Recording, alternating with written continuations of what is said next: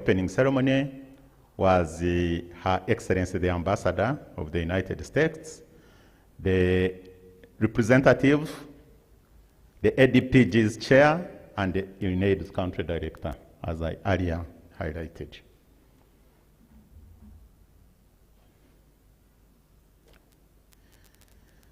The keynote address was made, maybe before the keynote address, we were welcomed by the chair, Uganda AIDS Commission, Dr. Eddie Mukoyo, who also introduced the board members of Uganda AIDS Commission and supported and thanked partners for supporting the preparations for this conference. The chair organizing committee, Dr. Zefa Kalyabakabo, presented the objectives of the workshop, and then the Director General of Uganda AIDS Commission took us through key highlights of the annual Joint AIDS Review Report for the first year of the National Strategic Plan. The report gave highlights of the country's performance in implementing in that period. We also received updates on the progress of the international conference on AIDS and STDs in Africa, which is going to take place in December, 6th and 7th December. These highlights or updates were given by Mr. Luke Badaya.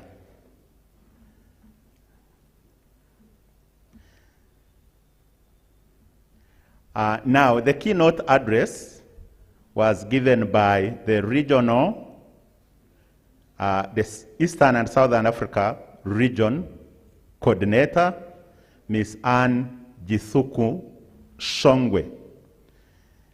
Her key, or the gist of her communication, was about the need to address inequalities in accessing HIV services if we are going to end AIDS by 2030. We also received a presentation from the chairperson, Nafofanu Board, Dr. Stephen Watiti, and his statement was anchored around HIV and COVID among people living with HIV and AIDS. It highlighted the challenges people living with HIV and AIDS faced in accessing HIV services during the lockdown to address the pandemic. So after the opening ceremony in the afternoon, we had the breakout sessions. The conference broke out into parallel sessions according to the thematic areas in which the abstracts had been received. So we broke out into the epidemiology and HIV prevention, which was meeting here in Nile Hall. We had the track 2 as basic science, care and treatment, which was taking place in Orange Hall, steps down there, one floor down. And then the third track, social support, human rights and gender, was meeting in Ruiz Hall, while the fourth track, system strengthening and strategic information, was in Mayanja Hall across the swimming pool. All the lined up presenters, except one, were able to make their presentations, and there was ample time for both physical and online discussions. So, as I try to wind up, Chair, what went well? The conference was well attended. As I said, we had the 160 physical participants and 495 online participants. We had almost all our topics, apart from one, as I said, addressed and well covered. We think that time was fairly managed, save for a few hitches here and there, which necessitated just a few adjustments. The scientific presentations were very rich, informative, and interesting, at least based on the verbal feedback that we were receiving. The online presentations were seamless. I think we had some challenge. I'll take you to the slide of challenges. There was some mention of some participants who were trying to join online and were delayed. And we have discussed with our IT teams to improve this. But importantly, if you want to join online, your gadget must be named so that the participants, the IT team can recognize you. They are doing this as a security measure, and they seem not to compromise about that. So if you have colleagues that want to join, please send them the link, but advise them that they must join when they have their gadget well labeled. We had a challenge of the security glitch because of the bomb blasts that happened in the city. But in line with the theme of this conference, reflecting on vulnerabilities and resilience, I think we were able to resiliently overcome that challenge, and that's why we had 99.9% of our business covered. Then some participants in the parallel session felt that the time allocated was not enough to cover all the discussions. We'll try to see how to adjust that in today's parallel sessions. So, as a way forward for today, we are going to try to adjust on parallel sessions to see if we can increase it more than 120 minutes, but we will not be excessively beyond that. So, presenters also have to always be mindful of the time. The session chairs to be mindful of online participants to make sure that they are also engaged in the discussion. Follow up, contacts for all participants for further engagement. This we will do now and moving forward.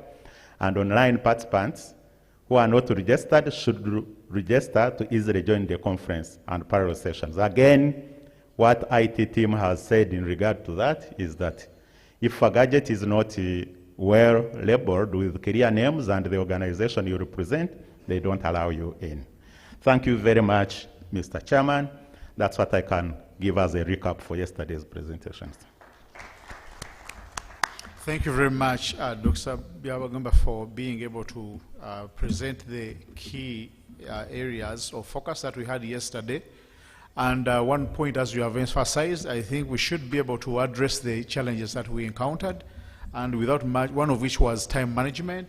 And we want to deliver ourselves by 11:45 so that we can break into other sessions as appropriate.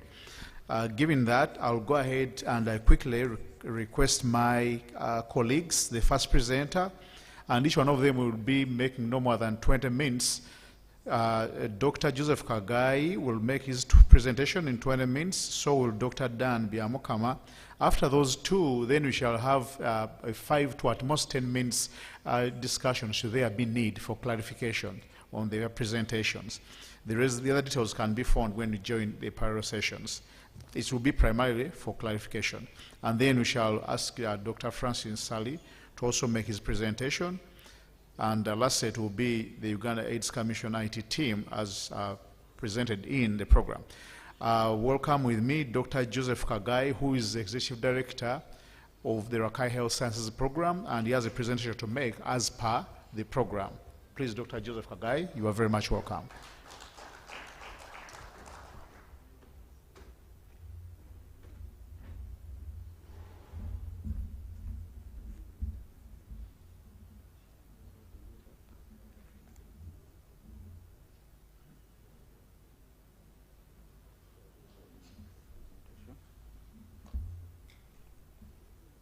So IT, do you have a pointer? IT? If none? Huh? And so please guide through the presentation, and if there's a pointer, it would be nice. I know we are late now by about 20 minutes. I hope to catch up.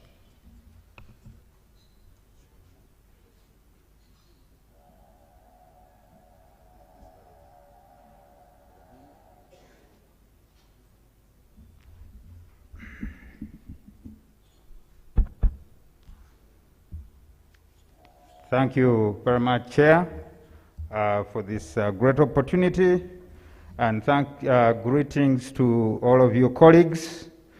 It is my privilege to give this talk on behalf of the Rakai Health Sciences Program, and I will limit my talk to the perspective of the Rakai Health Sciences Program in the interest of time.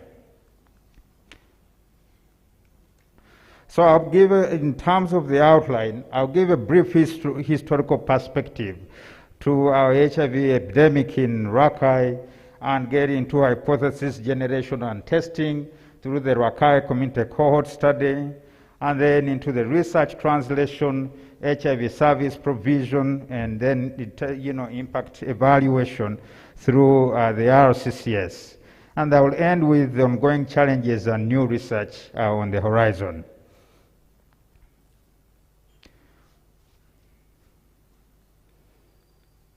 So the first point regarding the historical perspective is to address the question, why are we doing research in Rakai? Why have we been in Rakai for a long time?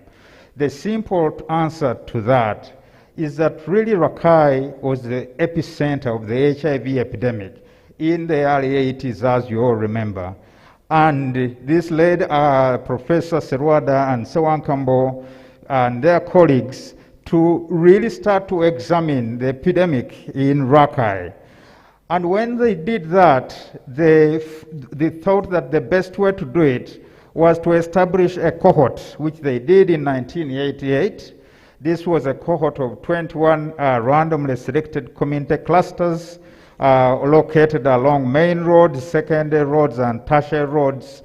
Tertiary roads were majorly in the rural areas. To really start to understand the epidemiology of HIV. And interviews and blood samples were collected from participants for this purpose. The very first results that we saw from the cohort in the early 90s indicated a public health emergency in Rakai. There was very high HIV prevalence and HIV incidence. And this was more so along the main road trading centers and secondary road trading centers. So what efforts were put in place to try to address this epidemic? The first attempt to address the epidemic was to think about sexually transmitted infections. It was then hypothesized that control of sexually transmitted infections would reduce HIV transmission in communities. But it made sense, but we didn't know it could work. So we tested this hypothesis in a cluster randomized trial between 1994 to 1998, and using an intervention which was mass presumptive STI treatment, so treating everyone for STIs in the intervention, regardless of whether they had an STI or not. This intervention was very successful in reducing vaginal STIs and syphilis, but disappointingly did not reduce HIV incidence in the communities. So our HSP at this point is reassessing the STI-HIV syndemic in the era of ART and VMMC. So though the findings of the trial were a bit disappointing, the data that came from the study generated many new hypotheses that were later then tested in clinical trials. The very first interesting findings were the fact that transmission of HIV was majorly driven by viral load in the index person. So the higher the viral load, the higher the risk of transmission, as you can see in the graph on the left panel. Also, as you can see from the graph on the right panel, transmission of HIV was much higher in the earlier months after the index partner seroconversion. These were very, very important findings. These findings led to the concepts of treatment as prevention, universal test and treat, and what you now call the U equals U. And these findings were, these thoughts were really confirmed by other trials such as the HPTN 052.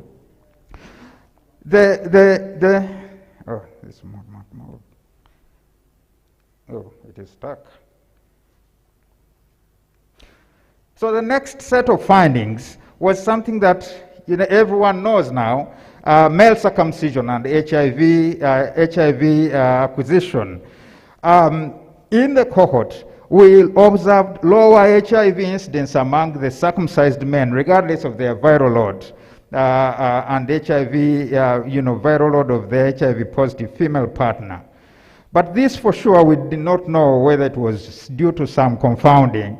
So we tested the hypothesis through a randomized controlled trial, which really proved beyond reasonable doubt that actually VMMC reduced risk of acquisition of HIV among men by about 55%, and this finding was consistently seen in other two trials, one in Kisumu and one in South Africa.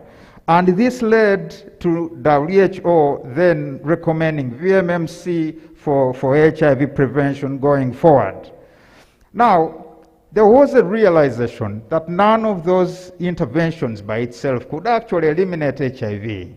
So now we came to the concept of combined HIV interventions. And I go forward, I'll be referring to this as CHI. So now we really started to translate those research findings into action as CHI.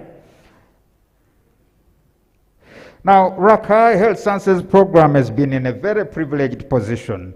Besides the research, Rakai is engaged in provision of services. So all the way back in 2001, starting with the prevention of mother-to-child transmission, following the landmark findings from the Evnt 012 trial by Laura Gay, Filippo Musoke, and others, we started implementing PMTCT, went on to provision of ART at increasing thresholds of CD4s, and then test and treat in the key populations. Later in 2016, started test and start for all, pursuing the 90-90 goal, and then later on we have PrEP coming on board. So all this now was a package, or which we would refer to as CHI. And Rakai, now has supported the implementation of a whole range of HIV services, coming from HIV testing, ART, VMMC, PrEP, DREAMS, and others. And this is done across 12 districts of what is known as the Masaka region. As the service provision was being ramped up, at the same time, we needed implementation sciences research to really increase the effectiveness of the services that were being provided. One of the first areas much earlier that we participated in was trying to address the issue of breast milk transmission of HIV. And we did this using our mother-baby cohort within the main part of the Rakai community cohort study. What we really showed here is that actually formula feeding babies with formula increased the risk of their mortality by almost six times compared to those that were breastfed. And HIV-free survival was the same between those who were breastfed and those who were not. And this has led to WHO strongly recommending breastfeeding of infants born to HIV-positive mothers, and it discouraged use of formula feeds as a public health intervention for vertical transmission. We conducted lots of other implementation sciences studies. back then, looking at the assessment of ART eligibility, we didn't have CD4 counts, if you remember, at the start, and we depended initially on the WHO staging criteria. So one of the assessments, evaluations we did was to really assess, evaluate how well a WHO criteria worked. We found that use of the WHO stage 3 and 4 for ART eligibility missed half of the patients who had CD4s less than 200. This and other studies really helped increase the availability of CD4 counts for initiation of ART. We also saw that patient peers were very key in supporting patients, and they improved the long-term HIV viral suppression and engagement of these patients in care, and improved their activities of daily living. So those are just some of the things we did in terms of implementation sciences in the interest of time. The big question is that as you scale up these services, do you have an opportunity to assess the impact of these services on the epidemic? And we have in RACI the privilege to do that using the population-based cohort. So we did this through the RCCS, which was now a bit much more expanded at the time of the evaluation, and it had gone to over 20,000 individuals. And at this time, we had included 4 high-risk fishing communities, which were really HIV hyperendemic, with levels as prevalence as high as 40%. And these are showed, these communities are showed as diamonds along Lake Victoria, if you can see. Now, the interesting trends we saw here, we saw trends in ART and VMMC coverage, stretching all the way from 2006 to 2018. Now, on the left panel, you'll observe that ART coverage increased rapidly. And by 2018, we were at almost 80% ART coverage among HIV positive people. And at the same time, VMMC was also ramped up from 15% to about 65% in 2018. The bigger question is, what is the impact of these on HIV incidence? Because that is what we want to do, epidemic control. And we showed this powerfully in this analysis, where the blue graph here, the blue line shows you the HIV incidence trend, and the reddish line shows you the HIV prevalence trends. What you notice that over time, HIV prevalence seemed stable, and it's not surprising, because people are living longer with HIV. But what is most interesting is that from 2009, we start to see a rapid decline in new infections. Such a good sign.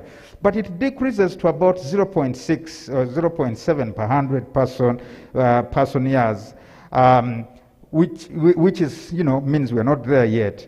But this is almost a 60% decline in new infections. This was the first time we observed such an impact on HIV incidence. And it was really a landmark time, and it really showed that combination prevention would be useful. The other big question was, in the hyperendemic HIV fishing communities, where risk is too high, would the combination HIV interventions work? So we looked at the sub-cohort that is within the fishing communities. And interestingly, we observed a trend, a rapid scale-up of ART in the fishing communities, and a corresponding increase in viral suppression, which was very interesting. And VMMC coverage was also ramped up real quick. Question is, what is the impact on HIV incidence? And the blue dots there really show you that rapid decline in HIV incidence. Within 5 years, HIV incidence was reduced by about 50%. This was remarkable, and it gave us good promise. So that what tells us is that if we continue to scale up these interventions, we could actually control the epidemic. But There are some challenges, of course, and that I want to point out. You have seen the HIV incidence drop to 0.7 in the general community and about 1.16 in the fishing communities. This incidence is still high, right? Because we know we want to take it down to less than 0.1 per 100 person years, especially in these hotspots, if we are to control the epidemic. So we still have a big job to do.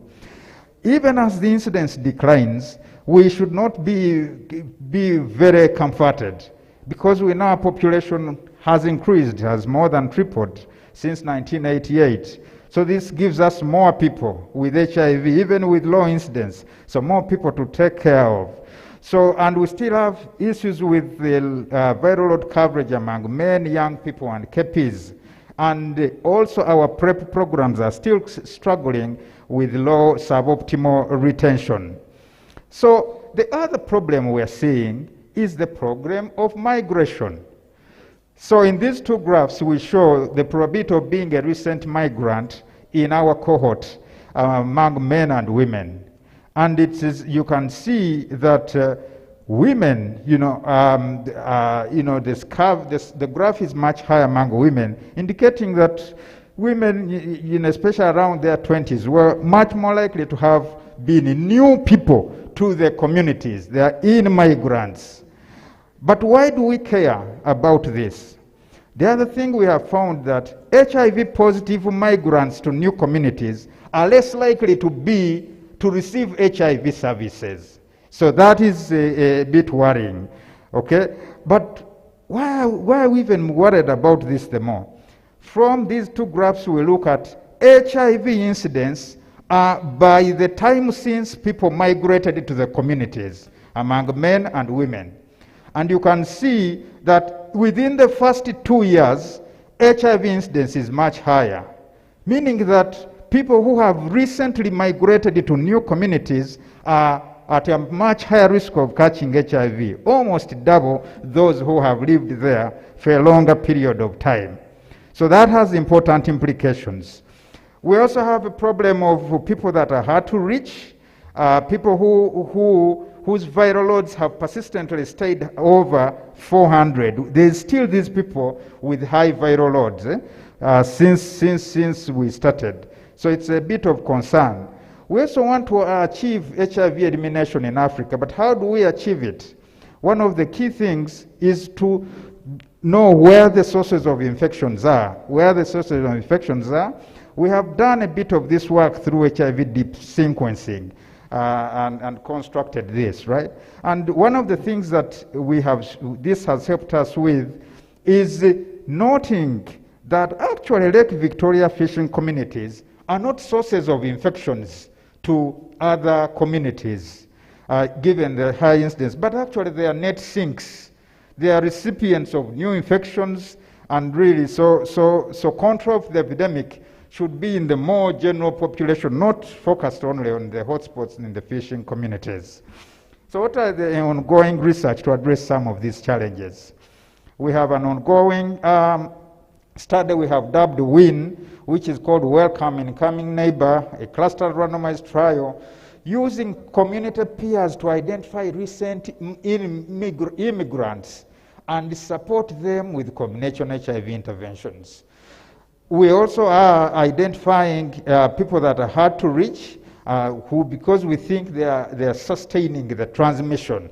And phylogenetics is helping us to construct sexual networks and therefore be able to identify sources of infections. We're also concerned about adolescents, and we are studying their social and structural transitions that put adolescents at risk of HIV.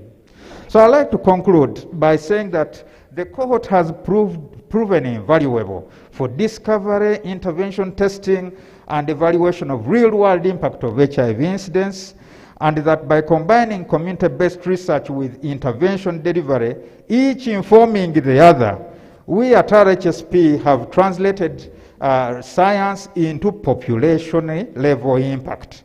And these combination interventions really, as I said, have reduced HIV incidence, but we still have some challenges. And we continue to address challenges among migrants, hard-to-reach populations, men, young people, and all people living with HIV. So I'd just like to end by thanking you very much for giving me your time and acknowledging all the various partners, funding, and collaborating institutions that have really supported our work for all these years. Thank you very, very much for your attention.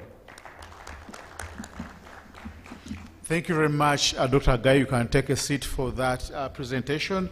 As I requested, Dr. Dan Byamukama, the head of HIV prevention, Uganda's Commission, quickly join us here and you make your 20-minute presentation.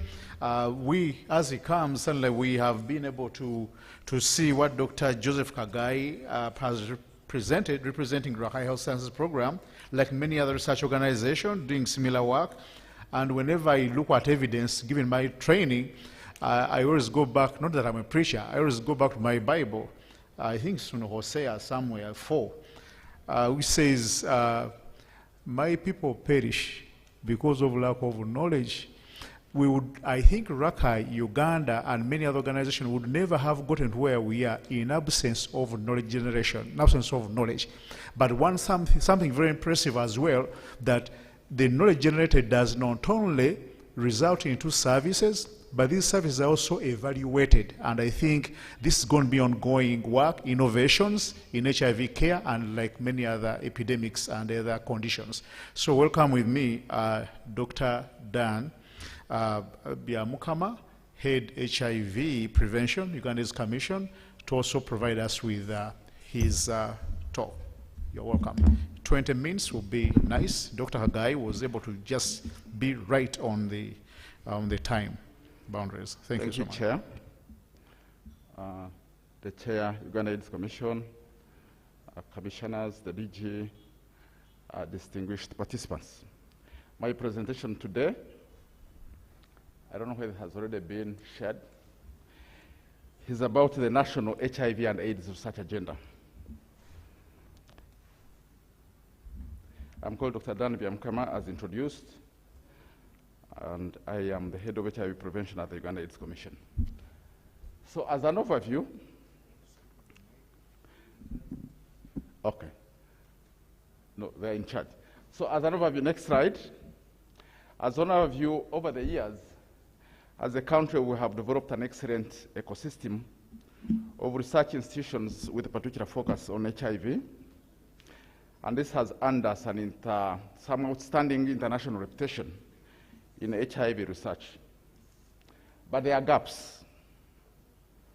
There is no national framework to guide HIV research.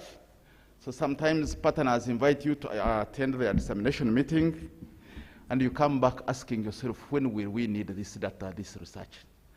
So there was no guidance. There are no mechanisms to regularly update the national HIV research database. Several of the presentations made yesterday, some of them answering the questions we have been having, were not known to us, to Uganda AIDS Commission, to the Ministry of Health and other stakeholders. Between 2015 and 2020, we found that there are around 120 HIV research studies which were conducted. However, we noted that only 63% were focused on HIV treatment and care, 31% were focused on HIV treatment, on prevention, I mean. There was limited research. So 63 plus 31, that makes 94. So the other two thematic areas accounted for only 4% of the research, which means they are being left out. To address these gaps, the National Strategic Plan for 2020-2025, it really dedicates a section on monitoring and evaluation and research. And it emphasizes the need for us to develop a research agenda. The National Strategic Plan also identifies key challenges which are still standing in our way for attaining epidemic control. And these include the fact that behavior change. People appear not to be changing their behavior. We are not succeeding in people adopting the positive behaviors that we want. Information, comprehensive knowledge about HIV has stagnated. We have never crossed 50% mark. There is widespread spread stigma. The national HIV response is still largely vertical. There is suboptimal engagement of community structures, including people living with HIV networks in program planning, design, governance, leadership, implementation, and monitoring and evaluation.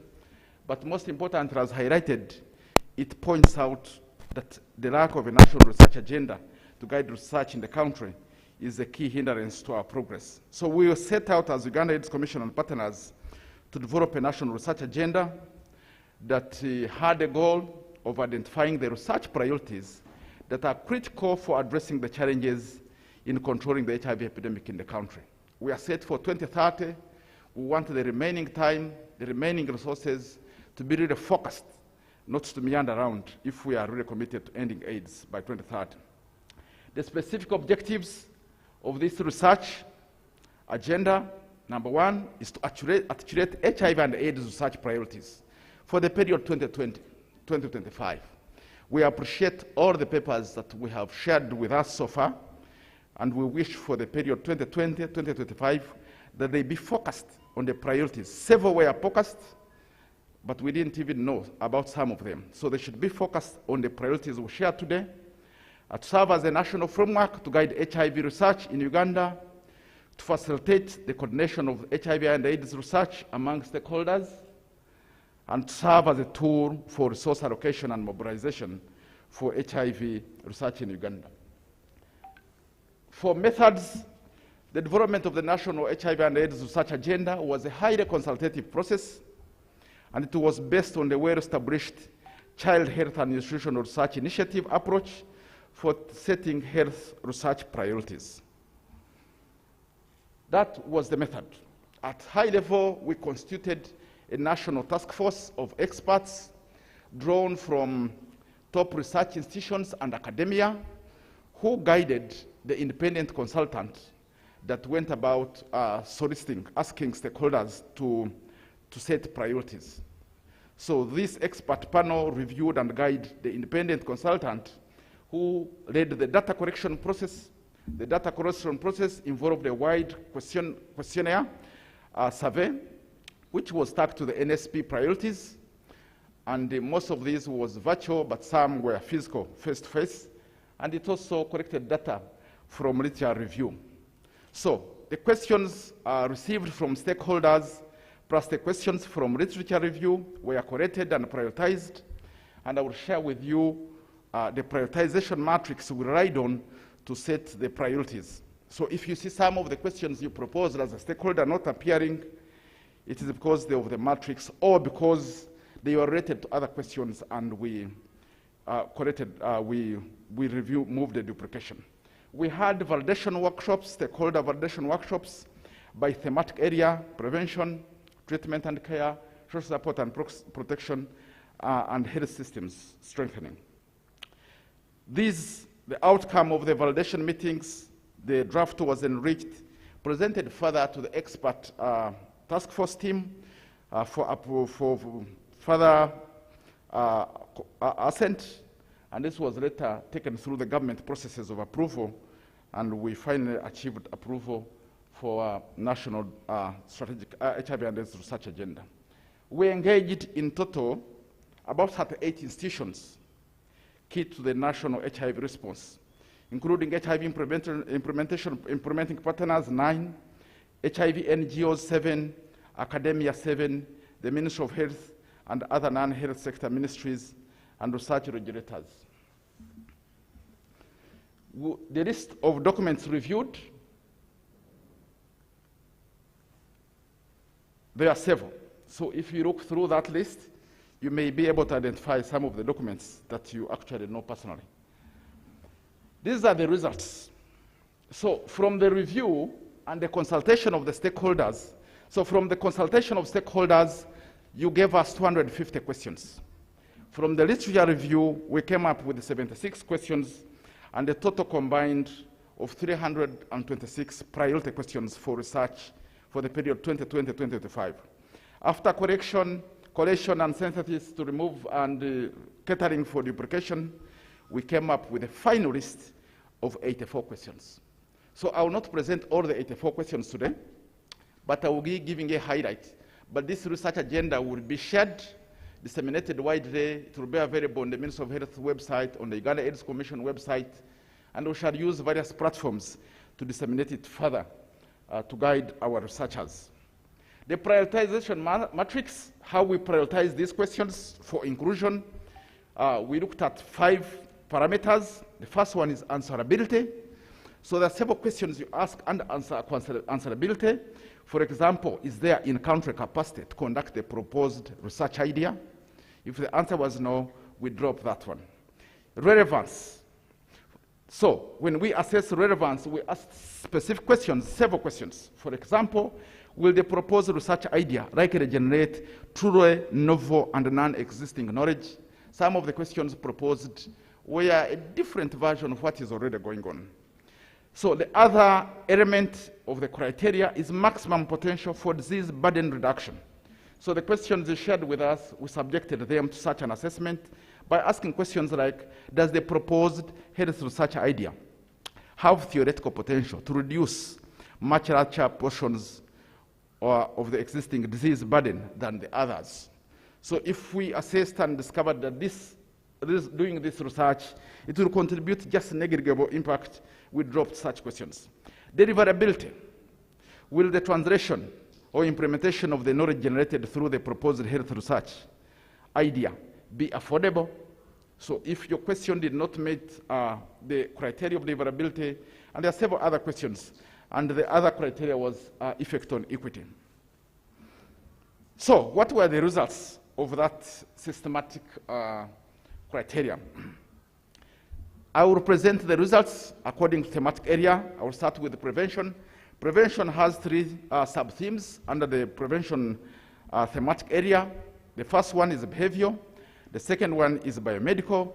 The third one is social structure.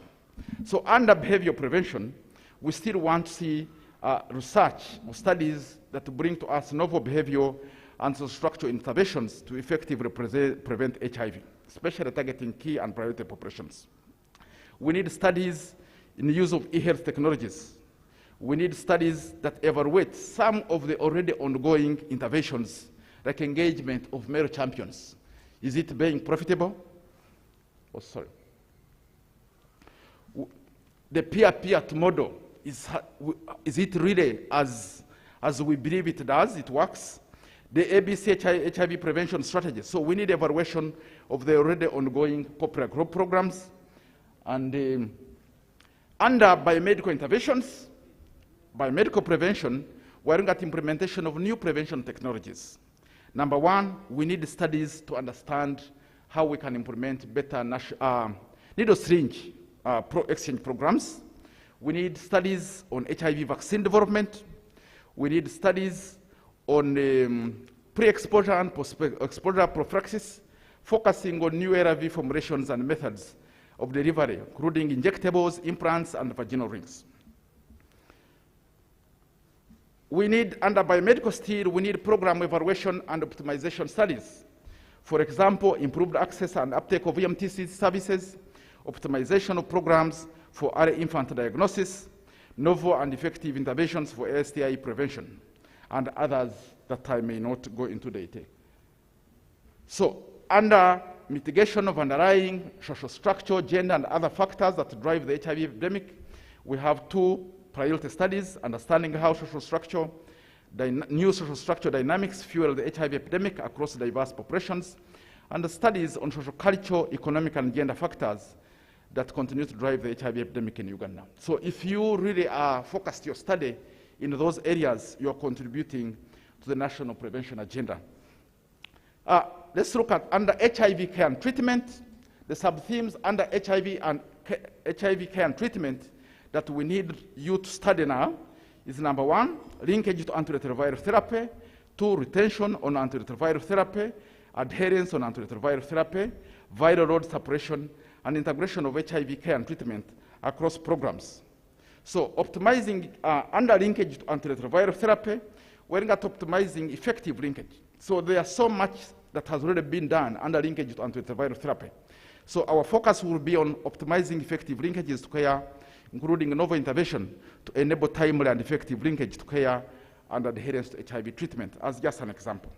Retention on antiretroviral therapy, there's so much that's already been studied, but we're looking at optimizing retention in HIV care by conducting studies on interventions to improve access to and uptake of and retention in HIV care and the factors that impact their success. Under adherence on antiretroviral therapy, several studies have already been done. We are interested now in focusing on adherence and ARV resistance. We're looking at epidemiologic and treatment outcome studies on HIV-associated comorbidities, studies on treatment fatigue and other effects resulting from long-term ARV treatment use in specific population groups. I will just give examples for the sake of time. Viral load suppression. We have several studies which have been done in this area, but we're interested in studies that look at the impact on viral load suppression, effect of neglected tropical diseases on HIV treatment outcomes, novel service delivery models to improve individual and programmatic outcomes along the HIV care cascade, including peer intervention and ESD models. The impact of health emergencies is another area that we want to study as of concern now. We want to see studies that evaluate and document the impacts of health emergencies, including COVID-19, on HIV uptake and delivery among various population groups and communities. Integration of HIV care and treatment across programs. There are several studies that have already been done. We are now focusing on program optimization. We want to see, for example, you study the facilitators and barriers to integration of HIV care and treatment services across programs. We want to see you evaluate the DSDM models among key and vulnerable populations, and the novel models to make HIV services more client-centered, as just examples. Under social support and protection, we are seeing 5 sub-themes: minimizing HIV-related stigma and discrimination, reducing socioeconomic vulnerability for people living with HIV and other vulnerable groups, reducing gender-based violence and discrimination, improving child protection and reducing violence against children, improving the legal and policy frameworks on HIV and AIDS to ensure inclusive access by all people living with HIV, key populations, and other vulnerable populations. So, in minimizing HIV-related stigma and discrimination, so much has been studied.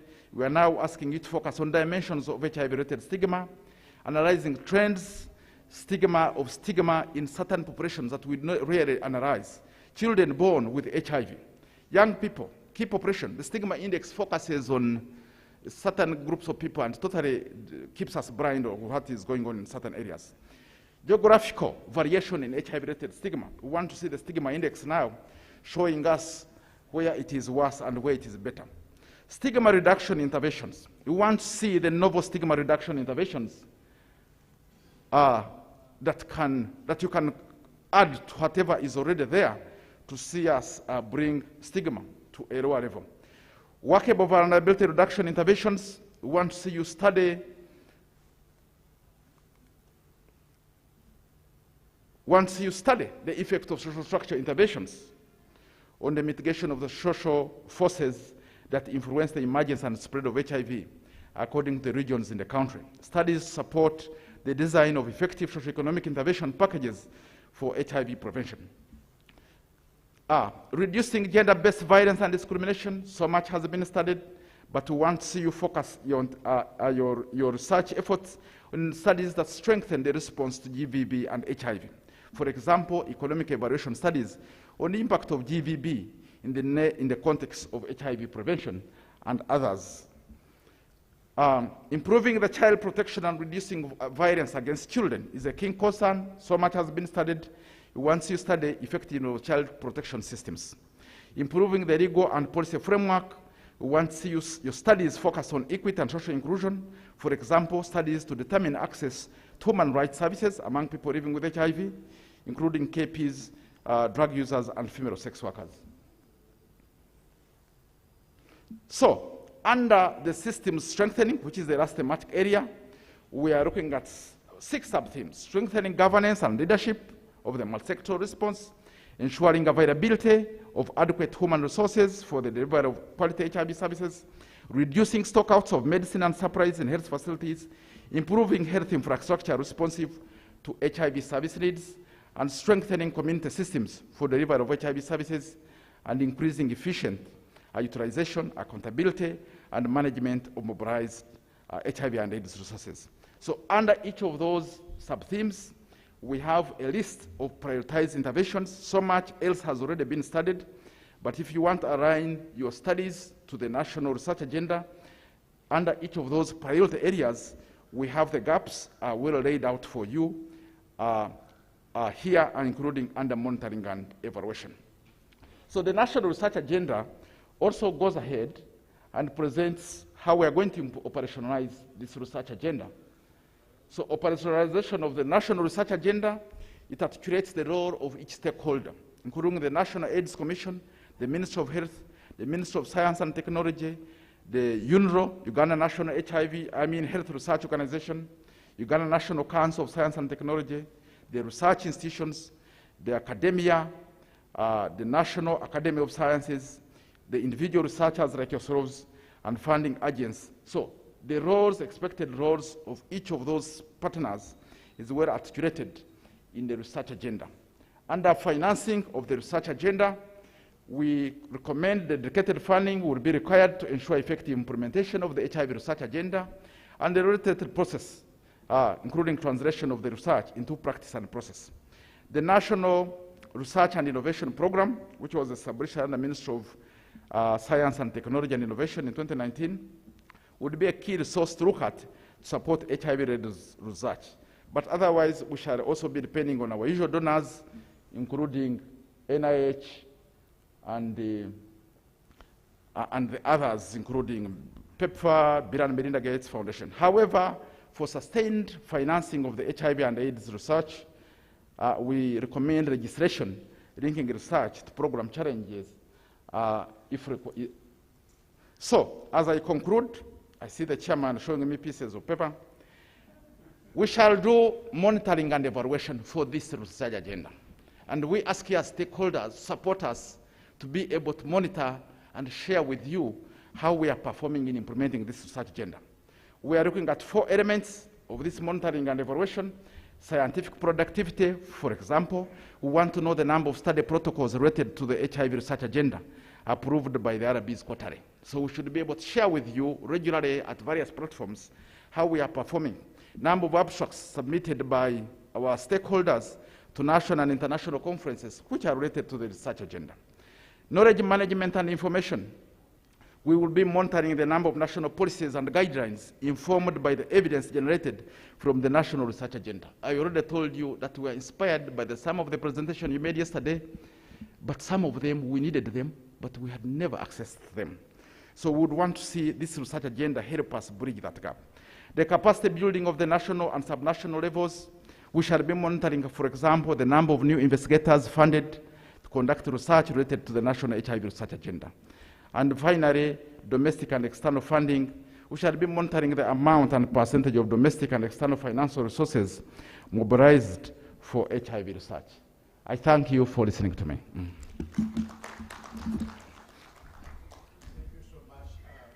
Thank you so much, Dr. Dan Bamka, for that great presentation. Quickly again, many of these things in science have been there, and the importance is, again, at the risk of appearing to be a preacher, my recollection when I was in Sunday school is that the Star of David led the 3 men. But I also understand Vasco da Gama arrived here using a compass, and recent technology seems to indicate that we are using Google, is it pin drops, to get where we want. Very clearly, research agenda as presented is extremely important in the context of Uganda, not any other. And these are very important, and some of these, as he has indicated, have been addressed, will continue to be addressed. Rakai has made presentation, and I think many of us want to be guided, who want to go where what will be relevant for Uganda's context. We already have this, and we should be able to take advantage of this, as indicated. Thank you so much, UASC, for doing this and presenting this, Dr. Dan. Thank you so much for doing that. We planned that once the 2 have presented, we shall have a 5 minutes for clarification should there be need. Those could be about 2 or 3 at most clarification they could highlight, And then our last presenter, Dr. Francis Sally, will make his presentation quickly. I don't know whether he's here or he's going to be online, but he's available for his presentation. Could I have at most 3 clarifications that the two can address at most in the interest of time? If none, that's still okay. Now I have 4. I'll request the chair, the DG. He should have been the first, but I'll request him to be the last, so that he can be able to possibly gather other pieces as we go along. So I'll see 2 hands from the gentleman and 1 lady, but as usual, I'll begin with the lady. Concise, precise, straight to the point, no stories, just questions for clarifications. Please.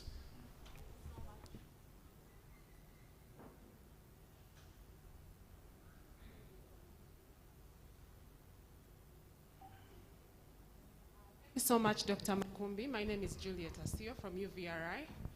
My question is towards Dr. Kagai. Thank you so much for your very informative presentation. I just wanted to know whether you had evaluated the effect of behavioral interventions, because you seem to mention more about the biomedical. Thank you. Okay, next, please. A quick one. I'm called Moses Supercharger, the team leader of Joint Adherent Brothers and Sisters Against AIDS, a community-based organization in Uganda. But I'm a person who has been living with HIV since 1994. I have 2 quick concerns to the Director of Prevention at Uganda AIDS Commission, Biamukama. 1, how are you going to do it so that you don't conflict with the National Council of Science when you are developing the research agenda? And 2, the element of community is really missing in this framework, like I see. Civil society, I've seen some civil society, but patient involvement in this is really missing. Now, we are missing also an element of sensitive cure, element of scientific research that is going on, like the cure research, like the vaccine research. For instance, I want to take an example of studies like P115, which are going on and we don't know about them, we don't know what. This could really help us. How are you planning to include it in this? Thank you so much. Thank you so much, Charger. The last one, and then Dr. Musola. You should stick to only 1 clarification. Thank where you. possible. Mine goes to the last presenter. This is such a agenda for us as persons with disabilities. We are not highlighted anywhere, and we have been looking for data concerning PWDs, because PWDs cut across. You go to the KPs, you will find there PWDs, sex workers, person living with HIV. So we request that in that agenda, try to help us and give us a priority to help us have the data for PWDs, person with disabilities. Thank you very much. Okay, thank you very much, Dr. Musova, and we shall have 1 from online subsequently.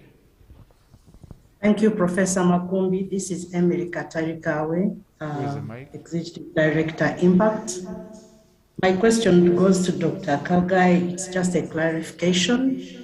I congratulate him on combined HIV interventions that were taken, but I was curious to know whether there was a package, a special package of combined interventions also, even when it was small, given to partners of the cohort they were tracking. Was there a special tracking for their partners too? Over. Okay, thank you. Thank you so much, Lawrence Buluba. And after Dr. Musova, yes, I'll have 1 more at most from the from the virtual. I want to make sure I create a balance and equity as much as possible. Thank you, Chair.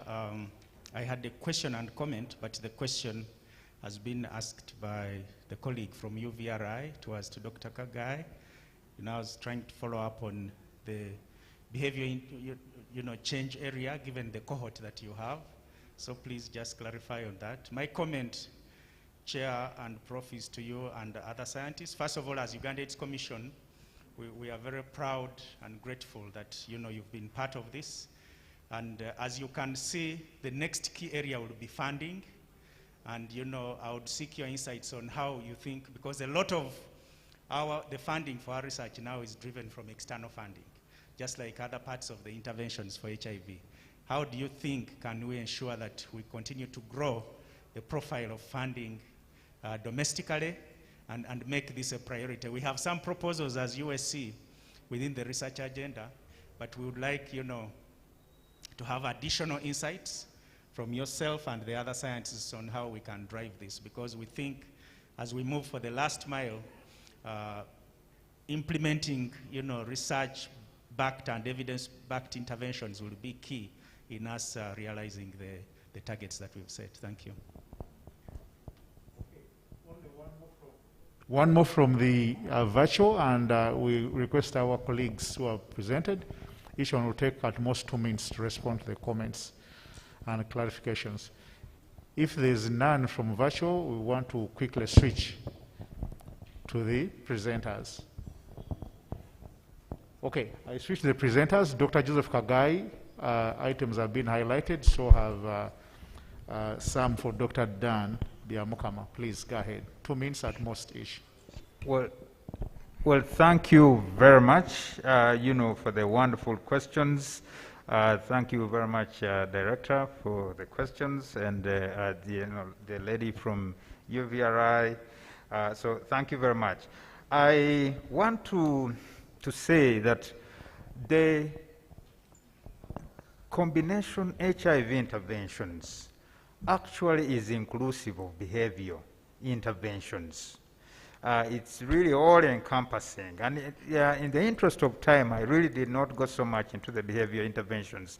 But I think this gives me a good opportunity to talk about it a bit more. When we looked at the data, behaviors among people did not significantly change over time. But I want to point out one area that was very encouraging.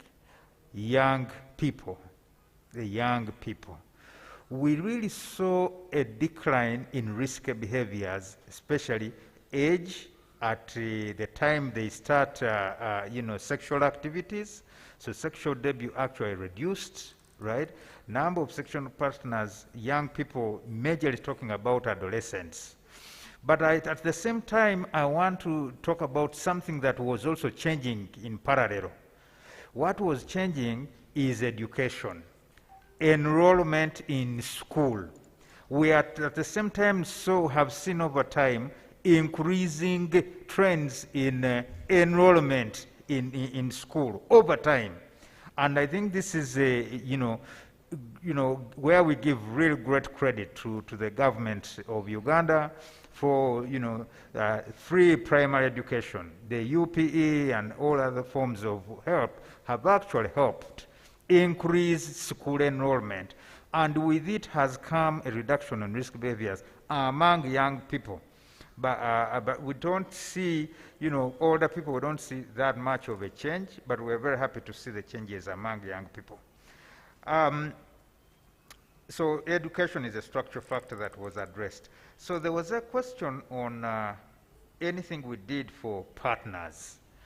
So all of the services, of course, were open to all people, whether they are partners too or not. But of course, as RHSP, we're involved in service provision, and there's a whole array of services that go to partners. So, if we talk of, index testing, for instance, we have, we do index testing, and that helps us also track the partners of any people that actually are newly tested HIV positive. There is a DREAMS program where girls are being enrolled, but at the same time, the partners of those girls are tracked and offered services such as VMMC. So there are those programs, and then those tested, those who are HIV positive, then linked to care. So I think those are the major questions that came up. Thank you. Dr. Dan, please. Thank you, colleagues, for the questions. I think in my presentation, as I ended, I showed how we shall operationalize the research agenda and what are the roles of the different stakeholders, so that to avoid conflict, the roles of each stakeholders is clearly articulated in the research agenda, and the mandates of the various stakeholders are clearly articulated in the roles. I do not see how we are going to conflict with the Research Council. And among the 15 team, there was a panel that guided the development of this research agenda. The chairman of this panel was Dr. Samuel Kare, who is from the Uganda National Health Research Organization. But also there was Dr. Martin Ongol, who is executive from the National Council of Science and Technology. So National Council of Science and Technology was directly making an input in the development of this research agenda. So we don't see where we shall conflict. Community involvement, I may not have, we may not have gone to the villages to consult the communities, but we believe the people we talk to really understands who serve the communities. See, one of the leaders of this research development was Dr. Sari. JCRC, as you often tell us, is your doctor. So be sure he gave us a detail of what the challenges of his clients that he manages all the time, which he knows very well. You have already shared your challenges with your service provider. So we believe this is quite comprehensive. This research agenda highlights the needs of priority and vulnerable populations. I may not have mentioned it in detail, that people with disabilities, young people, but they are there.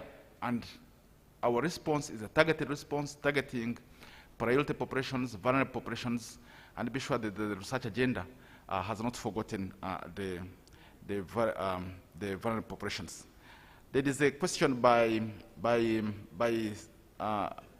Supercharger that I do not understand clearly. Sensitive research, something, already studies going on. I don't know whether they're going on in the country. I remember I told you we use the matrix. There are so many studies that stakeholders may have proposed, but we thought we could not direct our stakeholders in that direction, because within our matrix, we could not justify having those questions in our research agenda. You can clarify that question again. What I wanted to say, that as community we have realized for a long time, there is that research which we have kept away from. Uganda is doing cure research, for instance, but you never hear any research do it. Not even in a meeting where we are, they don't mention about it. I want to give you an example of a P115, a research study which has been done in Uganda for 6 years to cure children with HIV. It's being done in Uganda by some research centers in Uganda, but you'll never hear a communication to community or the general population about it. And I thought this kind of the framework which you are bringing will help us also to identify, to bring all those hidden research agendas on board. That's what I was trying to say. Thank you so much. Thank you. I think I will leave that to Professor Makumbi to answer it for me. Yeah, so thank you very much, Professor Jaya, for that. One of the things, when I work in the social reproductive health area, one of the things that we are currently working around is to do what we call mapping. Who is doing what and where, in order to further enhance the research agenda in the various sectors. So, and I think USC may take that on up to further also have a sense of who's doing what and where. And that may help certainly avoid unnecessary overlap. And maybe the one or the other, that information may come up. But also it's extremely important that whoever is doing research is only appropriate to come and disseminate and share. And the institutional review board require actually that you do that. But I think given the various mandates, whoever is responsible for that, I think they will be able to follow that one up. My last... Thank you, Professor, for offloading me. But in the research agenda, the detailed research agenda, there is a section that shares ongoing research in the country. but I may not have had time to detail all this. So we know which are ongoing researches related to HIV, and once you get a copy of the research agenda, you will be able to look at them. And as Professor Makumbi says, yes, we hope this will mobilize stakeholders, will create for them a platform to be regularly sharing their research with us. It's going to become our culture with this research agenda. Okay, I'll be quick now. I hope Dr. Francis Sali is prepared to make his final presentation, but in response to Dr. Musova's comment, it is very hard to know what we can do necessarily, but we can kind of know once we are working together. Some of the things I've been involved in where we think we've been able to mobilize resources internationally and also locally, not a very great level, being able to identify the champions or advocates for whatever programs we're dealing with. I'm on. Yeah. I see the president has promoted scientists. I'm on with the and those the building mark. Kayola and others. So there's a champion somewhere promoting that, and I think we need to be strategic to do that. But also one of the things which I see in the research Maybe agenda I can here, share from, if you allow me to Dr. share, Dan I can has share said it. what the research agenda has are the priority Okay. areas. If it fails, doesn't then mean you- others are not then important. you'll share. So If it we are dealing if with it things fails, that are then- relevant and prioritized, and I think again the champions may help us market or sell those domestically for as long as actually they also affect the populations of interest, the rural community as well. I think that will also be certainly very helpful. And of course we need to drum up the dissemination and information sharing so that people can now know and understand what works, what doesn't work, what are the gaps. And I think there we can find a way of finding somebody who can drum up the need for the resources. But we should be able to return the results to the community and the government and doing the appropriate accountability. Maybe that may be helpful. Those are just my personal views and experiences. So I would quickly request Dr. Francis Sali, who is a Deputy Executive Director, Research at the Joint Research Clinical Center, and would wish to have him make his presentation. And Dr. Sali, I don't know how much time you prepared. The request is if you could do 20 minutes, that would be at most, certainly.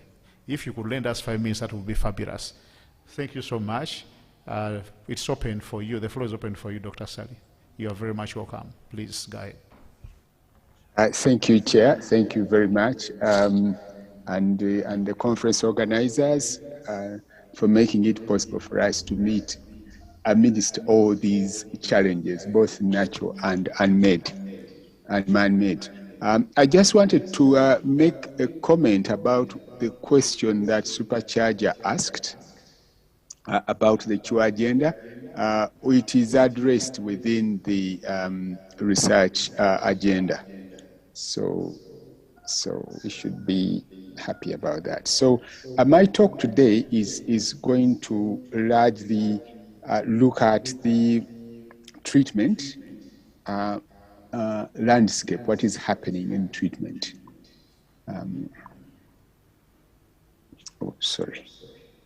So the key issues in treatment that have been addressed is when to start.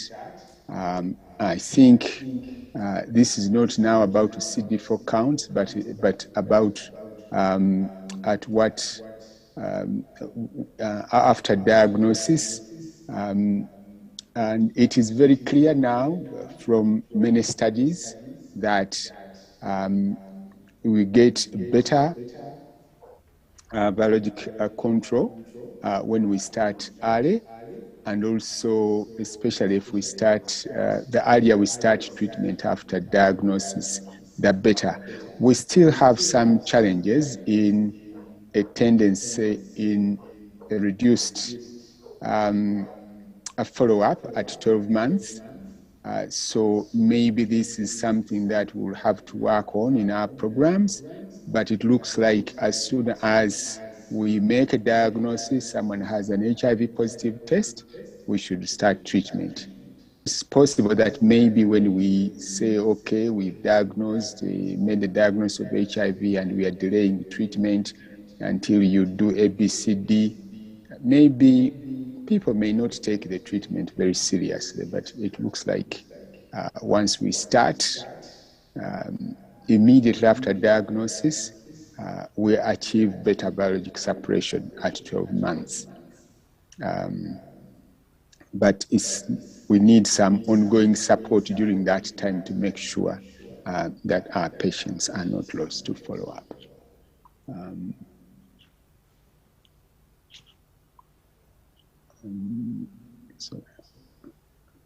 Okay. This is not Ugandan data, but again, sort of like this is US data, but I know we've had guidelines on starting regardless of CD4 count. But if you delay to start soon after diagnosis, there is you take a longer time to achieve biologic separation, which has some impact on the individuals and also on the epidemic. So the next question is what to start with. And most of the current guidelines, including the WHO guidelines based on the data that we have now, they are using an integrase inhibitor, which the two good ones, it seems like DTG and bictegravir. I have some bictegravir data from a pediatric cohort, but the time may not be enough for me to show it. But for now, we assume if we use DTG and we are using tenofovir and we are using 3TC, and that is our current national guideline. But other countries where TAF is accessible or bictegravir is accessible or FTC, those are other possibilities. Darunavir in some populations where DTG may not be tolerable. I think we have introduced darunavir in our pediatric guideline, but where we can't use DTG or where there's failure to DTG. But for now, DTG is the drug. And in these regimens down, we have sort of moved away from them. Most guidelines have moved from NNR, the classical NNRTI, which were nevirapine and efavirenz. There have been some studies which have tried to look at use of DTG with 3TC alone as the regimen to start with, but we are seeing some emergence of integrase resistance in some of those approaches. So these are still only in study settings. They are not in guideline use. Abacavir is only at the moment for the pediatric populations, which are small, not big enough yet to use tenofovir. But once we get TAF approved in the pediatric age groups, and if there is time, I may show you some of that data, then we may even drop abacavir.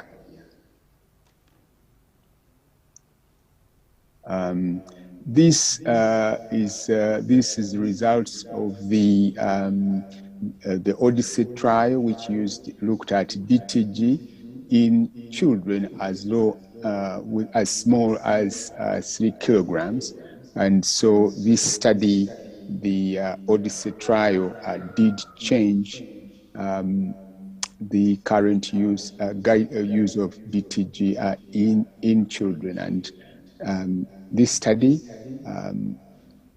randomized children who are, of course, children who are less than 18 years, and there's quite a big study, and compared them with standard of care, and it was in Europe, America, Thailand, and South America, and also here in Uganda, Zimbabwe, and South Africa. The key findings in that study was actually that children who are above 20 kilograms can use the adult DTG tablet, which we think is going to transform the pediatric ART response. As you know, at the moment, virologic suppression among the children is a little bit lower than what we are seeing in the adults. But we think that with this approach, we'll be able to achieve good virologic suppression even among our children. And as you can see, based on that study, even children as low as 3 kilograms, you can give them BTG, and the dosing is weight band based.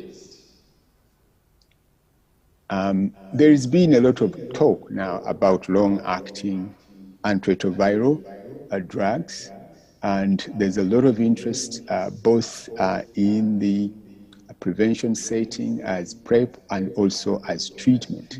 Some of these agents initially have been put out there as PrEP and have gone into care and treatment. This slide is a summary of the agents that are currently out there that seem to have a long half-life, and they can be used as long-acting antiretroviral drugs, either as injectables or even in oral settings. Cabotegravir is an integrase inhibitor. It's available both orally, but the oral formulation is not that long-acting. And there are trials now that have used it successfully as monthly injections and also as every 2 months. Actually, I will show you some slides of a study that we've started now looking at it as injections every 4 weeks. But you can see that within the treatment setting, there are some very new agents like islatravir. This is a new sort of class of medicines. It is a nucleoside, reverse transcriptase, and translocation inhibitor. In the oral formulation, there are many formulations now. It has a very long half-life, and in very tiny doses, you can use it as once daily, but also in larger doses, it can be given once weekly orally. And also in PrEP, it seems to be, you can use it once every month. But in the injectable form, there are now implants, trials on implants of this agent, which you can actually insert once every year. So the landscape, we think, in future is going to change, and it will make treatment a lot more comfortable and more convenient for our community. Lenacapavir is a capsid inhibitor. This is also a new drug. Orally, it can be given once every week, but also it is available. There are trials now looking at it as an injection once every 6 months. So we think this is a potential agent that might be used in future, and we are going to see more studies on it, looking at it as a longer term injection. This is a monoclonal antibody against HIV, and it's given intravenously every 2 months. Currently, it's only reserved for individuals who have got extensive drug resistance to multiple classes of drugs. So where are we in the long-acting injectables? I think if you go back, the key studies that raised a lot of interest in the injectable ARVs, long-acting injectables, was one, the Atlas study and the FLAIR study. Unfortunately, at that time, we did not participate in these studies, but these studies looked at individuals who are well suppressed, and then they randomized them to switch, either to continue with their current regimen or to have an oral lead-in of cabotegravir and rilpivirine. This was the approach because if you give someone an injection which is going to stay in the body for 2 months, and say if they get a side effect, you can't withdraw that drug. So from the individual. So that was the rationale behind doing the oral lead-in of cabotegravir, and they used 400 milligrams of cabotegravir and 600 milligrams of ripivirine. And both studies, patients were given monthly injections and followed up. And you can see that the virologic response at 48 weeks, this is in the Atlas study, was not very different from what you had on continuous antiretroviral treatment. Similarly, this was the risk of non-suppression. This was the difference across the two arms in terms of suppression below 50 copies, and you can see there's overlap here. So the non-inferiority was established. And in the FLAIR study, the long-term injectables were actually, there was virtually the two arms were much closer. Actually, there was hardly any difference across the two arms. So the key findings from those studies was that, you know, at 48 weeks, the monthly injectables were just as good as the best oral agents that we have at this point in time. And these injectables maintain very good drug concentration all the way across the 48 weeks of follow-up. Now, following the success of that study, the doses were increased to see if the duration of the injections can be increased from 1 month to every 2 months. And that's what was this Atlas 2M study. And so you can see that the cabotegravir instead of 100 was 600, and the ripivirine instead of 600 milligrams was 900. And these patients had an oral lead-in, as it was the practice.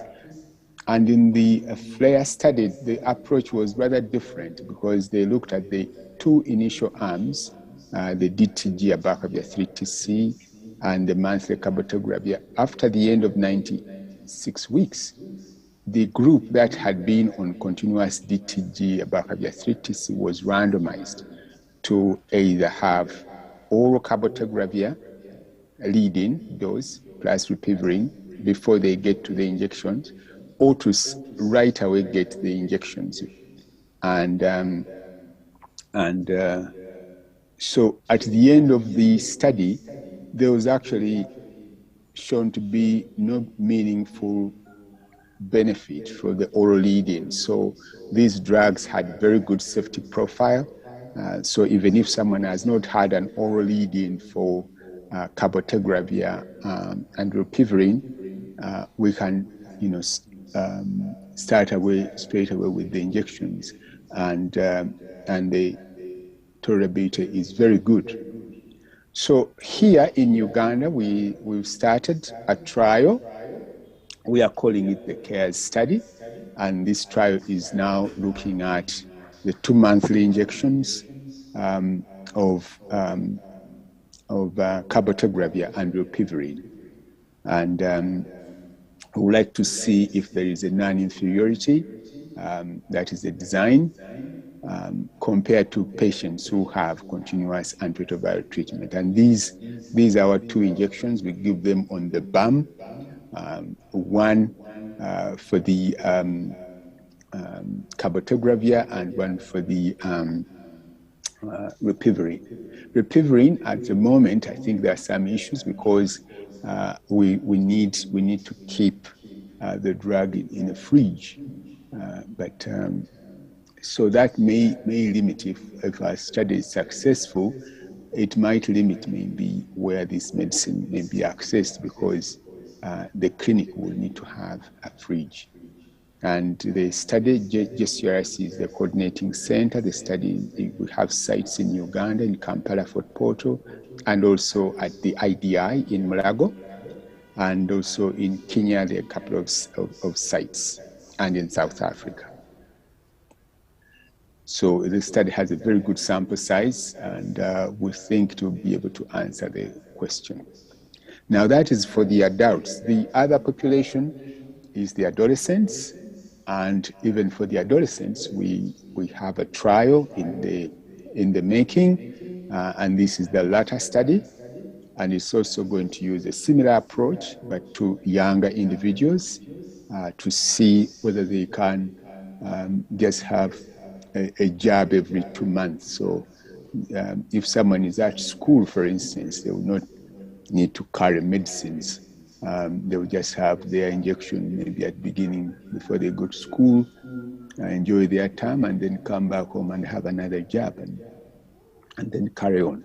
So this study will look at dolutegravir, continuous, the way we are currently giving it, and also to compare cabotegravir in the injectable arm.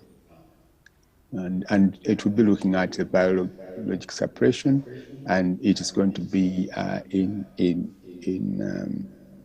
Uganda, Kenya, Zimbabwe, and South Africa, and all the ethics are being submitted. So, yeah, I think if I do have some minutes, Chairman, do I still have some minutes? I wanted people to ask you questions in that 1 minute.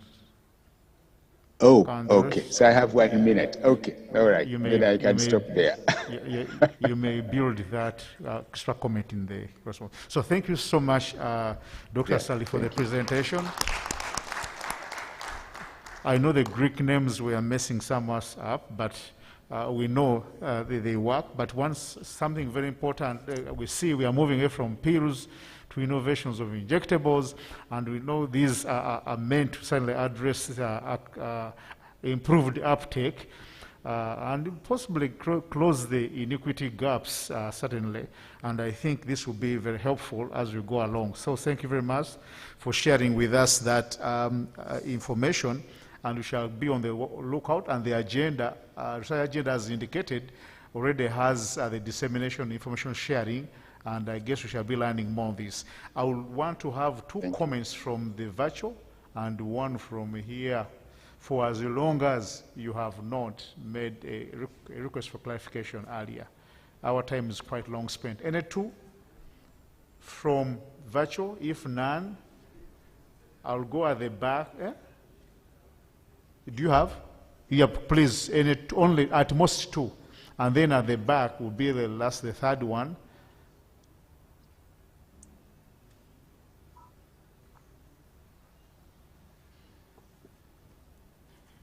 Whoever's got the mic, make sure the person at the back is maybe. Mr. Chairman, I'm online. I'm online, and I would like to say something.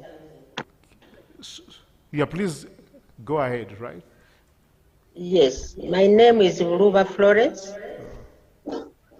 and I work with the National Community of Women Living with HIV. I've been putting up my hands right even from the previous speaker, but I was not given a chance. However, I can utilize this chance to even bring out my previous question. I would start with the previous question. We will only give you only one. We would have full appreciate if you could only stick with one. Time is quite long spent. Thank you so much. Mr. Chairman, I will be as brief as possible. The first one was that the research does not address issues of women. When I followed the research findings and the recommendations, there's nothing mentioned about the women, and yet they are a key factor in the prevention element. Now, when it comes to the current presentation, I wanted to find out with the 1 month treatment regime, how does it occur when during the treatment, if there are other illnesses like malaria and call it, will the treatment be affected? Those you are given for 1 month, but during the period, if there are other illnesses coming in, does it affect the treatment? Thank you. Okay, thank you very much. Colleague at the back, and we quickly go because we are off by almost 15 minutes. At the extreme, you put up your hand. Yes, at the back. Of course, I don't know people's names, and my glasses limit me to even see the faces. Quickly, and you only have those two. Thank you so much. A quick no, one. At the back, Mr. Supercharger. Can you leave the other to supercharge too? Please, the person who has presented has been my medical doctor for the last 30 years, and I've never asked him concerns in front of you guys. Give me 1 minute, please. I'm giving you only 10 seconds. Okay. Dr. Sally, why do people have resistance to DTG, which we have just started using in Uganda? Thank you What very is much. the problem? Thank you very much. And That's the Napakaville, twice a year was approved in US. Now you are doing research for once a week in Uganda. Why? Stockouts of medication, Lutaya is an integrase inhibitor. People who have been using it, you are switching them to DTG. And how are you handling those who have sugar issues? Dr. Sally, thank you so much. He has been my doctor. Colleague at the back, 20. please. Thank you. Quickly. You know some of the comments we received yesterday was we eat into people's time and wanted to make sure we don't do that again. Go ahead, please. My name is Mkwaya Robert. I'm from Alliance. A little bit. My name is Mkwaya Robert. I'm from Alliance Women Advocating for Change. Mine is about mobile populations. As you're doing longitudinal studies, how are you dealing with mobile populations? Because most of the time they keep moving. Then the other one goes to a doctor from Rakai, that you've talked about all the innovative interventions, but you didn't really talk about innovative community systems. You just talked about peers.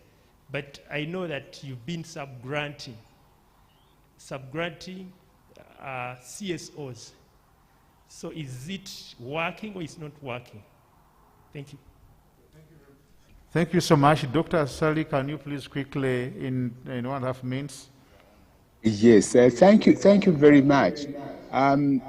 Just to make mention, women a special group of within our population, and sometimes when I think it's not necessarily very true that women's concerns are not addressed in the studies, but these new drugs, when they come up, everyone is on the edge because we don't know the safety of these medicines, especially with pregnancy. So you find that some of the studies, when they start, they first exclude pregnant women. They first exclude children because we don't know the effect of these medicines. It's a safe way of approaching these new agents. If they prove safe in the non-pregnancy state, then and also in the older children, then you see that the studies now go down to look at the smaller age group. For instance, DTG has been here for quite some time, but you can see the study just concluded relatively recently for the small children, and we've been giving these children, drugs which are more difficult to take, and yet perhaps even less with much less durability. So I think this is just the risks, balancing the risks. But as you can see, I didn't show a lot of the things there. But in prevention, in PrEP, there are lots of studies that are looking at women issues, and it's a very, very important aspect of our population. It's a very good question. The other question that was raised was about lenacapavir, which is a capsid inhibitor. And in the US, they have gone ahead to use it. I think Supercharger, you mentioned about some studies have looked at it as 1 year. And we are looking at it as 1 week. I think it's a difference in how, in the formulation, because the 1 week, that is the oral formulation. The 1 year is injectable. So I think we are moving towards that direction. Hopefully, as we bring more of these agents, we should be able to look into longer term. Then acapavir, the only issue that has been is that there has not been another equivalent drug which has a very good long half-life, which you can also, give for 1 year. But I think as the studies are moving, which is looking at those agents, one of the tables I've showed you, so we'll soon, I think, be able to get a companion that we can use with it, not only in prevention, but as treatment. And as I showed you, I think in the future we might even just be using implants, just like the mothers use for contraception. Now, regarding the what happens if someone has had these injections and they get another concurrent illness, we would still manage them the same way they are managed with oral, if they are on oral medicines. The clinic teams just have to be aware that these patients are on those injectables and perhaps avoid drugs that can potentially interact with their medicines. But we wouldn't need to change them. And then we are switching patients through Supercharger. We are switching patients who are stable on their regimens and putting them on a DTG-based combination. And I think it's because of the accumulated results that we are seeing that the chance of being able to suppress the viral load is much better. But also the other thing is that the funding landscape for ARVs has been relatively flat, and yet we have more people that need medicine. And so balancing the most effective way of getting the covering everybody on treatment and within the existing budget without compromising patient safety. And that DTG has proved that actually it is a good option. But as you mentioned, there is no HIV medicine that we have seen to which the virus cannot develop resistance. So even the DTG that we are seeing can also get resistance. There was a study, there was a study which, the Nadia study, which looked at using DTG combined with recycled tenofovir or zidovudine. And that study, there was actually very good virologic suppression, but we had 4 patients that developed resistance to DTG. So even among individuals who have not had any other prior exposure to that class of medicines, the integrase inhibitors, one can still develop resistance to DTG. And among those individuals who were exposed to the first generation of that class of medicines, the integrase inhibitors, which was raltegravir. Now, some of those individuals who failed raltegravir and had no other choice of drug and were kept on the failing raltegravir, some of them developed resistance also to DTG. But DTG can quite overcome some of the resistance to raltegravir. So research is continuous. It cannot stop. So even if we have DTG, and we have seen in some of the studies, the biologic suppression is almost 100%, we can't relax and say now we've got the final answer. I think until we get the cure, and that is what you alluded to. So even we have to pursue the cure research agenda. Now, for individuals who develop high blood sugar after a switch to DTG or dolutegravir, I think the clinicians have again to look at those patients and see some of them, the drug has been switched to another agent, and in others, they have maintained the same combination, but started on treatment for the diabetes. I think we saw that a lot more among individuals who are on efavirenz-based treatment. Because efavirenz, there is a way efavirenz somehow suppresses the weight gain. So people do not gain weight as much when they're on efavirenz compared to other combinations. So when we removed efavirenz in some of those individuals and they were put on DTG, the agent that was putting down their weight was suddenly removed, and some of them gained weight and also were tipped over to diabetic state.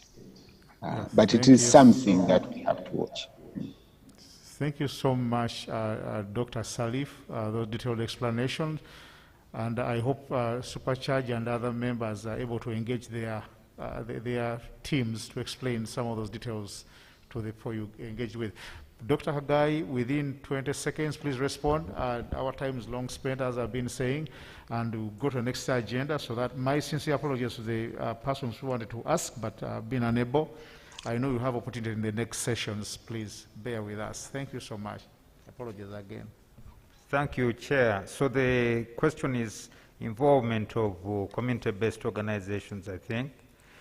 So I just want to say that Lutaya Health Sciences does not directly offer services, like treating patients. That was, in the past. But now services are directly delivered by health facility teams of the government of Uganda health system. And ours is really to support the delivery of services. And the same vein for sustainability purposes, we're actually engaging CBOs a lot. We could not have done all this work without CBOs, and I give them a lot of credit for their support with the DREAMS programs, the OVC programs, even ART treatment itself. They're helping a lot with the retention, retention in care, linkage of patients. They're helping a lot with VMMC, finding the clients that are needed for the services. So thank you very much for the question. Thank you for reminding me about that. CBOs are very key. Thank you. So thank you very much, Dr. Gai. Now, my mandate was meant to stop in the morning. Now we are in PM. I will quickly ask the USC IT team I understand you have agreed to make your presentation in at most 3 minutes before I sign out. If you are not ready, that still works for me as well. Thank you very much.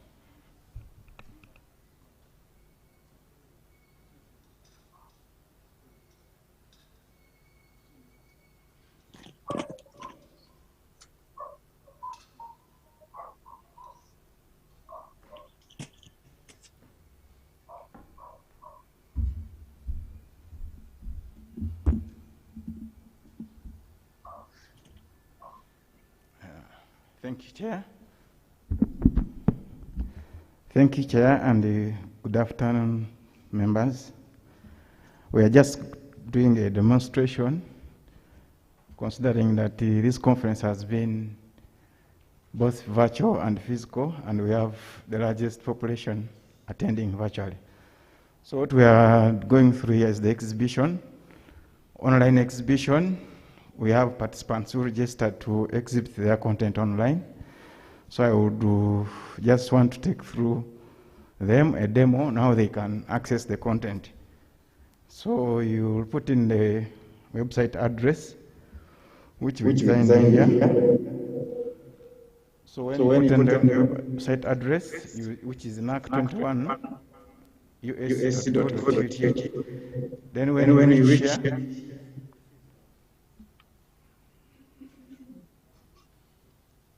Hello?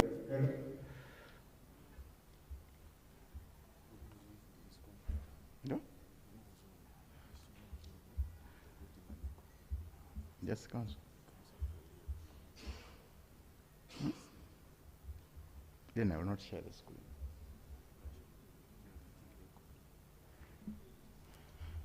Sorry, there are some issues here. So when you go to the website, then you click on exhibition. When you go to exhibition, then you'll see the virtual halls which have virtual exhibition halls which we have created. There is the USC, that's the NADIC. Then we have the Federation of Fisheries Organization in Uganda, and we have the Star Alliance virtual halls. So those are the institutions which submitted content for online exhibition. So when you go in here, I will take you through one. This is the Uganda AIDS content. First, when you click here, there is an icon for information. So it will give you the content to guide you. Say click and rotate your mouse to move around the content. So then this is for full screen. So when you click on full screen, then you'll see. So since we don't have a lot of time, so this is like an exhibition hall, you see. This is a door, the way you are entering physically in a room. You click and the door will open. So when you move in here, then you'll find the content. Then you go to the content of your choice. Then you click on the content. Then it gives the, sorry. So when you click on that, then it gives you, it loads the details of that. This is the first presidential track initiative on ending HIV/AIDS, and this was launched by His Excellency the President. Then there is, here you see content, you go on the content of your choice. So it loads and gives you the information on the particular content. Then you can move. We even have some video content. So when you click on the video content, still you can click on the content, and you'll be in position to get the information. This is a documentary on the issue of HIV/AIDS in Uganda. So I will not, since we don't have time, you can do that in your free time during the online exhibition. Then when you reach here, you can click, you see there is next room, you can go to the next room, and you'll see content. So the door opens. When you enter in here, you click on also particular content, and it will load. So then, so you read the content. If you're interested, this information still is available. You can download it at your own convenience.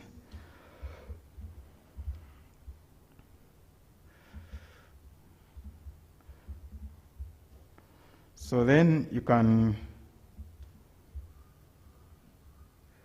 so this is in the room, so you can click exit. So you exit the room.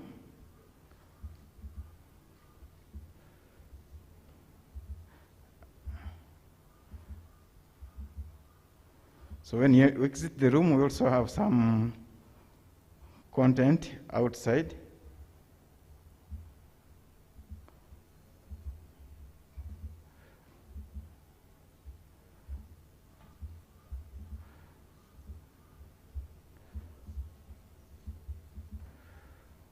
So outside, we also have some posters.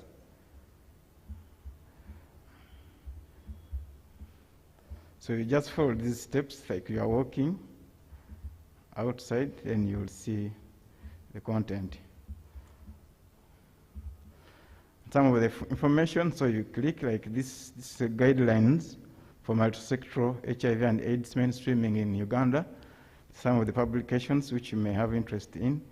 Then this is the National HIV AIDS Strategic Plan 2020-2021, 24-25. And you also have some messages. So you just click on it and the message will load. Allow me to get out of the exhibition hall since we have limited time. And we go to next exhibition. These are like the photo. So we have stakeholders who submitted their photos online. And the reason we did this because, yes, this, if it wasn't because of COVID, they would be in the hall and moving around. But since we have COVID, we wanted to see how we can still serve our people. So these are the pictures. This is the UNESCO Women's Summit 2021. You click on any photo of your choice, and you'll see the details of that particular picture. Then the other one is the videos. The people submitted specific videos still for this conference. So there are many of them. So you just click any of your choice. This was submitted by Fisheries, Federation of Fisheries in Uganda. So when you click on it, still it will load their content online. But you viewers and participants online, you can do this in your own free time. Then the other component is the posters. Participants also, partner institutions submitted the content on posters. So there are posters of different interests, different messages. So you go through a series of them and you select, just click on any poster. If you're interested in downloading, you download and you have your own copy. For all the content which we've presented, if you want soft copy, there's a conference report. So you'll go there and you download these materials. If they are not here, they're also on our websites. For you participants who are online, you just click on join live sessions and you'll be in a position to get this content. Chair, I would like to submit since we don't have a lot of time. Thank you. So thank you so much again for the e-presentation. Everything is e-do, e-poster. It's only e-eating, which is not here. But so thank you so much. I think we can do the tutorials as well, and we can proceed from there. So thank you very much for showing us that as well. I would like to request the MC to give us direction where we are going. Otherwise, I wish to all of us to put our hands together to thank the panelists who presented this morning. And again, sincere apologies for the delayed closing of this, but I hope it has been very helpful for all of us. I close this session and I hand over the mic to the MC. Thank you very much. Thank you very much, our chair this morning. A good afternoon to you all. I request you to join me in thanking the chair for spearheading the session this morning. Please also thank our presenters once again and for the wonderful audience that you've been.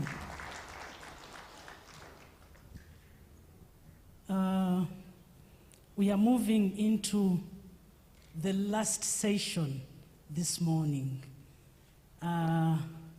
We shall be breaking out into respective rooms according to the different tracks.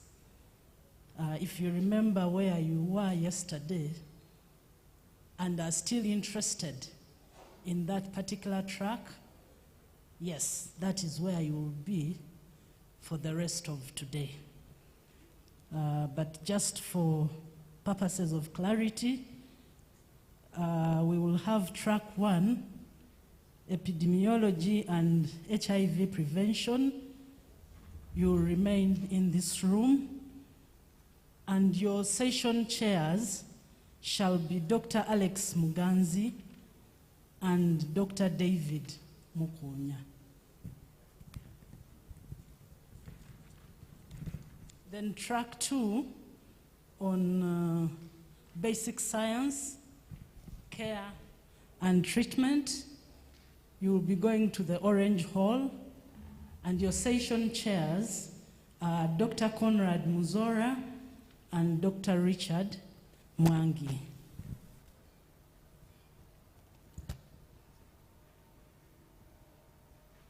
Track 3, social support, human rights and gender. You will be going to Rizzi Hall. Your chairs are Dora Chichoncho and Grace Naluboa. Then track 4, systems strengthening and strategic information. That is in Mayanja Hall. The chair, Mr. Charles Emma Ofono, and the co-chair is a representative from TASO. Our online participants, I hope the breakaway rooms are ready for you to access now. Please try to access. Let us get feedback, especially for the online participants. Yesterday we had issues. Please let us get feedback to enable your participation. And of course, it is already 12 noon. Lunch shall be served at 1:30. Lunch shall be served at 1:30. We will bring the coupons to you in your respective halls. So we will be expected back at 2 o'clock. I thank you. Just to clarify, track 1 is remaining here, then track 2, Orange Hall is downstairs, then those in Rinzi is also downstairs, then Mayanja is just next to the pool. Thank you.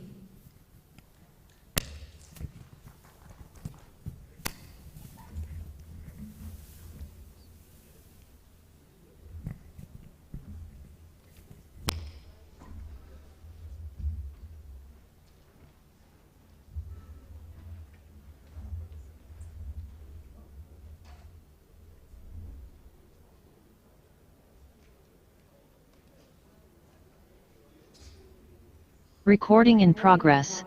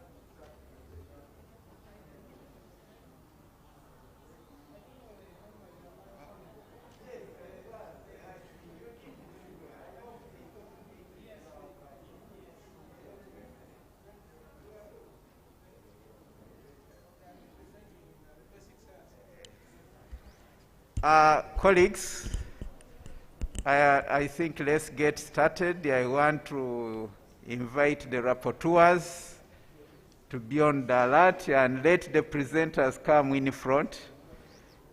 Since I'm alone here, I would be happy to get 2 or 3 of the presenters. The first 3 should join me in front so that we get started.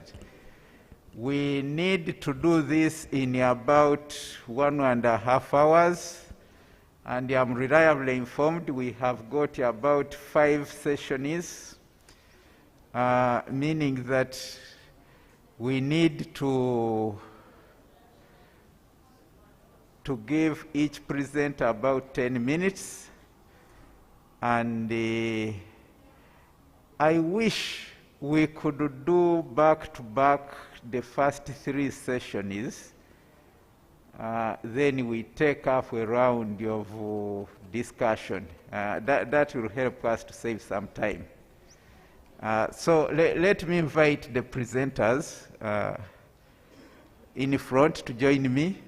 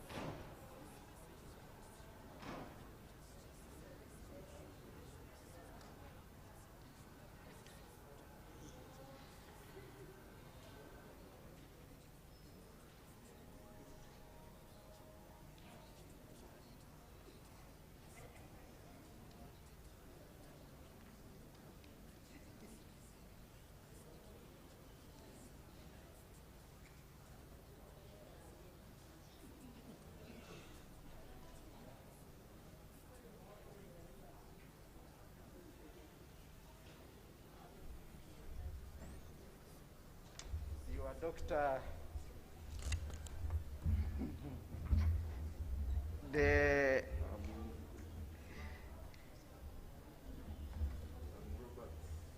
we have Robert Bulamba.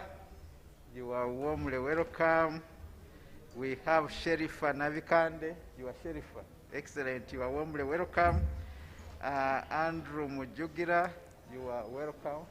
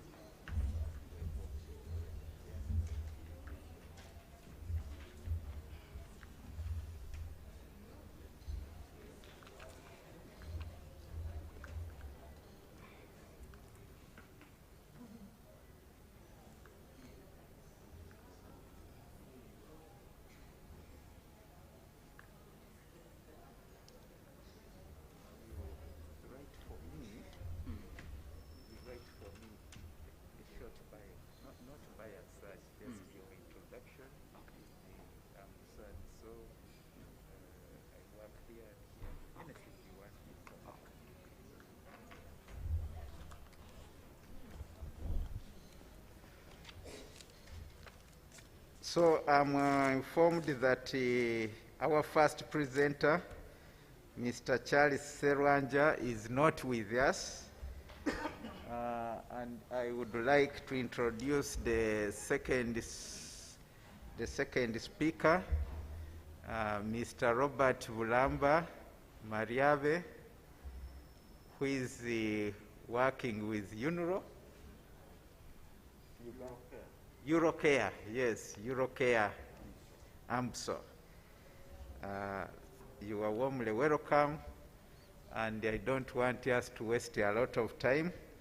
Robert will be talking about gender differentials in HIV prevalence with unique contrasting sexual and behavioral characteristics in Central and Midwest regions of Uganda. So you are warmly welcome, and we give you 10 minutes to make your presentation. I hope it is already loaded. And so let's have the presentation of Mr. Robert Bulamba projected so that he can begin. I hope the rapporteurs are already in place. And at the end of the presentation, you'll be able to take us through some of the highlights which you'll be capturing. So you are welcome, Robert, and take over the floor.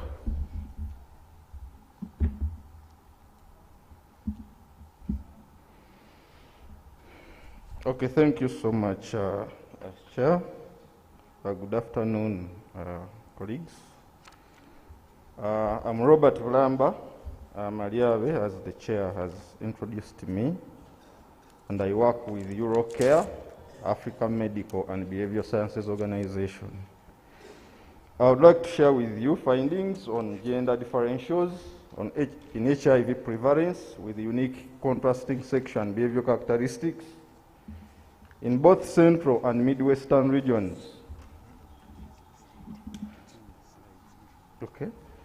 Okay, in both Central and Midwestern regions of Uganda. I'm the main author of this paper, and these are some of the co-authors of this paper, and they all subscribed to Eurocare, African Medical and Behavioral Sciences Organization. This is what is known, that women living with HIV in Uganda outnumber men with about 9.8% versus 4.6%. Differences in sexual practices, norms, sexual agency, and relationship power dynamics that exist within this group necessitates gender stratified exploration of all the social demographics, sexual and and behavioral factors that are associated with HIV.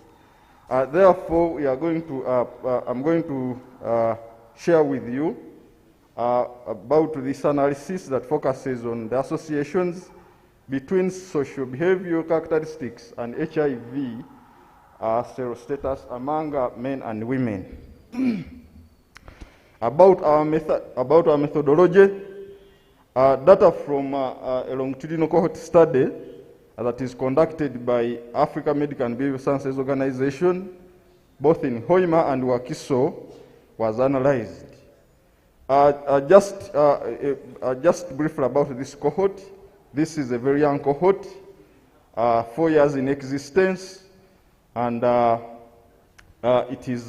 it follows up approximately 5,000 to 6,000 participants every year. It conducts both annual and mid-round. Oh, sorry.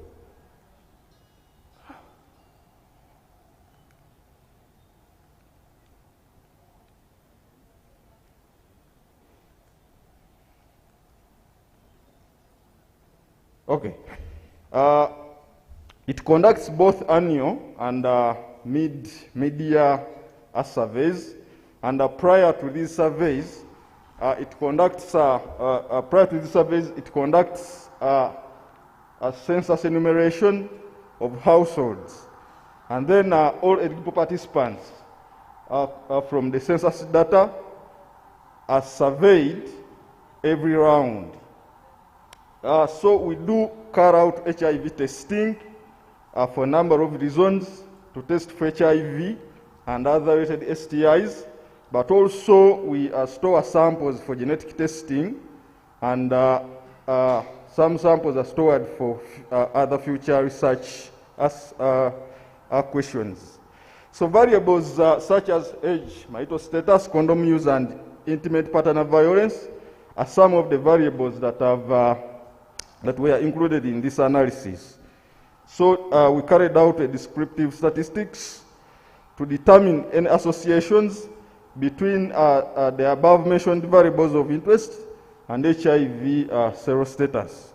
We also proceeded to run a multivariable logistic regression with odds ratio to determine, to further determine an association between HIV positivity, behavior, and sexual practices among men and women.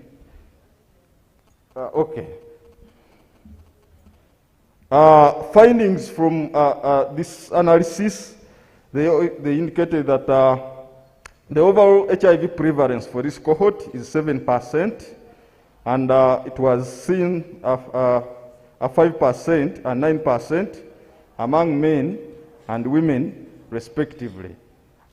This is in line with the national figures that I've just shared with you a few seconds back, with the 9%, the 9.8% among women, and then the 4.6% among men.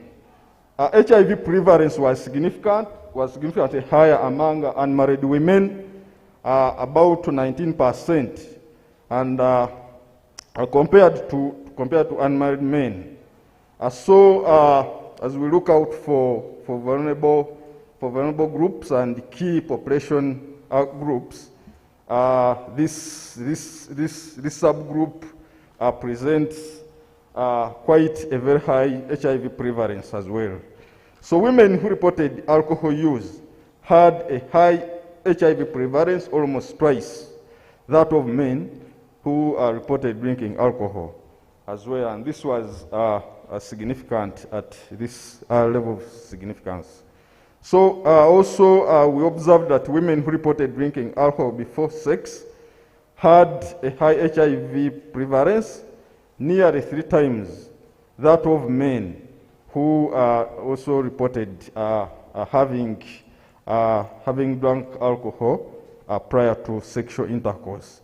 Women who had unprotected sex also had a high HIV prevalence, about 8%, compared to their male counterparts. And this as well was significant at 0.05 level of significance. HIV prevalence was higher among women, about 14%, those who experienced intimate partner violence, compared to men who experienced the same. This also presents quite a very high figure, and it is something to give an eye while addressing some of the prevention strategies. In our logistic model, we adjusted for alcohol consumption, age at first sex, and then alcohol use before sex. After this, we found out that females who had unprotected sex were 2 times more likely to be HIV positive compared to men. Also, we found out that unmarried women were 2 times more likely to be HIV positive compared to married men. Also noted that women who had sex before their 18th birthday were more likely to be living with HIV compared to males.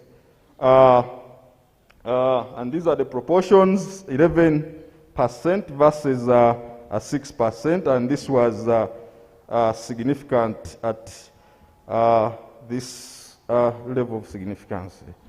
So linking our results to policy and programming, unmarried women and women who reported unprotected sex, early sexual debut, and IPV and alcohol use, they represent groups, actually vulnerable groups, with the highest level of significance according to this cohort. So we recommend that targeted HIV and AIDS prevention interventions and programs focusing on specific groups, such as the ones I've highlighted above, who are at an increased risk of HIV acquisition, should be designed. Okay. Sorry. So I would like to acknowledge the following: the Eurocare AMSO staff who conduct this study every year and every half of the year, the study participants who are willing to participate in our activities, the communities where we draw our study participants for this cohort, also the AMSO Community Advisory Board, and the PHS collaborators and partners. Thank you for listening to me. I'll appreciate and entertain any questions. Thank you very much, presenter Robert Bulamba. And I hope you are taking note of any issues that are going for discussion. Please record them. Let's take about 3 presentations, 3 more, then we just have a general discussion across the board. So take note of any issues that you would like to raise over this presentation. Now, let me take this opportunity to invite our next presenter, and this is Madam Sherifa Navikande. Sherifa is an environment health scientist and is currently with Makerere University School of Public Health. So Sherifa, you are welcome.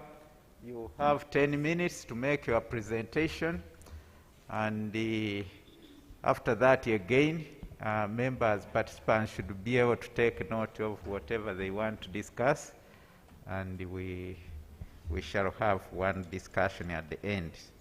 So you are welcome, Sherifa. Thank you, Mr. Chair. Good afternoon to you all.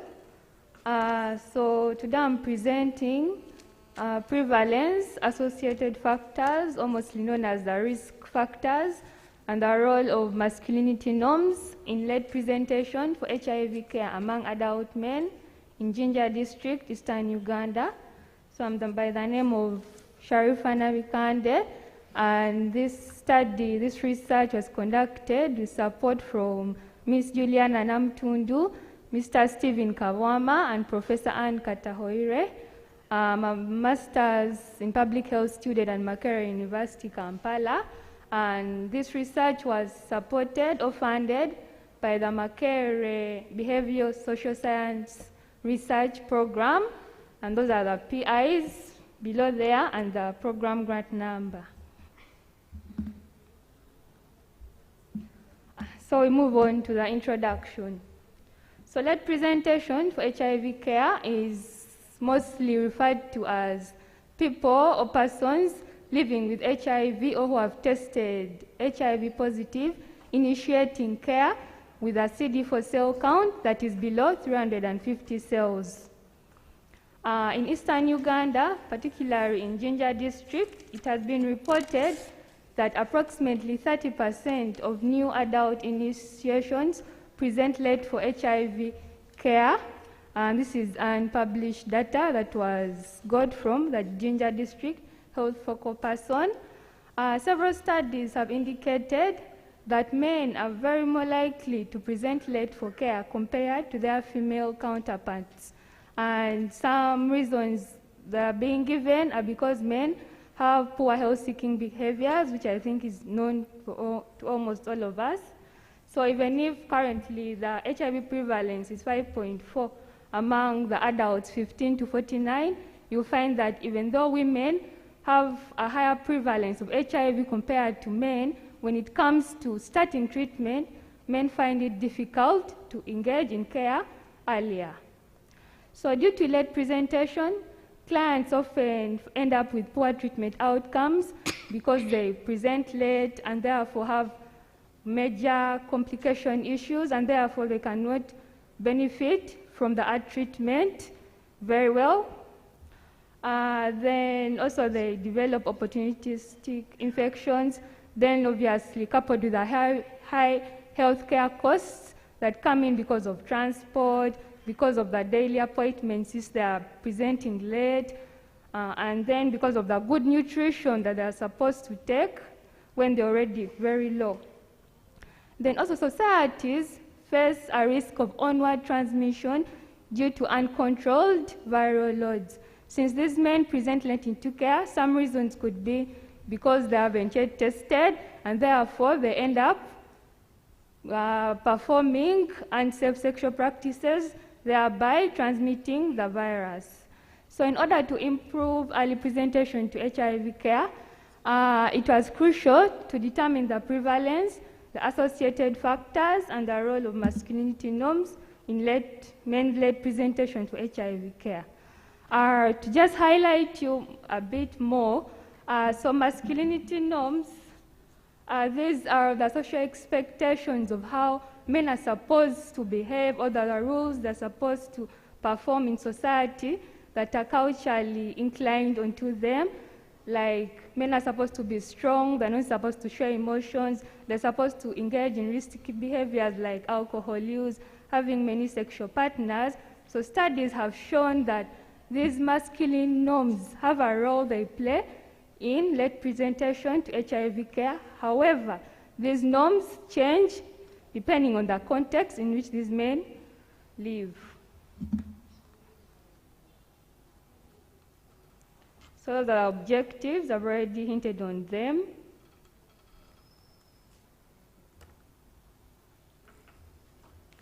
So what was the methodology for this research? So this research was a cross-sectional study, and it was mixed method.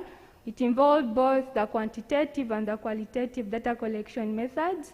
So starting with the quantitative, the study area was Family Hope Center, which is a private health HIV care clinic in Jinja district.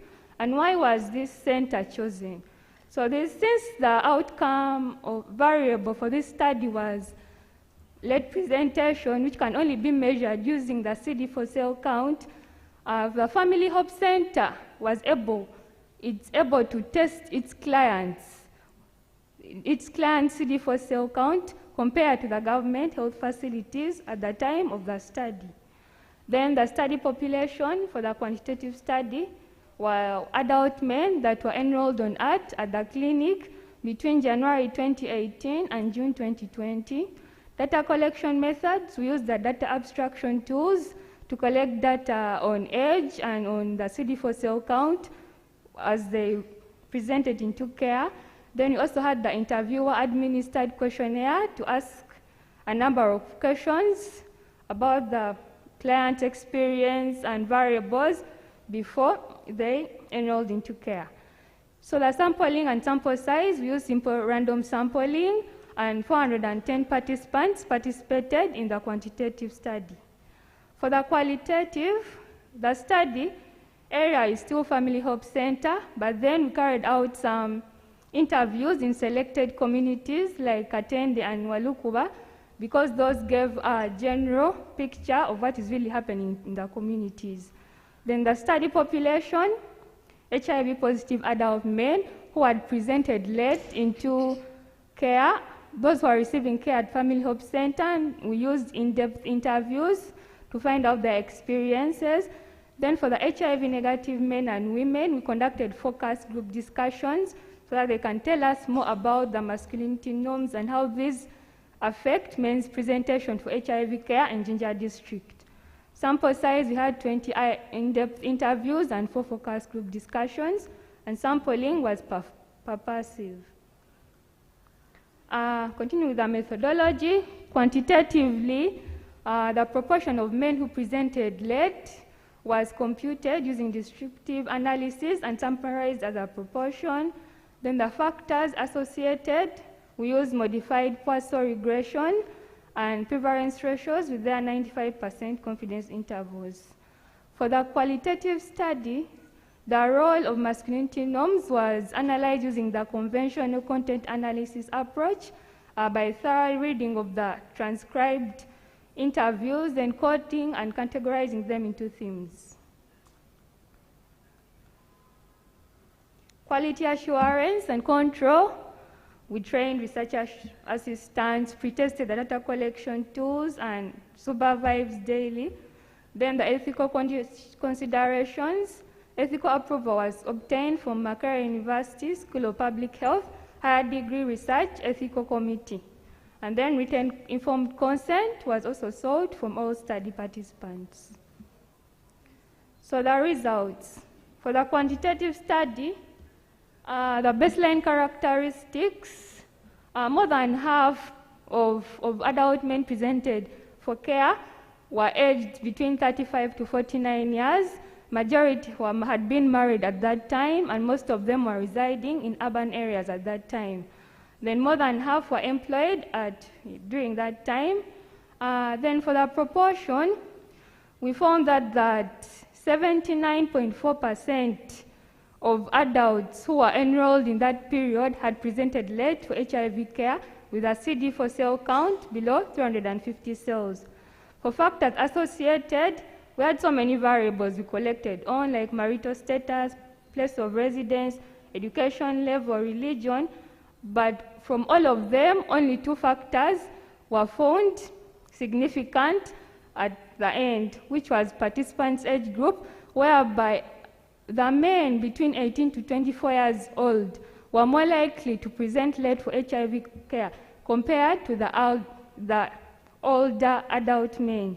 Then the source of support, this came as a surprise, whereby we had grouped the questions into community, family, and then friends.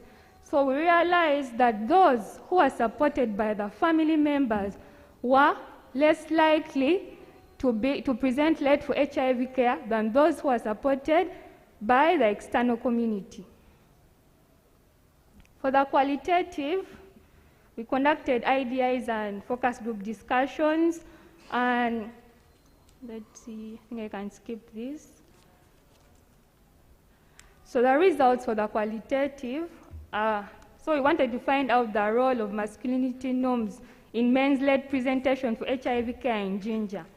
So we came up with 3 major themes that show the role of these norms. One of them is fear of consequences, absence of HIV symptoms, and men's roles and responsibilities.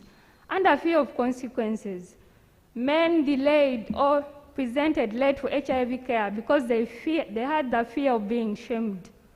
They had fear of losing male-defining behaviors and traits, like because you're supposed to start a treatment, you're supposed to not to take alcohol, you're not supposed to have many sexual partners, you're supposed to have safe sexual practices, and therefore these characteristics that define who you are as a man, in the end, there are things they're supposed to go away from, therefore they feared not being respected in the community. Then fear of being marked as HIV positive. If a man is revealed to be HIV positive in this community, they won't be respected because they assume that they have to act responsibly, and then therefore being HIV positive is a sign of you not being responsible. Then fear of losing a partner, a wife or a girlfriend in case they found out that you are in ad treatment. Then fear of losing a job. Then fear of losing their social status, especially those that are religious leaders or political leaders in society. Then absence of HIV symptoms. So many of them cited that in case during the time when they were diagnosed with HIV, they didn't have any symptoms to show that they were HIV positive, it was okay. They thought they were still strong and therefore no need to start treatment, or that the diagnosis was a false one. Then men's roles and responsibilities, like tight work schedules, competing family roles, whereby they have to have expenses for transport, nutrition, as they take art, and then they have to pay for school fees, take care of their family. Those competing family roles made some men present late to care. Then lack of responsibilities. Here it was, since we've already seen that younger men were more likely to present late for HIV care, and younger men mostly don't have responsibilities, while adult men, the older ones, have responsibilities, like they have a family, they have children to look after. This motivated them to start quicker so that they're able to be healthier to take care of their children. The discussion, I think I've been hitting on this.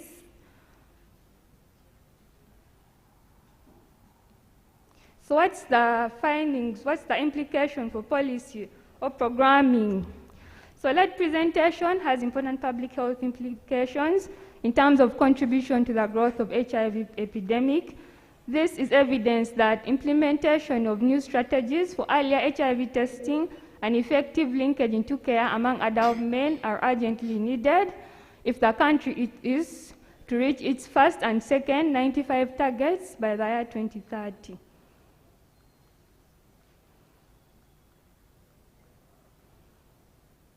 So what are the recommendations? HIV program managers should strengthen men-friendly services to address age-specific challenges faced by men. The government should strengthen policies to educate men towards early engagement into care. Then healthcare workers should find suitable ways in which, in order for these HIV-positive men to be able to disclose their status to family members so that they can gain support. And then supportive social spaces in which men can negotiate their masculinity norms should be aligned and should be created so that these are aligned to their presentation for HIV care. And then further research is needed to understand how these same norms can still act as facilitators for men's led presentation for HIV care.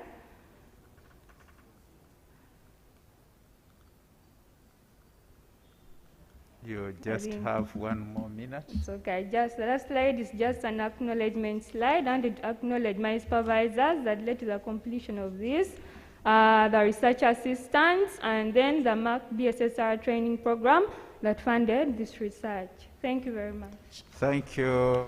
Thank you very much, Sherifa, for thinking about men. A lot is done with focus on the other gender. So we're also proud of Sherifa for coming up to find out why the situation is like that for men. Let's not waste any more time. I now want to invite the next presenter, Mr. Vincent Casita. Will be presenting HIV self-testing, oral pre-exposure prophylaxis, empowering for sex workers and their intimate partners, a qualitative study. You are welcome. Similarly, we shall do 10 minutes, and then we shall wait for questions. Thank you very much, Chair. My name is Vincent Casita. I'm a sociologist. I do work with Infectious Diseases Institute as a qualitative research associate. My interest is so much in HIV prevention among key populations. I'm going to present alongside Dr. Andrew Mujugla, who is going to be virtual. His participation will be more in the questions. Thank you.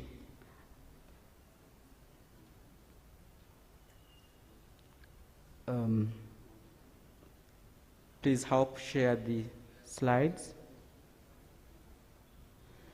Yes, I'm going to be presenting HIV self-testing and all pre-exposure prophylaxis is empowering for sex workers and their intimate partners. This was, I'm presenting the qualitative findings, but also my colleague will be presenting the quantitative findings later.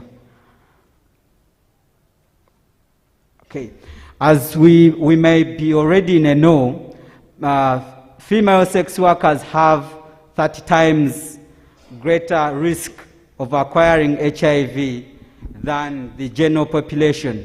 When you look at the Global AIDS Report 2020, you see the statistics for this. The sex workers are less likely to seek HIV services due to HIV vulnerabilities. The vulnerability is most of the times enhanced by the sex work stigma, lack of confidentiality, discrimination at the health facilities, then lack of target programs. In this I mean programs that are actually targeting these sex workers. So sometimes because of this, they tend to ignore going for HIV services, as the rest of the general population may be doing so.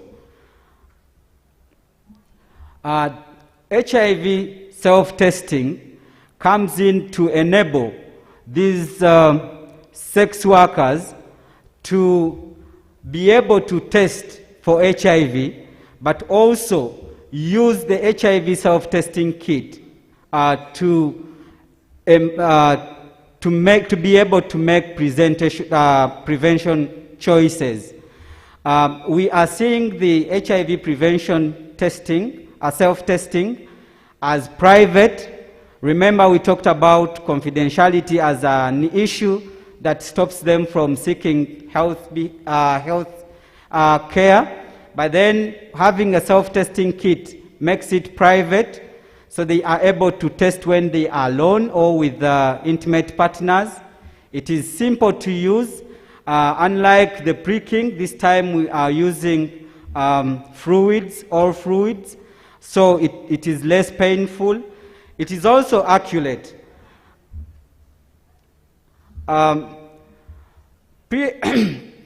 Pre-exposure prophylaxis effectively prevents HIV. I'm sure that we all know that by now, but if it is taken well.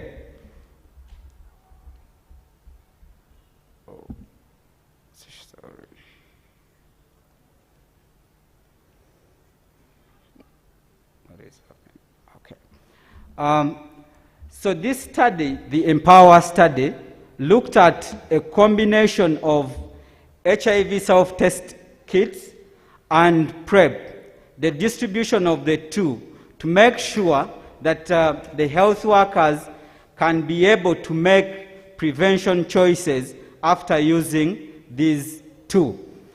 And then the study population had sex workers from different categories. We have female sex workers, we have transgender sex workers, both men and women. We have male sex workers as well. So in this study, a total number of 110 people participated, that is in quantitative, but 40 of them participated in the in-depth interviews. Among the 40, we had 10 who are partners to the sex workers, and then 30 are the actual sex workers. Among the topics that we had them share their experiences using the self-test kit. We had them talk about their sexual risk behaviors, and then a description of how HIV was performed, the HIV self-test was performed while with the partners. Some of these are the same topics that were asked to the intimate partners as interview topics. So an inductive content analytic approach was used to analyze this data. So we started with familiarizing ourselves with the transcripts that we had. We went into open coding, then later developed a code book, guided coding, and later on used the Deduce software to do the coding. So later on we got the categories, and themes were categorized to give meaning to the data that the questions that we had. At baseline, we had most of these were female sex workers by 70%, and followed by the transgender. Then we are looking at age. Majority were between the age of 18 and 24. But we had also those above 35, and these were 3, that is 10%. Looking at education level, we had most of these people completed their 13th year in school, that is 43%. We also went ahead to look at their incomes, monthly incomes. On average, you can see that is how they were getting or earning from the sex work. So we see that on average, the average income with vaginal sex with a condom, it was 5,000. Charges for vaginal sex without a condom, that was 20,000, and the other as below.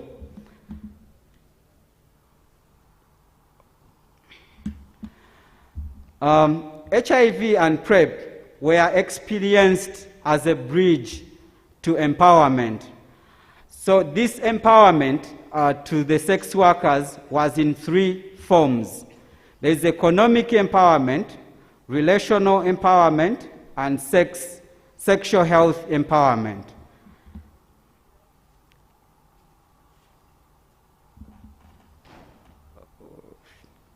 So our results are going to be speaking to that. We're going to start with the economic empowerment.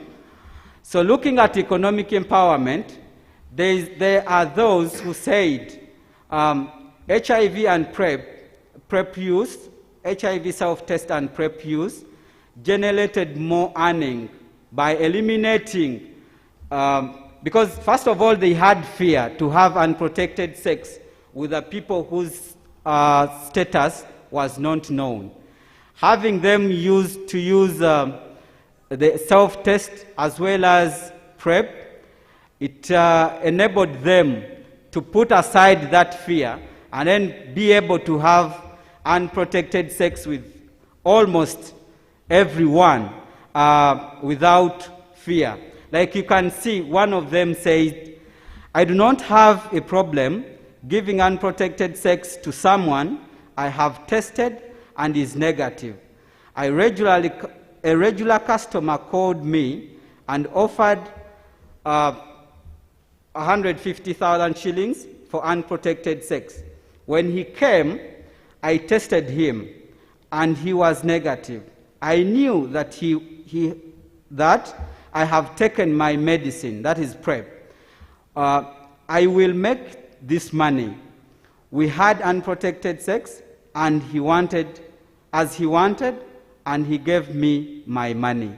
So this, in a way, they were earning more from their work because of HIV self-test and PrEP.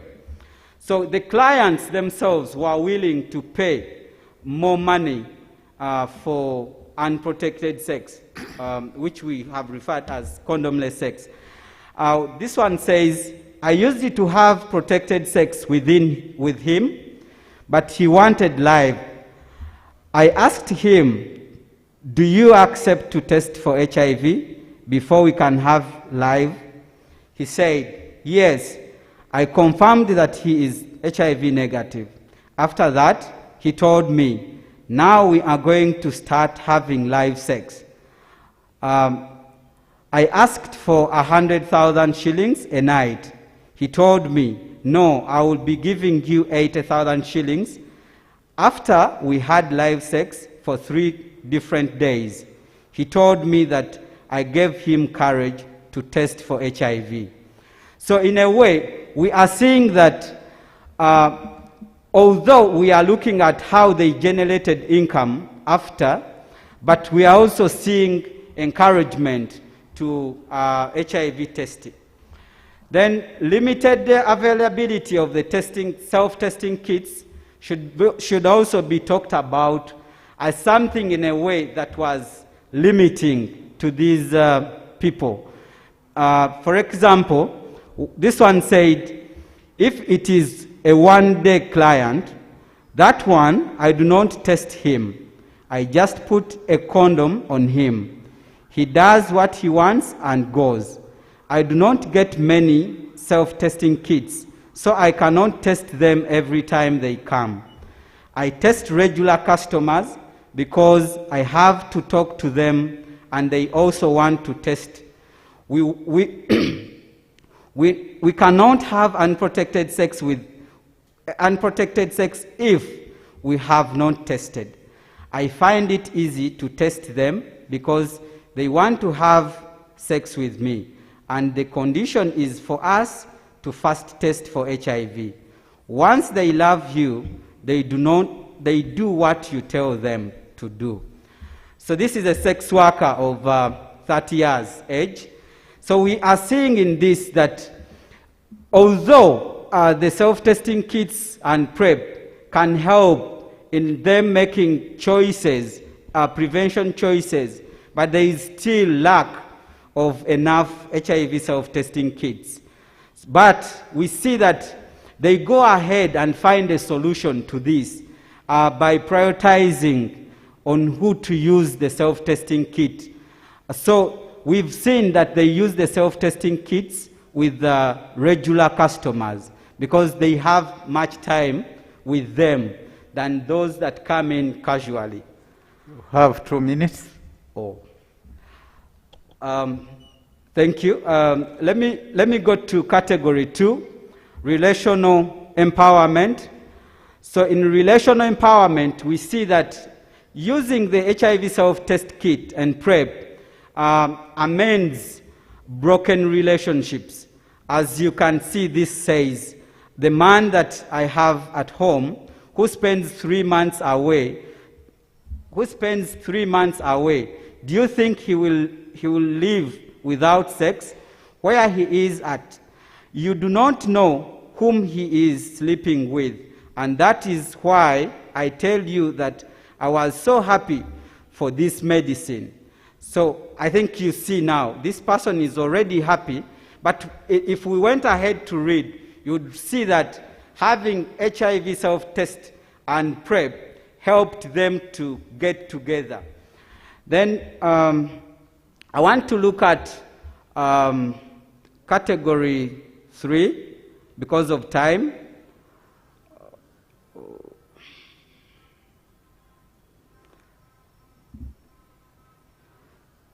Okay. So category 3, we looked at sexual health empowerment. I'm going to just read to you this. Testing at home in privacy helps them to deal with the stigma that is normally faced at the health facilities where they go.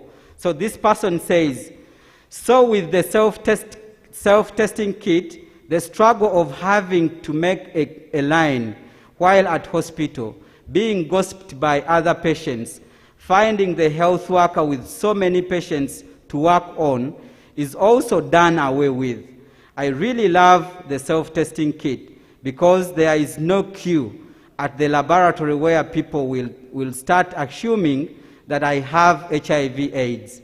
You will do the testing at home with no disturbances. So tell me, where will stigma come from? So that one is a transgender woman of 23 years. Because of time, let me rush to the last.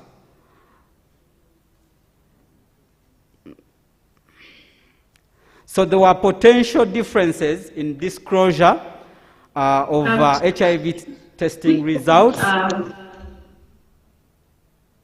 And we see that MSMs, or men who have sex with men, it was so easy for them to disclose their HIV results, positive results, than it was for the female sex workers.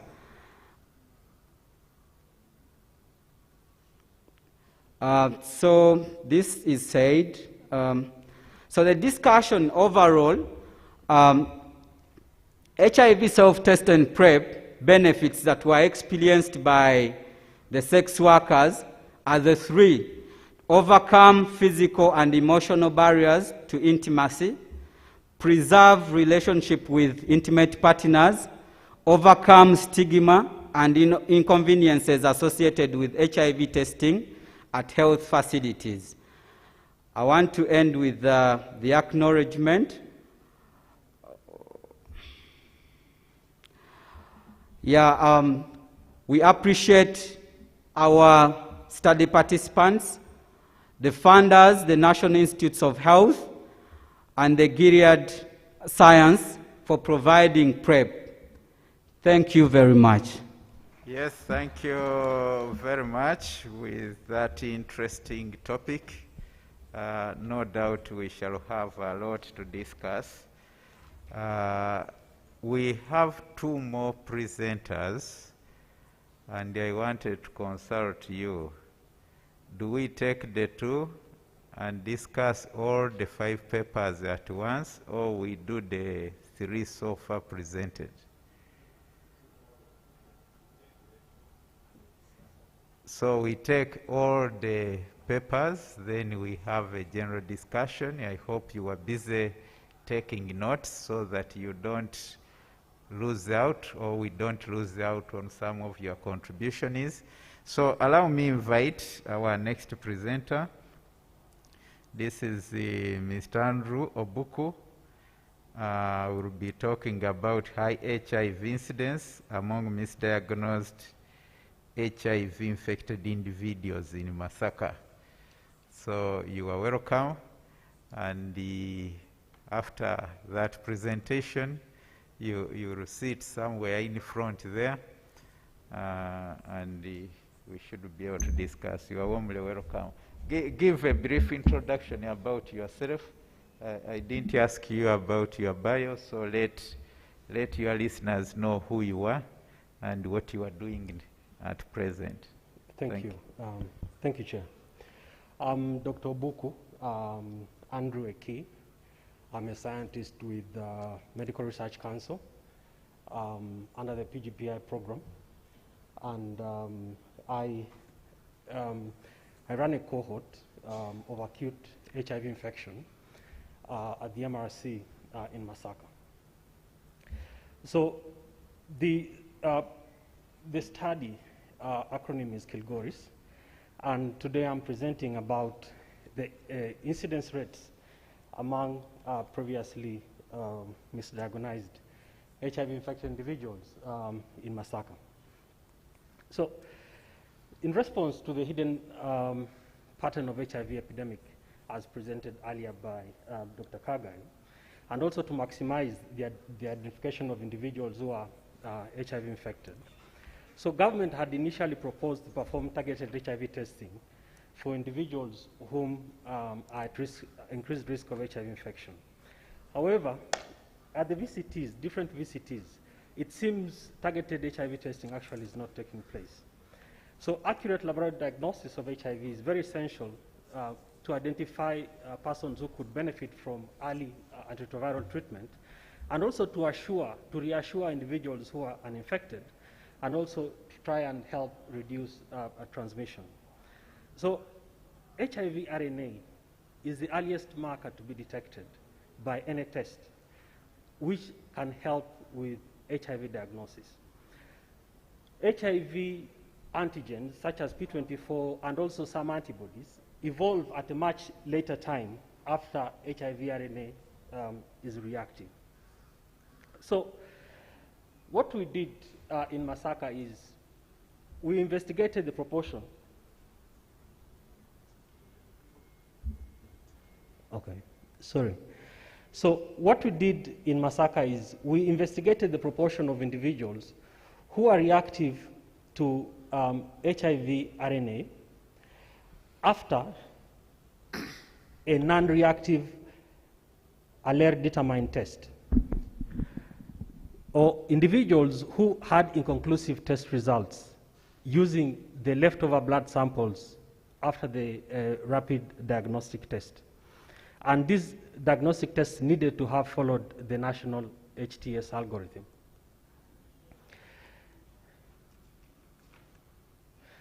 So we worked together with different or selected voluntary counseling and testing centers in Masaka, about 10 of them, and we requested them for leftover blood samples from individuals who were HIV negative or individuals who had an inconclusive result.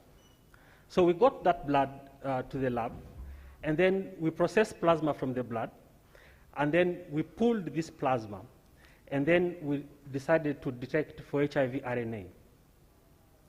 Any individual or any pool that had HIV RNA, we actually deconvoluted that and identified the individual who was contributing the HIV RNA.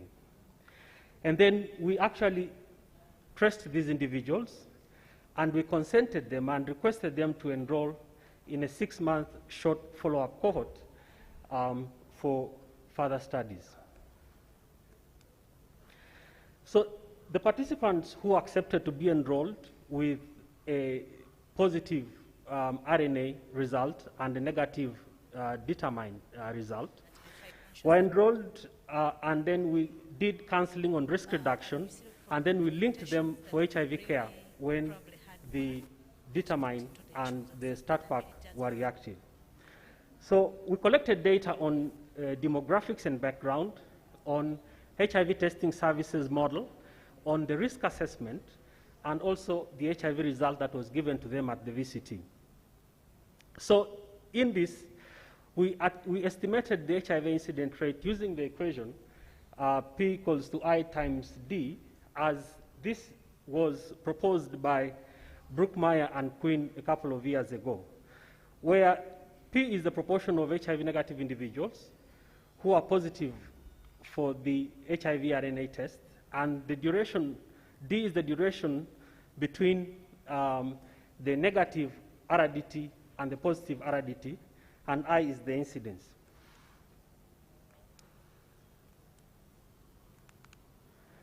So between 27th of February and the 8th of October, we had received approximately 2,955 samples, of which 2,932 were individuals who were negative, according to determine, and then we received 23 individuals who had inconclusive results. When we tested these samples, we identified 11 individuals who had HIV RNA in them, and about 2,944 who were negative for the RNA. And this, the viral load in these individuals, in some of these individuals, were above 10 million copies that the instrument could not quantify above 10 million copies. So we did not observe HIV RNA among individuals who had inconclusive test results. So using the equation as earlier proposed by Brookmeyer and Quinn, we see a very high incidence between this short time of about 9.7% annually. So we're also very much interested in understanding which kind of people actually go to the VCT and what is the reason for taking them to the VCT.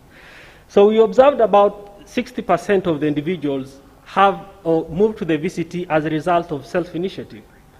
However, if the individuals at the VCT are not applying the screening tool designed by government to increase the to categorize individuals at high risk, then we see that a very significant number of people actually who go for the testing are not that high risk individuals.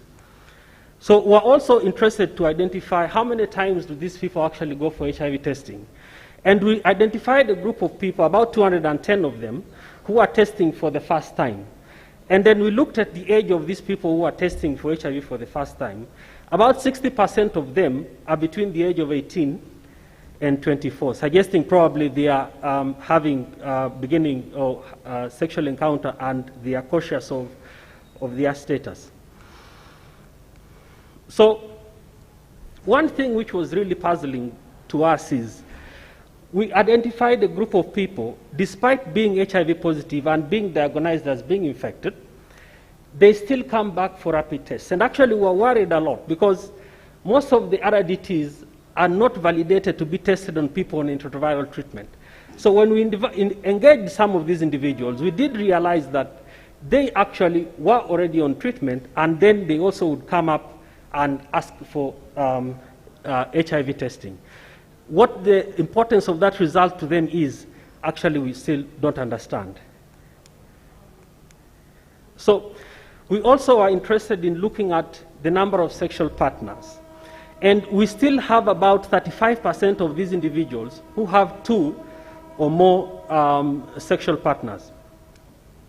So we were also interested in knowing whether the index case, the person who comes for testing at the VCT, knows whether their partner has ever tested for HIV. And about half of the individuals who come to the VCTs do not know whether their partner has ever tested for HIV. So in summary, we actually observed an estimated higher than expected HIV incidence rate in the study, conducted between 2 government shutdowns due to COVID-19.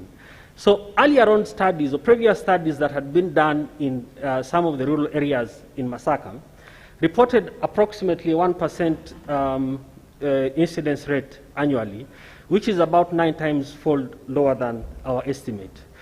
So we were actually able to enroll some of these individuals and retain some of the individuals into a short-term follow-up cohort.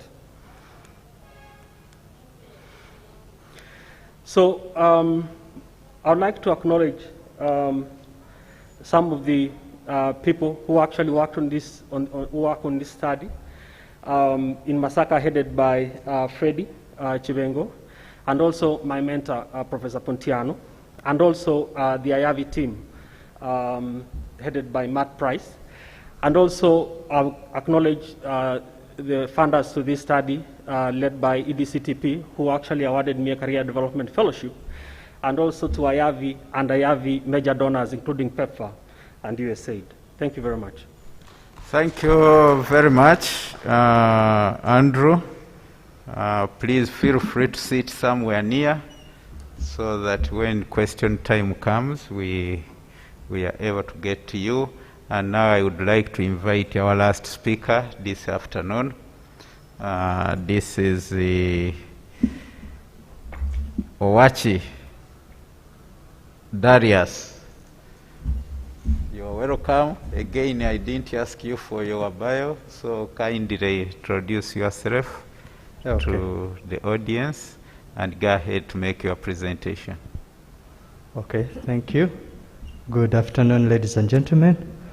My name is Dr. Darius Owachi. I am a physician working at Chirudu National Referral Hospital, and I am pleased to be here to present part of the work we are doing at the hospital as regards providing HIV care to patients admitted at the hospital. All protocol observed. You will let me proceed with the presentation. So on behalf of the co-authors listed there, we are presenting work which looks at inpatient hospital mortality and associated factors in individuals admitted with advanced HIV disease at a tertiary hospital. So a bit of introduction. So despite the availability of antiretroviral treatment, we still see large numbers of people dying from HIV-related complications. In Uganda, it's about 23,000 per year. The data coming from inpatient mortality, this is people admitted in hospital, is reportedly high, but supporting data is scarce to find. So in this study, we describe the prevalence of mortality and associated factors in people who are admitted at the tertiary hospital I'm going to mention, who are admitted with HIV. The site is at Chirudu National Referral Hospital, and this was a novel inpatient support program which was funded by the CDC PEPFAR through the IDI and MJAP. And the main objectives of this program are to increase screening for HIV and opportunistic infections for patients admitted at the hospital, to provide diagnostic support and treatment, as well as building capacity for the health workers to manage HIV, advanced HIV. So the study design is cross-sectional in nature, and the study period was from March 2020 up to September 2021. That's about 18 months. And the criteria was any individual who was tested HIV positive and was admitted at Chirudu National Referral Hospital, which is a government hospital that provides medical care. So we only receive patients who are either adolescents or adults above the age of 18. The variables were the demographics, information about HIV, including ART status. We screened them for opportunistic infections, comorbidities, and different other parameters. And the main outcomes that we're interested in is the mortality, that is the number of patients who die from the HIV, and factors which predict this mortality. So the baseline characteristics in this 18-month period, we admitted 3,300 patients, and about half of them were females. The median age, you can see it's a fairly young population. They're about 38 years as the median age. And the median CD4 of 93 indicates that these patients are admitted with advanced HIV disease. The approximate duration of hospitalization is 5 days. And if you stratify according to ART status, you can see 17%. So the indicators highlighted in yellow, the main message you want to bring forth to you. You can see 17% of these individuals were testing positive for the first time, so they didn't know their HIV status. So that is relatively large, I think, and maybe it indicates more work to be done at a community level. Likewise, they are obviously ART naive, and we see a very big, almost a quarter of the individuals were defaulters on ART, that is 23%. So it's also another area of concern. Maybe we need to do more work at the grassroots level. The ECOG score is a score which tests the functional ability of a patient, basically a patient who is able either to take care of themselves. They would get a lighter score, 1 to 2, and majority of the patients were in that category. However, nearly 40% were patients who were having very poor functional performance scores. That means patients who are either bedridden or on oxygen or unable to take care of themselves, needing extra support. So we still receive about 40% of these patients have very poor functional scores. When we screen for opportunistic infections, you can see the most prevalent of the OIs is tuberculosis, and we know it is the most common infection in HIV. Cryptococcal meningitis and Western syndrome or malnutrition are likewise highly prevalent in this population. So the overall prevalence of any opportunistic infection was about half. So half of the patients admitted at the hospital had an opportunistic infection. When you look at comorbidities, this is where it is very concerning, because 3/4 of the patients were admitted with a comorbidity, and you can see the most prevalent in this case was sepsis and infections, and the remaining percentage you could classify them as non-communicable diseases, where you see the hypertension, kidney disease, anemia, liver disease, all that categorized as non-communicable diseases. So they definitely take a bigger burden of comorbidities in the HIV patients admitted at a hospital. So the outcomes at the end of our follow-up period, 69% of the patients were successfully treated and discharged. However, we lost 25% of these patients, and that mortality is relatively high for a hospital. For any hospital, mortality should be, I think, around 5%. So 25% of patients dying is a very high mortality associated with HIV. If you look at the factors that predicted mortality, so this is the multi-logistic regression model. The variables which are highlighted in yellow are the ones which were statistically significant that predicted mortality in the HIV.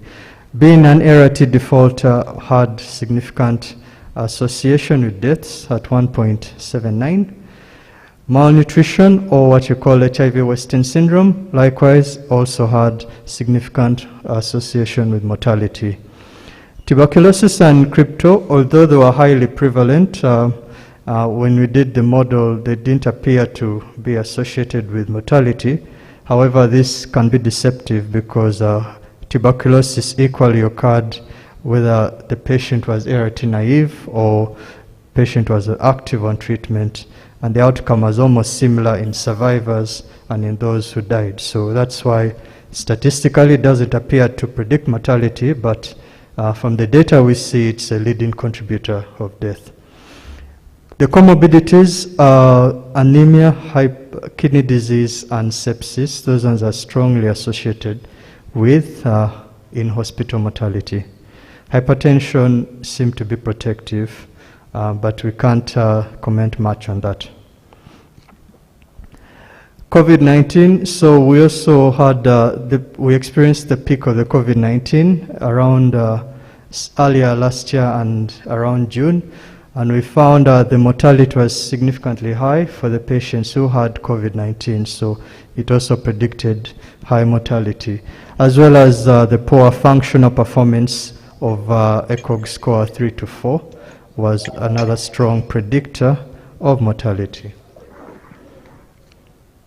The indicator of hospital duration means we saw most of the deaths tend to occur in the first 2 days of admission, so that's what that means when we say hospitalization duration.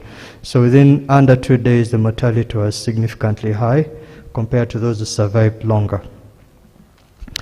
So what does this tell us? This tells us that we still have quite a long way to go as regards managing HIV. Majority of patients will be admitted at a hospital with advanced HIV, that's a median CD4 93.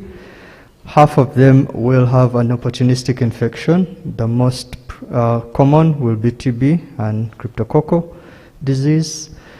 And also more concerning is the growing burden of non-communicable diseases, which is surpassing the OIs at prevalence of 75%. And the most prevalent are the non-communicable diseases and sepsis or infections. We also note a good number of patients are not on ART, that is either they have defaulted or they are testing for the first time, so they are ART naive. That makes up about 14%. So in terms of programming at community level, I guess we can see that we still have quite a way to go in order to achieve the 95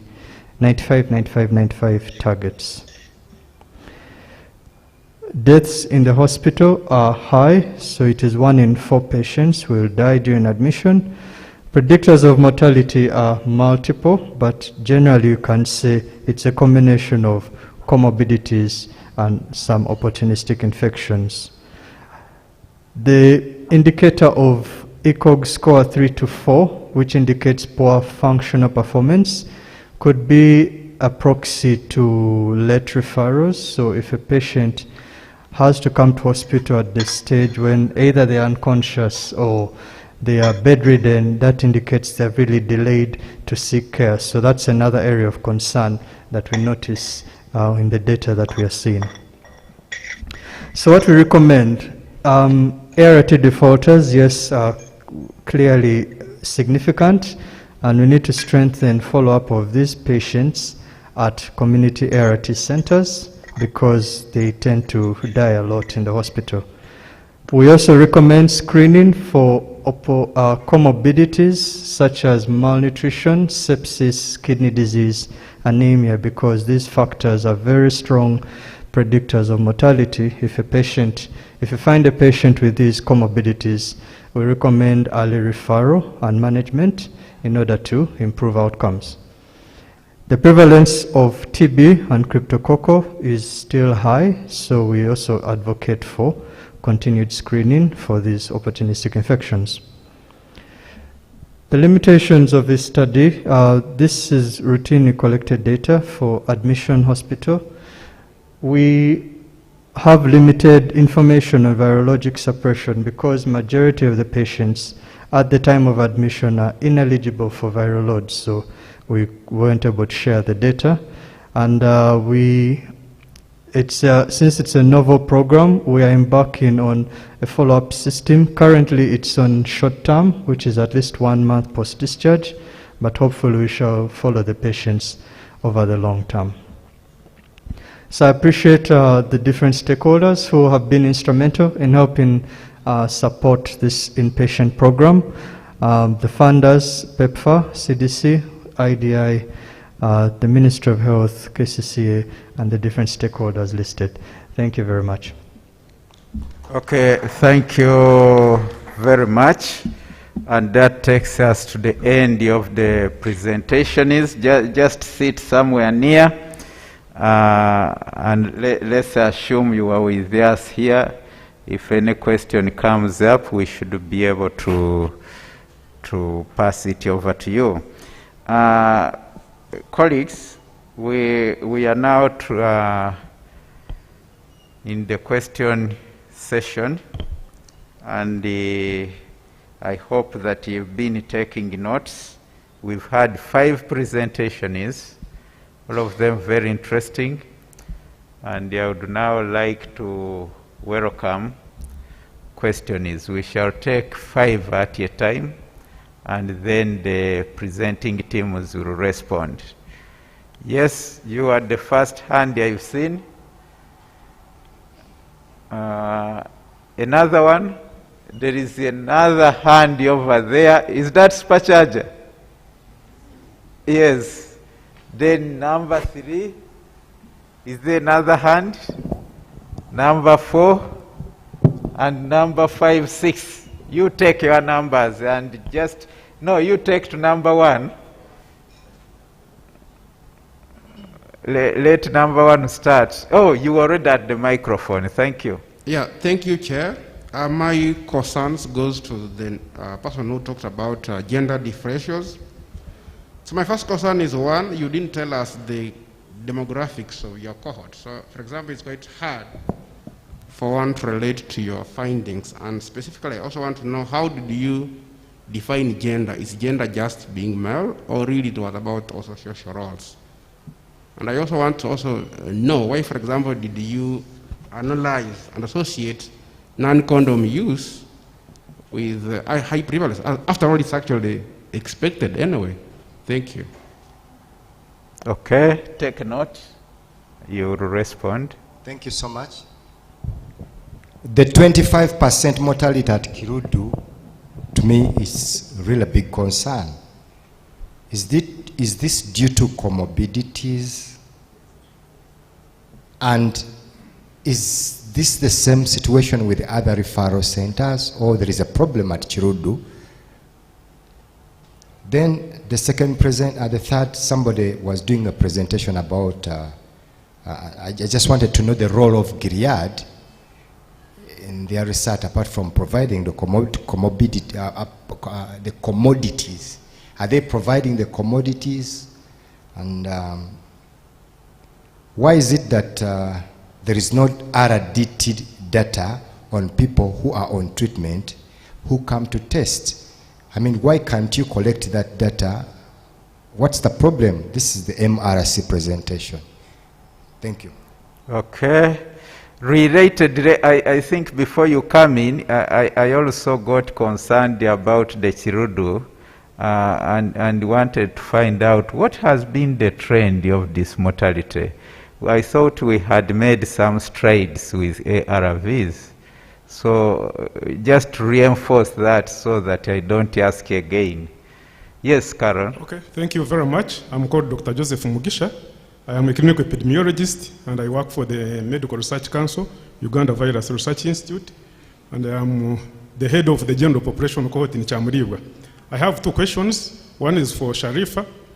you define the late presentation as those for care, as those ones who came for care when their CD4 was less than 350 cells per microliter. With the new test and treat policy, how would you define late presentation? The second one goes to Robert. Robert, you talked about the gendered prevalence of HIV in Wachiso and Hoima. And you just lumped the prevalence for males and the prevalence for females.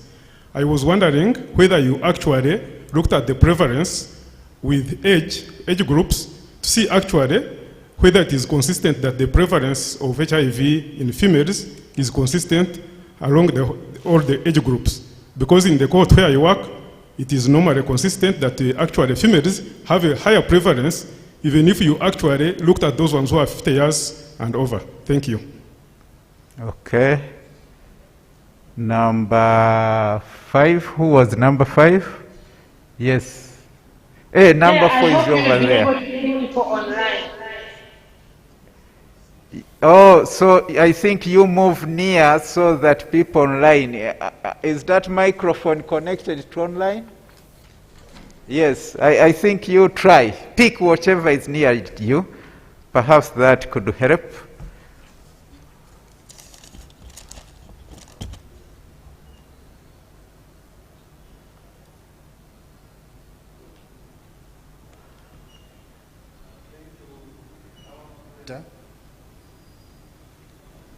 Hope I'm loud and clear. Simon once again. I work with the Federation of Fisheries Uganda. I have a very big observation here, which is not a question, for all of us, the players, to take concern. I looked at the 17% at Chirudu, knowing their status for the first time. This still shows a weakness in terms of information, sensitization, and we need to work hard to ensure that people don't go to hospital when it is late.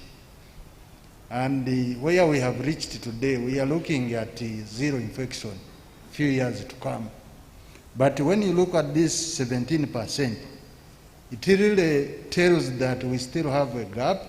People are there, hidden, silent, infecting others when they don't know. Then another concern is on our sisters, the sex workers. PrEP is not increasing sexual libido or whatever. We need to pass messages clearly that it is reducing the risks, not economic gain, as I have seen in some of the testimonies. They are really looking it as a boost for the economic gain, sex gain, but the real sense is putting HIV prevention down. And also there are other risks of STIs. So we should sensitize them properly. They also pass the right messages among themselves. Thank you. Okay, number 5.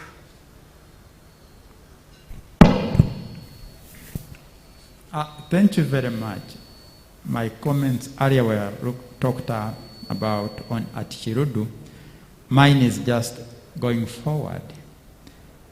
Since we have, and within the Forum of Aid Development Partners Group, we have the IPs that support these Chirudus and others. I hope that these findings have been discussed at health facility, and I hope that implementing partners have taken note of that. And I hope that also there have been an assessment of the trend of how these things are. And I also hope and pray that we can tease out to know whether these were residents of Chirudu or these were referrals from far that arrived very late. But to me, I would want to go from research into action to see what we need to do to be able to follow up and address if it is a Chirudu isolated case or if it is another case, because then today's scientific meeting will have added value in saving 1 or 2 lives. That is my submission. Thank you. Okay. Chair, can I comment online? Oh, yes. I don't. We have one more question. Somebody asking here. Then I'll give opportunity to online questioners. Apologies, I had kind of lost track of the online. Sorry, but let's come to you. Okay. Thank you very much, Chair. My name is Renge Matthias, Associate Dean, Faculty of Health Sciences, Uganda Matters University. My concern goes to the validation of the gene expert. From my experience, I would feel that the moment I do a determined test and I'm negative, I just jump and jubilate and I run away. I would like to be informed what informed their study to recruit study participants who were tested negative with a determined test and actually motivated them to continue to carry out the confirmatory test to see that it really is negative or positive to come up with these results. Thank you very much, Chair. Okay, we are done. Now, I want to access the online participants. Let somebody, I don't know how many hands are there. I'm unable to, how many? One hand. Okay, let's hear from, I think it is Lillian, isn't it? Yes, Lillian, please, ask. Thank you very much, and thank you all the presenters. Mine is about the presentation from Chirudu, and thank you very, very much for giving us that insight. I think what we are seeing and what we've had in that presentation speaks to the so many enablers and discoverers that we have been talking about. Because the presentation is saying that people are presenting when they have advanced HIV disease. The presentation is saying that there is late presentation at the hospital, but also the presentation is speaking to the ART naive. And therefore, this speaks to the issues around why do people present late? Why do people present when they have advanced disease? It speaks to issues of stigma and discrimination. It speaks to issues around the legal environment and the fear of Black people to probably test and know their status, because if people are testing for the first time, it means that there is something that is not allowing them to test. But secondly, it is also telling us that I think these other things that we are talking about, sensitization and whatever, are not the real issue. The issues are around if somebody knows there's where you can test and know your status. If somebody knows that there's ART that you can be started on, why are they not taking on those? So I think also in relation to the call by Jotham, I think we need to be addressing issues around stigma and discrimination, criminalization, the legal environment, and that will allow people to access services, and that we may be able to address the high rates of death that are happening. So I think for me the presentation from Chirudu is giving us a picture of what could be happening around, and that is what we have been talking about all along. Over to you. Thank you very much, Lillian. There are also some questions which have been sent here. Mr. Kasita, we would like to know how you identified male sex workers. They should be difficult to identify. The other question also goes to Kasita. Self-testing, how are we dealing with the issue of counseling? Is it now foregone? We don't need some kind of counseling before we test? And finally, prostitution remains criminal, at least in the books of Uganda. I don't know if that's true, but I heard that with self-testing you are helping it to make more money. Are you moving together with the legal framework of the country? I think Kisitu, you will answer those questions. Yeah. So I think we've got quite a mouthful, and Let me invite, we shall this time go in reverse order. We shall start with the Awachi. Awach Darius, please. Take the floor, then followed by Andrew Buko. You can move here.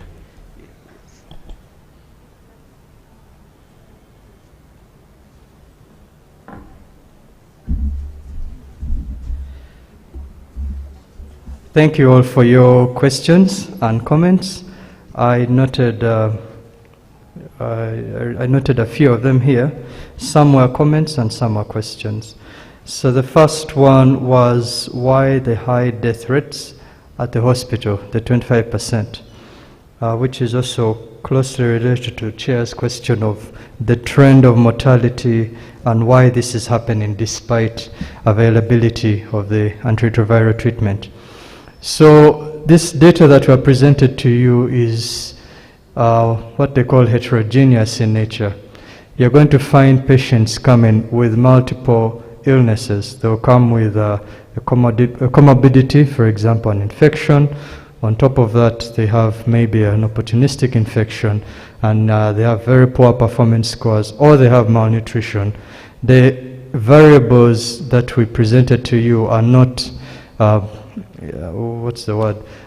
singular in nature. You'll find majority of patients will come with multiple illnesses together. So it becomes quite difficult to manage, and that's why we see a very high death rate. It's just that in this case we analyzed it, we segregated it according to opportunistic infections or comorbidities.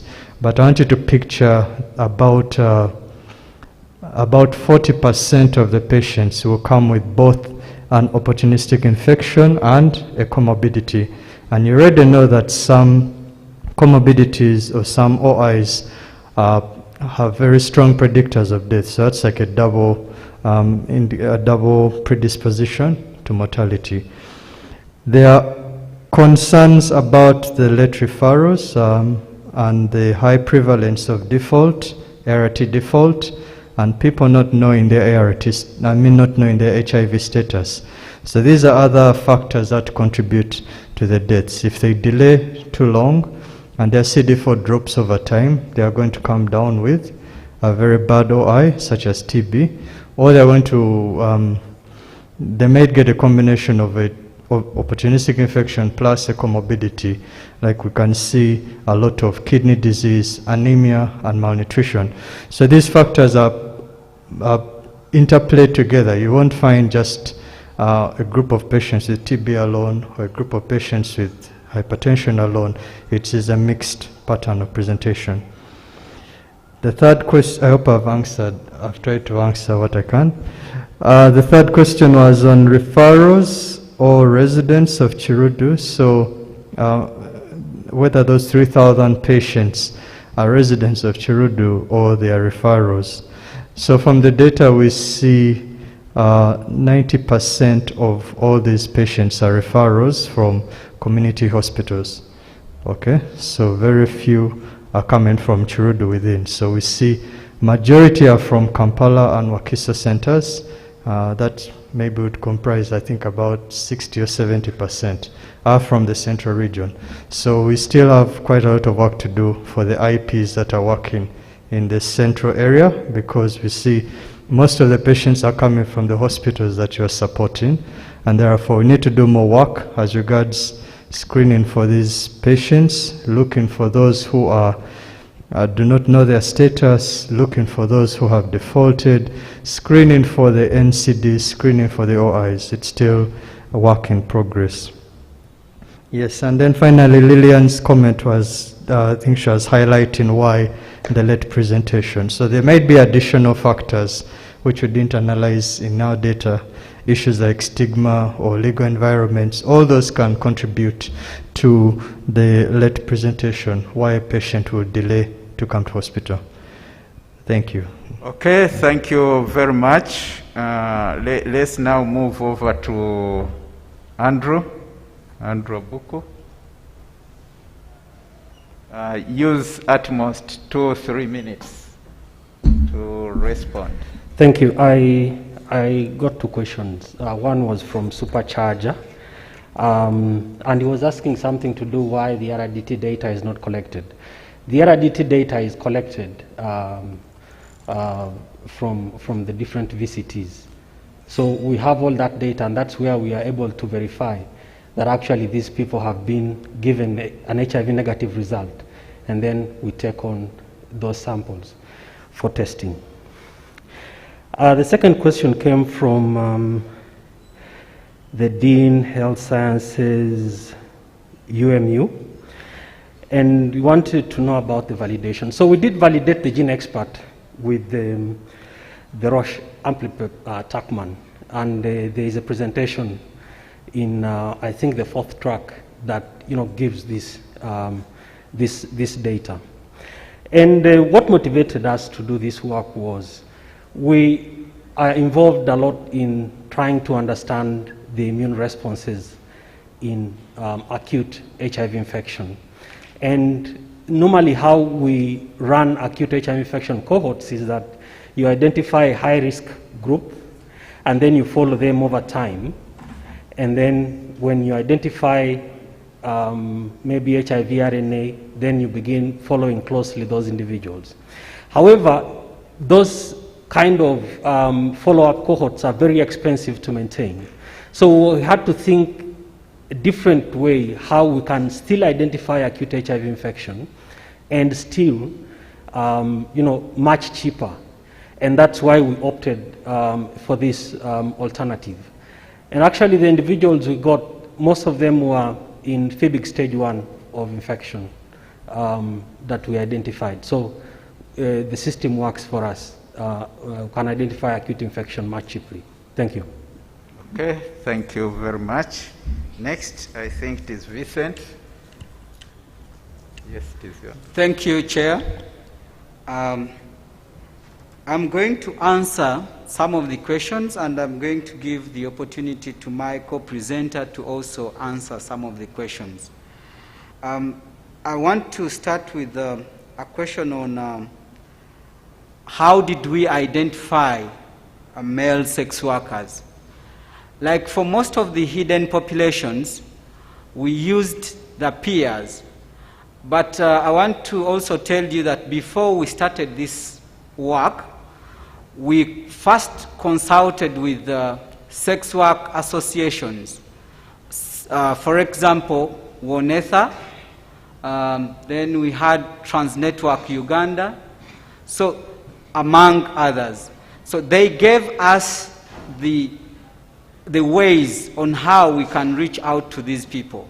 And so through their peers, we were able to get to these people as any other hidden population. Then there was also some bit of snowball sampling at some point. Then the other question about the role of Gilead, it was stated in the slides. Gilead Sciences only provided PrEP that was used for this study. They didn't have any other role to play in the study. For the rest of the questions, there's a question around economic gain as, alongside colliding with the laws, as well as counseling and the others. Dr. Andrew, I would like to ask you to respond to those questions. Thank you. Thank you, Vincent, and I thank the audience for asking these questions. So the Ministry of Health recommends HIV self-testing, and it's currently being distributed to key populations. The Ministry maintains a toll-free line at 0800 20 5555, which testers can use to seek counseling services. So HIV self-testing does not obviate the need for counseling. The counseling is available through a dedicated line. The commenter was correct that PrEP does not protect from sexually transmitted infections. That is correct. We saw the same in our qualitative data, that sex workers recognized that this was the case. I totally understand the concerns about sex work being illegal. That is true according to the Penal Code of Uganda 1950, Chapter 120. However, the Ministry of Health in 2009 issued a circular that all key populations should be provided with HIV prevention services. We operate under the presidential mandate to end HIV/AIDS by 2030, and that includes reducing new infections in sex workers. When we look at sex work through a criminal lens, we will not be able to end AIDS. So we like to look at it through an empowerment lens, and that includes empowering sex workers to test their clients. Sex workers are perhaps one of the most efficient ways at reaching high-risk men who would otherwise not come to a clinic. And so if we can find ways of linking those men to care, we will reduce the kind of statistics we're seeing at Chirudu and people come in late and undiagnosed with HIV infection. I think those were the questions asked, and we thank the audience for listening to our presentation. Thank you very much. Let's go to the second last, Sharifa. So my question, the person asked me, how does my definition of late presentation for HIV care being presenting with a CD4 cell count less than 350 cells, how is it in line with the new test and treat policy, and how is it defined? So the new test and treat policy looks at initiating everyone on ART regardless of the CD4 cell count, which is the clinical status. However, the CD4 cell count still remains one of the best ways to know an HIV patient's clinical status, because WHO also has some recommendations or guidelines of how to manage patients that come to the clinic with a CD4 cell count that is below 200. Those are the ones that present with advanced HIV disease. So even if it's not important to really know the CD4 cell count, when you're starting someone on ART, it is critical to know their CD4 cell count so that you know their clinical status and the additional things that they might need so that you can manage their condition so that they can be able to benefit from the ART treatment well. Thank you. Very much. Last presenter, last person. Actually, you were the first presenter, but you are the last to respond. Okay. Thank you. Thank you so much, Chair. Thank you so much, colleagues, for the wonderful questions that you raised. Some were questions, and I think a few were comments. A colleague asked about what was our definition for gender differential. In the context of this analysis, gender differential took into account both males and females. So this subgroup had to be analyzed parallelly, and observations and results were observed as well in a parallel way to see what happens in whichever side. Then about the demographics of the cohort, these are quite many, but I could not include all of them in this analysis for the limitation of the size of the paper, but the manuscript on this paper is under development, and I think colleagues and the scientific world will be able to read about this paper. Then the other one I think was a comment, was about looking at other factors such as age. Yes, we looked at age, but particularly for this abstract, we did not break out the age into age groups. We stratified this age according to we stratified the age according to the experience of for the first six experience, and then we went on to analyze, looking at different age groups, how HIV prevalence in this subgroup is faring in both in the age groups that were distributed. So this is also included in the ongoing analysis, and this will be shown to the scientific world. Thank you. Okay, thank you very much. Incidentally, we have to stop here. I want to thank everyone for being a good participant, and in a special way, I thank our presenters. Thank you for sharing with us your research, and let's give a big clap.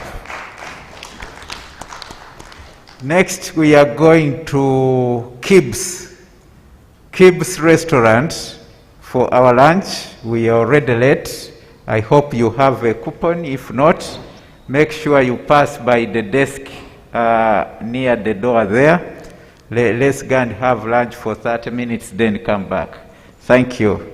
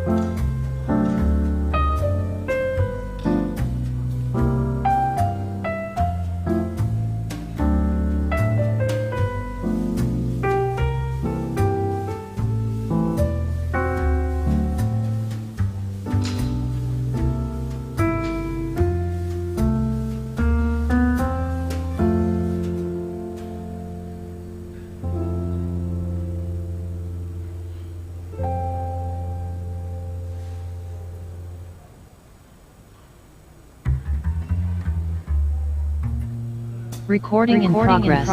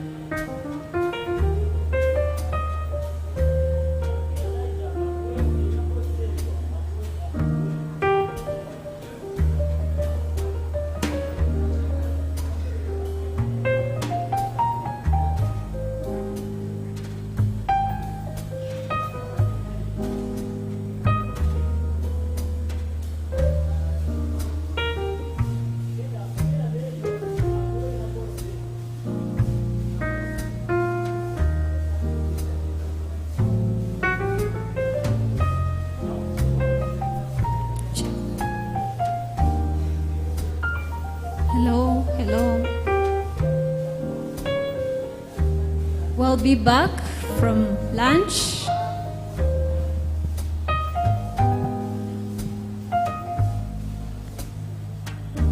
I will welcome you back from our lunch. I hope you are all full, and I hope it was a fantastic lunch. If you know anyone who is supposed to be in here and they're not in here, please, if you have maybe their contacts, try to reach out to them so that we can start and keep time. Once again, my name is Gloria Nawanyaga, and I'm the co-host for this conference. I welcome you back from your lunch break, and I hope we are ready for the after lunch session. In this room, we expect track 1. So if you are lost or don't know where to go, please, you can feel free to reach out to me, but I'm going to re-echo for those who didn't maybe hear well in the morning. For track 1, we are here, Nile Hall. Track 2, it's Orange Hall, which is downstairs. Track 3, it's Rinzi, which is still downstairs. Track 4, they are in Mayanja Hall, which is opposite the swimming pool.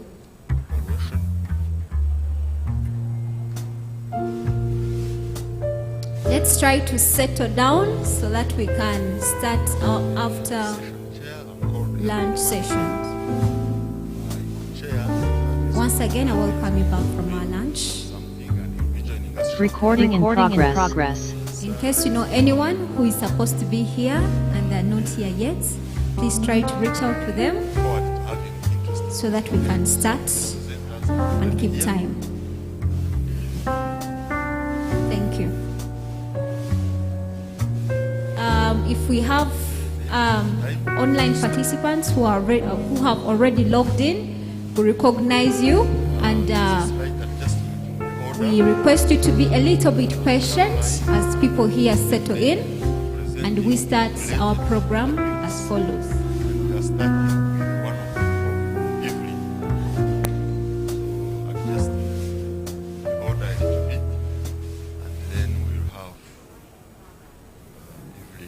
Start, and then Caroline will follow, and other presenters will follow progressively as their availability allows.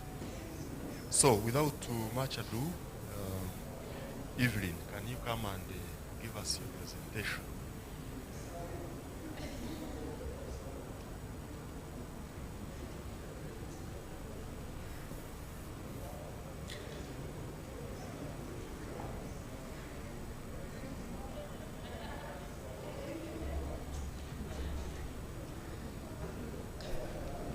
You are most welcome, our co-chair for this session, Mr. Matthias Renge. I hope I will not interrupt you so much, but let me just pass this out. Please, if you're still outside, come in so that we can start on time. For those who are still in for lunch, please wind up so that we can start. Once again, track 1 in this room, and it's chaired by Dr. Edward Kumakech and Mr. Matthias. Track 2 is in Orange, which is downstairs, and it's going to be chaired by Professor Caleb, and the co-chair, Mrs. Agnes Napio. Then track 3 is in Rinzi, still downstairs, chaired by Stella Kentusi, and Enid Wamani. Track 4 is in Mayanja, which is opposite the swimming pool, and it's going to be chaired by Professor Evnt and Dr. Vincent Bagembe. I hope all of us here belong to track 1. This juncture, allow me to still once again welcome Mr. Matthias. I think we are ready to go, or I don't know, can we give ourselves more time for people to come in, or? Thank you very much. As echoed, my name is Matthias Rwenge. I'm the Associate Dean, Faculty of Health Sciences, Uganda Matters University. I'm privileged to chair or to co-chair this afternoon. I think as long as we have the presenters on board, we would be able to pick it from there. The rest of the members will join us in the interest of time. Here in this house, we are trying to look at epidemiology and HIV prevention, which is one of the sub-theme for this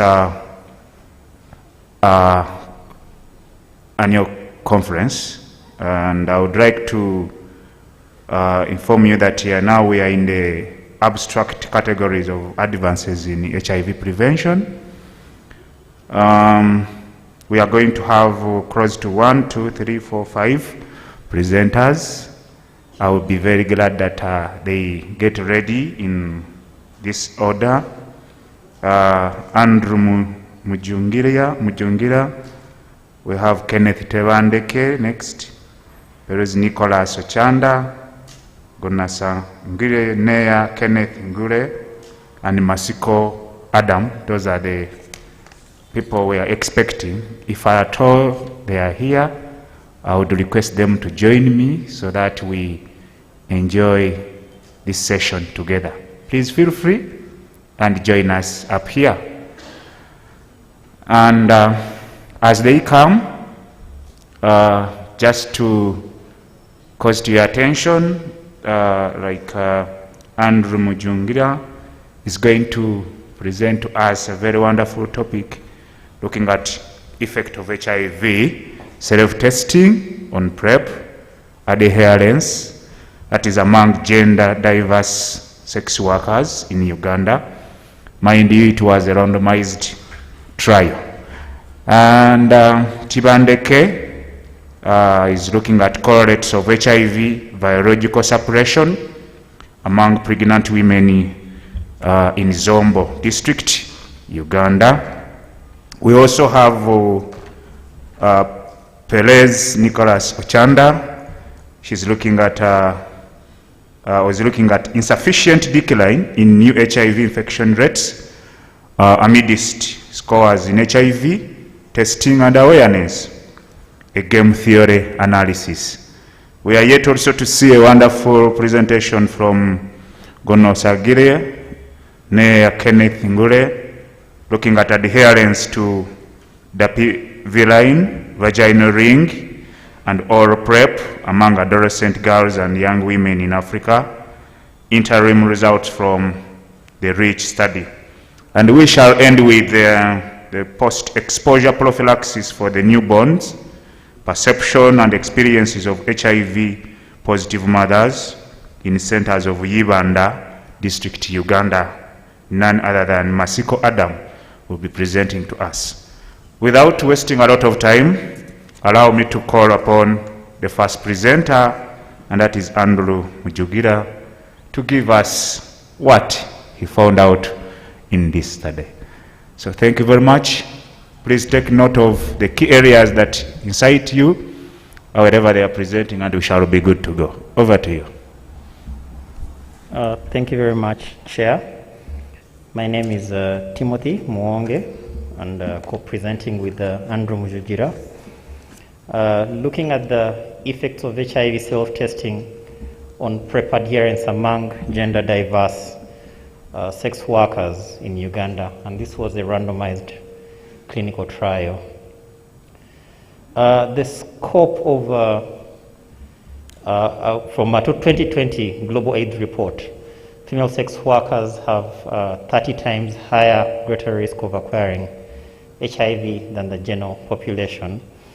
And looking at this chart, we see that the risk is really high, and also in clients of sex workers and partners of all key populations. we see a big percentage in the remaining population, but also gay men and other men who have sex with men.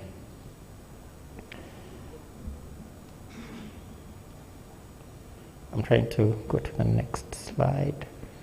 Oh, sorry. So HIV self-testing is an evidence-based self-controlled HIV prevention tool. And we see this can be done in private.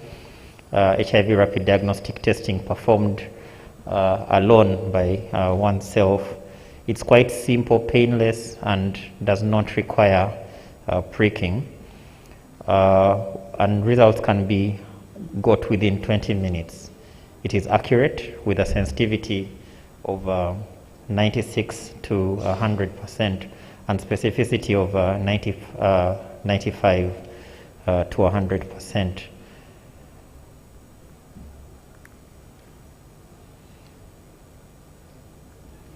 Moving to the next slide.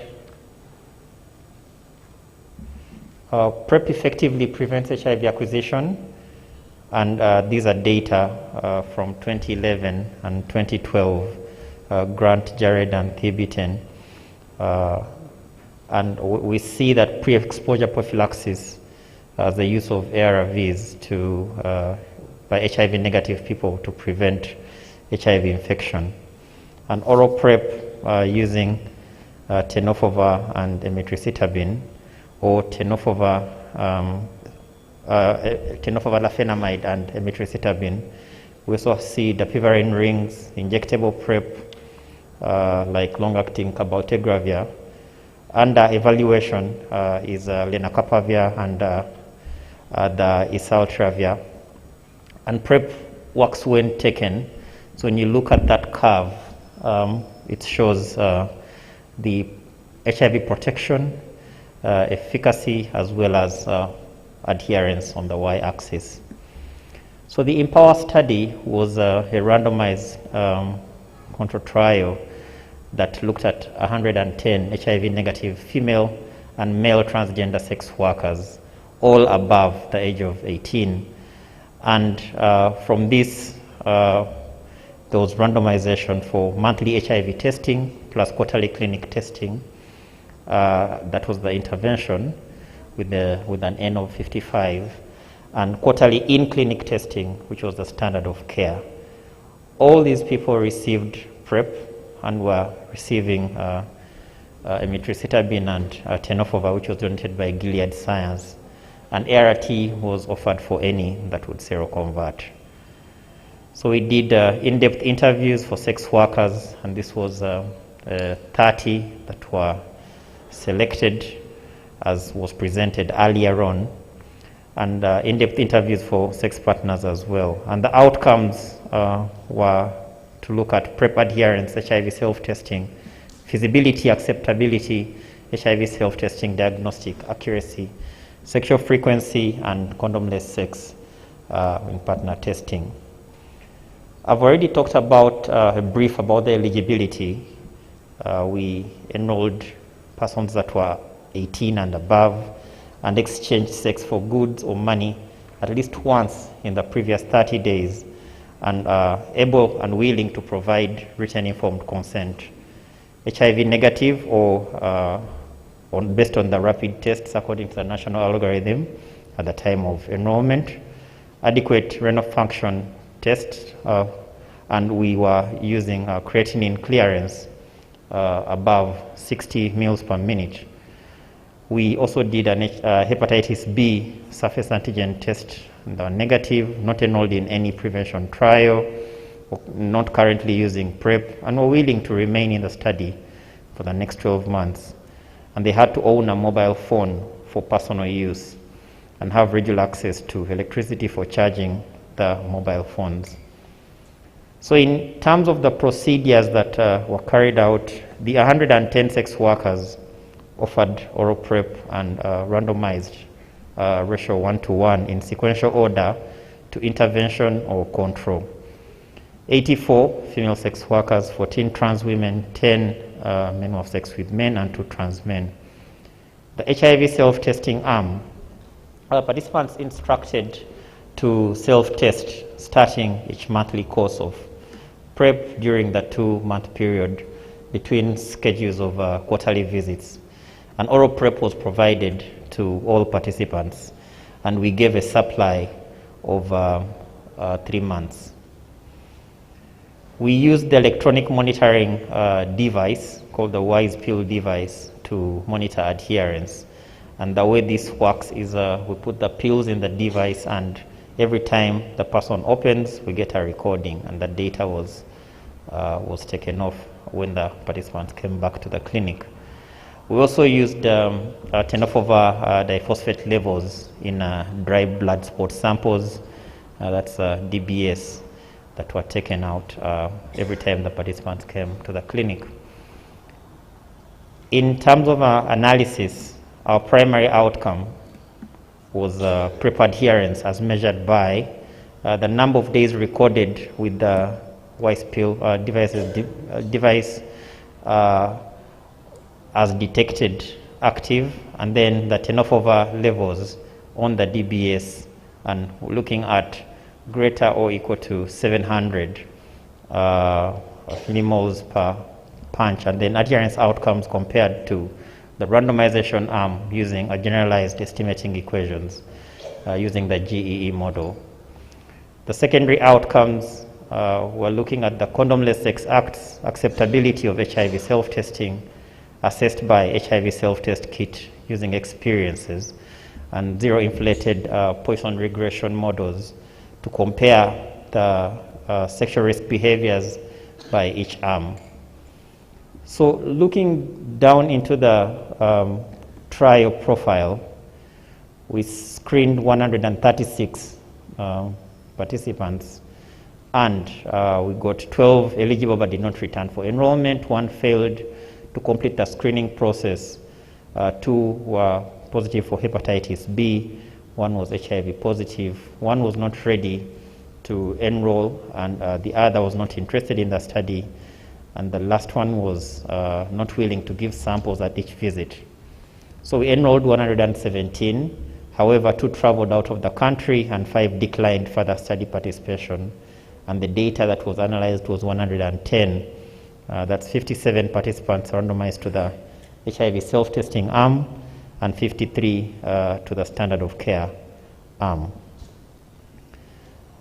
68% of the participants were female, and 19% were transgender, and that is in the HIV self-testing arm. However, 85% were female and 9% transgender in the standard of care arm. The age bracket, most of them were between 18 to 24 years in the HIV self-testing arm, and in the standard of care, we see that again the same age bracket of 18 to 24 years of age was the highest. The median income was about 300,000 for both arms, and we see that most of them in the HIV self-testing arm and the standard of care arm were using sex work as the main source of income. And the charge for vaginal sex with a condom was a median of 5,000 and 8,000 for the standard of care, and for vaginal sex 30,000 and 20,000 standard of care.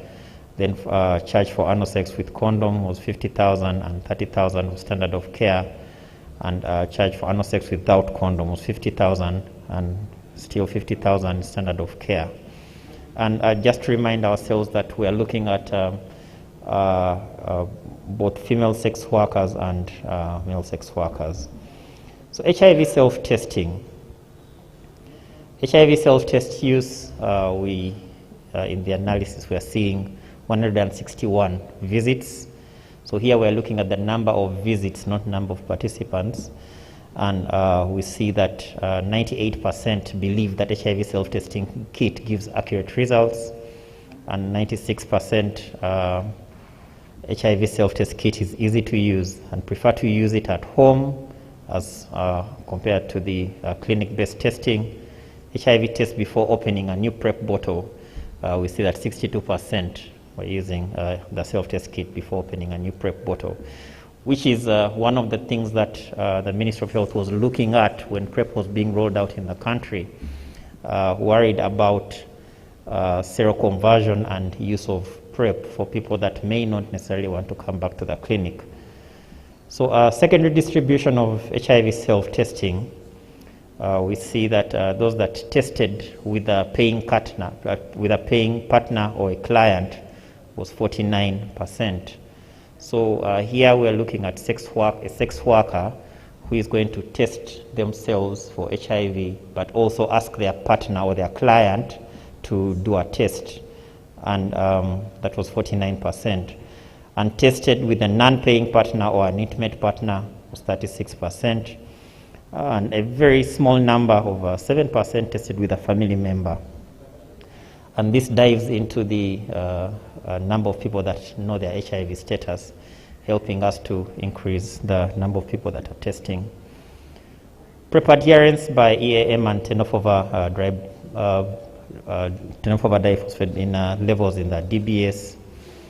So we see the blue line is the EAM HIV self-testing, and it remains around just below 30%.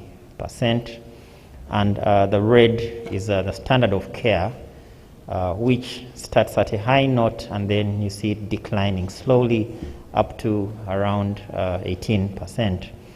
And the tenofovir in the HIV self-testing, that's the green line, goes a little lower and then slightly increases to about 20% at 12 months. And then finally, the tenofovir in standard of care kind of increases at 6 months and then drastically or gradually goes down at 12 months. So this is the correlation of PrEP adherence by electronic adherence monitoring, that's the wise pill device, and tenofovir DBS levels. So we are comparing what we are seeing on the wise pill vis-a-vis the tenofovir testing. And we're looking at this with an RHO of 0.212. Then going deep into the PrEP adherence, still we're looking at electronic adherence monitoring and still comparing standard of care and HIV self-testing. By gender, female sex workers, MSM, and transgender. And we're seeing the odds of 0.58 as compared to the standard of care. And, okay, thank you. And then the diphosphate levels of sex workers about 1.3 times more as it is in the standard of care. Okay, Chair has asked me to kind of speed up. So HIV incidence, we had one seroconversion, a female sex worker who tested positive at month 9 visit, and there was no detected tenofovir on dry blood spot, and participant repeatedly declined to link to care for ART. So the incidence was about 1 in 100 person years. So nearly all sex workers reported using HIV self-test kit, and half gave their kits to paying or non-paying customers.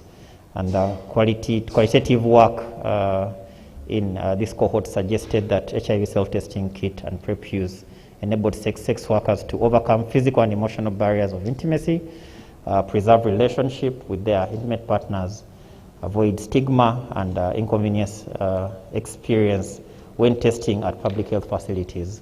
These data are published in the New England Journal of AIDS and available online. So in discussion here is that the randomized control trial of HIV self-testing co-distributed with oral PrEP found no intervention effect of HIV self-testing on PrEP adherence, and lack of intervention effect consistent irrespective of adherence measurement, that is for the Y-spill device and the DBS testing. And there is high acceptability for HIV self-testing. Nearly all used HIV self-test kit and have distributed to paying and non-paying customers.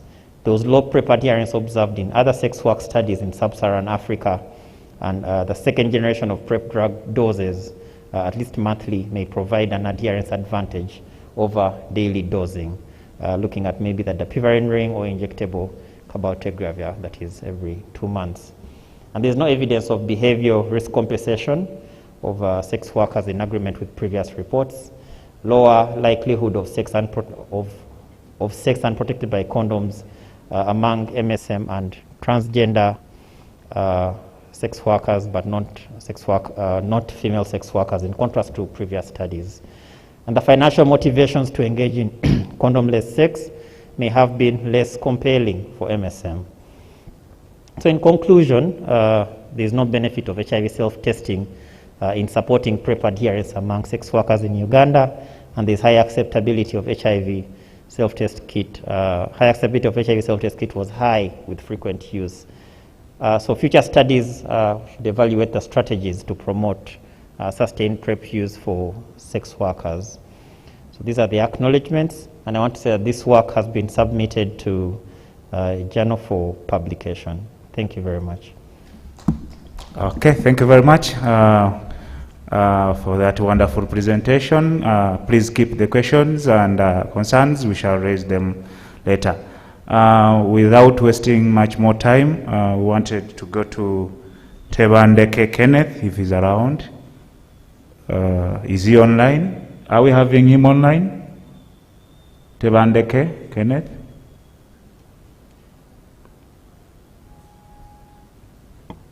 I think if he's not there online, I think we shall be able maybe to meet this abstract in poster, maybe like that, and we shall be able to read, because he was looking at correlates of HIV virological suppression among pregnant women in Zombo district, Uganda. If he's not available online, let's go to Perez Nicholas Ochanda, looking at insufficient decline in new HIV infection rates amidst high scores in HIV testing and awareness, which is a game theory analysis. You are welcome. Yeah, thank you very much, Chair, for taking us through this. I'm Perez Chanda, currently at the University of Bergen, undertaking my PhD. But previously, I was serving at the Infectious Diseases Institute, Makerere. So the former speaker probably is my colleague. Yeah. So this work is, we looked at the insufficient decline in new HIV infection rates amidst high scores in HIV testing and awareness. We used some game theory simulations and analysis to try to explain why this is happening. So the motivation into this inquiry was as a result of the UNAIDS, or the Global Report on HIV, about 2018, which indicated that the pace at which new infections are declining is far much below the requirement to meet the 2020 global targets of about 500, of below 500,000 infections annually. So this work was not country specific, but the discussions tailored around Africa or sub-Saharan Africa. So when we look at the 1990 objective, of course, it looks at 90% of people getting tested, and then the 90 getting on treatment, and then suppression. But the question is, how has this affected a decline in HIV? So you see that graph, just about 2019, almost many countries were achieving highly in terms of the progress on the 1990. but this does not resonate or did not resonate into the achievements of new infections or getting them to be lower than that. So you can see that the reduction, that graph shows the reduction in new infections. I just picked that from one of the UNAIDS report, and that slide just shows the motivation for our work.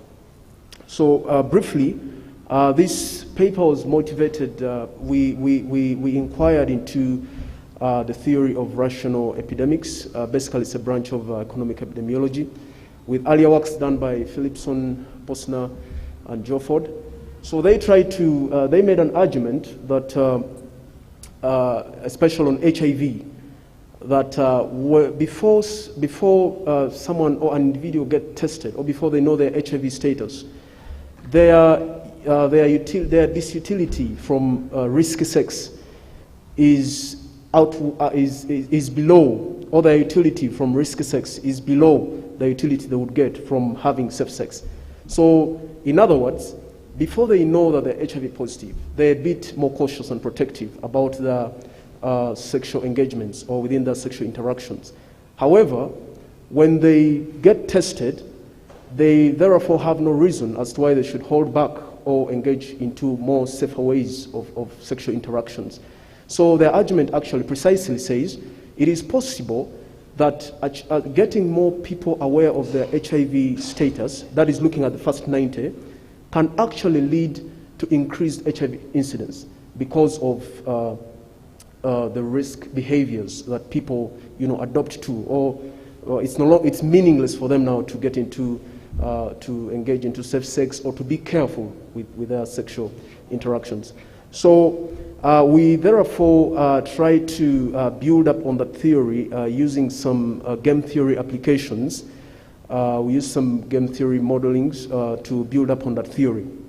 So we use the non-interactive or uninformative game theory simulation with the Harasian transformation. I think we build it up there. With the Harasian transformation in two scenarios. So the first scenario that we show is a situation whereby the subjective probability on somebody's risk. Sorry. So we build this simulation in two scenarios. The first scenario is a situation whereby an individual, I think let me first start by stating the assumptions. Let me just step back. I think it's important. Is this working? Okay. So one of the key assumptions to aggregate population behavior using game theory. So we assume there are two players, player one and player two. So player one is the initiator of the sexual interaction, and then player two is the follower. These are terms really in game theory, and in our paper we try to elaborate that, but here we're just going to run over. So we also assume that player two's choice of strategy is a function of HIV information. So there is a concept of what we call sexual behavioral elasticity of HIV prevalence information. There are very many terms in this work that I want to try to be as basic as possible. So, and then also we assume that HIV prevalence elasticity is negatively related to social, cultural, and economic inequalities.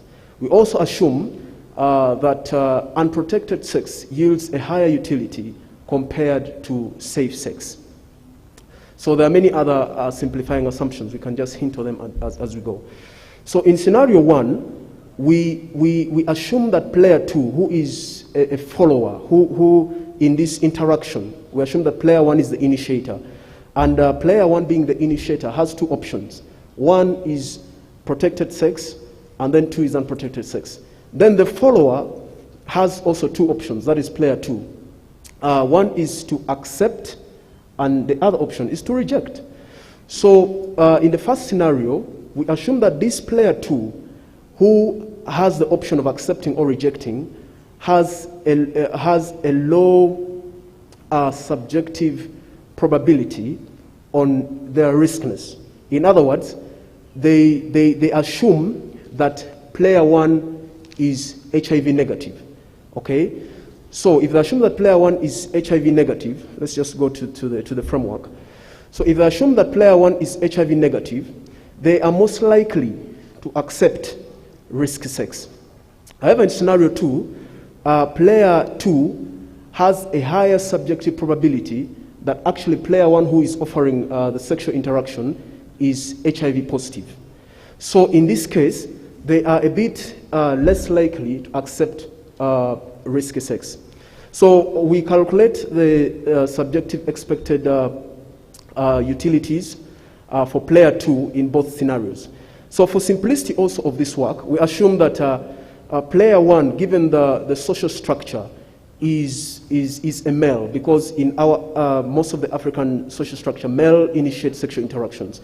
And then for player 2, for also simplicity and contextualization, we assume that these are young women who are actually being more exposed to new HIV infection. So quickly on the table of subjective expected utilities. So when you look at the first segment of, I think it is on your left, whereby, so in the first segment, we have what we call the pure strategy. The pure strategy is whereby player 1 and player 2 are actually happy to take on unprotected sex, or player 2 is happy to accept unprotected sex. So in that situation, there is a higher likelihood of having a higher future incidence of HIV. In scenario 2, we have a bit of a mixed strategy here, because player 2 is settled at accepting protected sex. Why? Because they are sensitive to HIV prevalence information, and also they attach a higher subjective probability that this individual they're interacting with is actually not free from HIV. Maybe they have HIV.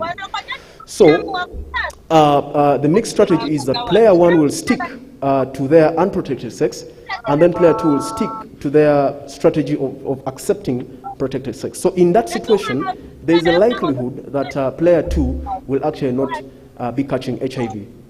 So the discussion and the conclusions that we can draw from this work is that it is important to deal with the factors that impact on people's, I want to avoid these words of probabilities and all that. We have to talk about the factors that help people distribute their levels of riskness. Okay, so we many studies that people were presenting earlier on were speaking to that maybe education, economic empowerment, and all these things improve somebody's ability to be in a good position to assess or to assess the risk of the persons they are interacting with. Okay, so awareness of HIV status may increase new infections through irrational behaviors. The infected becoming more fatalistic. That is one deduction we draw from this work. Therefore, all forms of inequality and violence, maybe domestic violence, are a major multiplier of new HIV infection, especially among young women in Africa. So that is, you talk about player 2. Every time they are not economically empowered, they are not educated, and all those other reasons position them to have a lower subjective probability about their partner being HIV positive. Why? Because they're on the receiving side. Of course, the other reason is also on the bounded rationality. Because maybe someone is your partner, someone is providing, someone is paying your school fees, so you just have to give in without any question.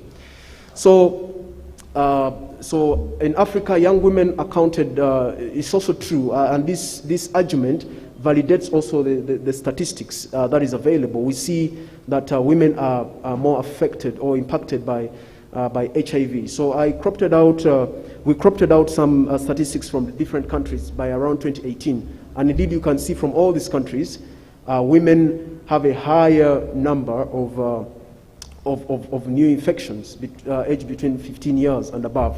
So that also explains why that is there, because of these interactions. So the implication is, for programming, we need to minimize the factors associated with risk-taking behaviors for the most vulnerable population, especially the young women. So we need to work around these factors to make them more stronger, and then to make sure that they can assess every interaction that they're going through. The other thing is the approach HIV prevention through its linkages. We said this earlier: education, economics, and social structural barriers.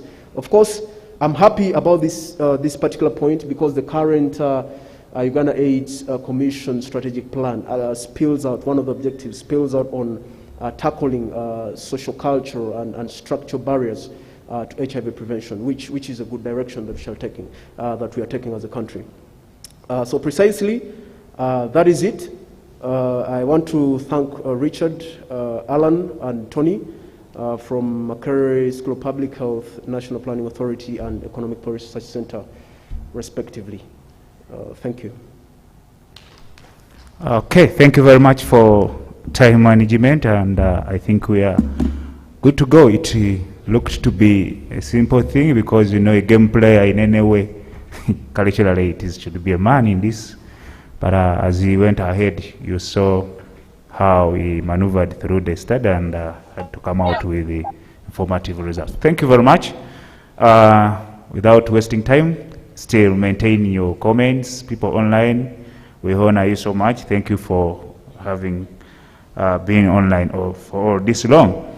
Dr. Caroline Akelo is in the house, and she's going to present on behalf of Gona Sangere Nea and Kenneth Ngule.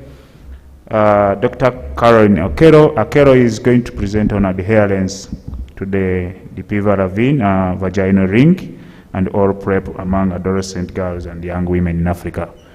Dr. Caroline, you're welcome. Okay, thank you so much. Yes, thank you for the introduction and for the opportunity to present. I'm an investigator at the Makerere University, Johns Hopkins University Research Collaboration, also known as MUJU. And I'm presenting on behalf of my co-authors that will be listed in the acknowledgement page. That is Dr. Gonazagri Nea et al. And the topic of this presentation is adherence to the dapivirine vaginal ring. I know many of you may not have seen the dapivirine vaginal ring. This is what it looks like. And I hope you'll get a chance to touch it. This is a placebo ring. So my topic today is adherence to the dapivirine vaginal ring and oral prep among adolescent girls and young women in Africa. These are the interim results from the REACH or MTN 034 study. And to note, these results were also presented at the IAS 2021. That is my presentation outline. So as we have really talked about the challenges of African adolescent girls and young women from the beginning of this conference to even the mathematical modeling presented just now, we can see that they truly have challenges. They're actually more susceptible to HIV. And we really need to look out and see what can we do, what novel ways can we do to help prevent HIV in this target group. And previous studies and even recent studies have shown that this age group particularly has challenges with PrEP uptake. From previous studies, like the VOICE study and the FEMPrEP study, and also the current studies like HPTN-082, we show that many times their adherence to oral PrEP was really, really very low, with about less than 25% of women were adherent to PrEP. But also in the dapivirine vaginal ring studies, the previous studies like ASPIRE, we found that efficacy in this age group, especially 18 to 21-year-olds, was very low. As seen in that line graph, the 18 to 21-year-olds had no efficacy. It was 10% and below. And clearly, there is a need for choice of effective options. Oral PrEP is available now, and the dapivirine ring is on its way to licensure. And recently, in January 2021, WHO recommended the dapivirine vaginal ring as a new choice for HIV prevention for women at substantial risk of HIV infection, at least in population where the risk is greater than 3%. But also, they recommended that it should be used in combination prevention. So hopefully soon the dapivirine vaginal ring shall also be made available, especially for the adolescent girls and young women. But we know that adherence still remains a great challenge. And we know that clearly no product can protect against HIV if it is not used. So, and we know that many times this age group are also easily influenced by partners, but also by family. And we need to see how to empower this age group to make decisions and to also have the agency to actually stick to the choices that they have made. So the REACH study was actually designed to to see how to support adolescent girls and young women to use study products better, at least PrEP and the dapivirine vaginal ring that were currently available. And the REACH, also known as MTN 034, stands for Reversing the Epidemic in Africa with Choices in HIV Prevention. And it's a randomized, open-label crossover study of the dapivirine vaginal ring and oral PrEP. For the participant to be eligible to recruit into the study, they had to be aged 18 to 21 years. They had to be HIV negative, but also they had to be not pregnant. And they had to be on reliable contraception for at least 70 days prior to enrollment. And the study objectives was safety. We had to, we're looking at safety, and we had to look at any people that had grade 2 or higher adverse events. But also we looked at adherence, acceptability, and preference. Is it the ring that they prefer, or is it PrEP that they prefer? And we enrolled the first participant on the 6th of February 2019, and we completed follow-up in October 2021. Interestingly, this study was a crossover study design and one of a kind. So the participants were randomized to either start with either the ring or the tablet, and then they crossed over in the next 6 months to whatever product that they were not using before, either ring or oral PrEP. And in the last 6 months, this study was 18 months, they had to now use whichever product that they had not used, that they had, that they preferred to use, either the ring or oral PrEP, or they could actually choose neither. So it exposed them to either product, so they were now able to really choose whatever product that they would want to use that best suits their lifestyle. And for the purposes of this presentation, I'm presenting the interim results from the first 2 study periods, that is February 2019 to April 2021. Hopefully, I will get to know the final REACH results in the first to second quarter of 2022. So we provided them with a menu of adherence support, which included SMS reminders. We provided adherence support groups, both in person, but also group sessions. And then adherence counseling was provided every month. And at most of these adherence counseling sessions, we provided monthly feedback. And the category of feedback was in terms of high, which is the green mark there, the medium or poor adherence. And for the ring, adherence was actually calculated based on the residual drug levels in the returned rings. And for oral PrEP, we measured it using the dry blood spots like Timothy talked about earlier. So in terms of the participant baseline characteristics, we enrolled 247 study participants, and the average age was 18 years.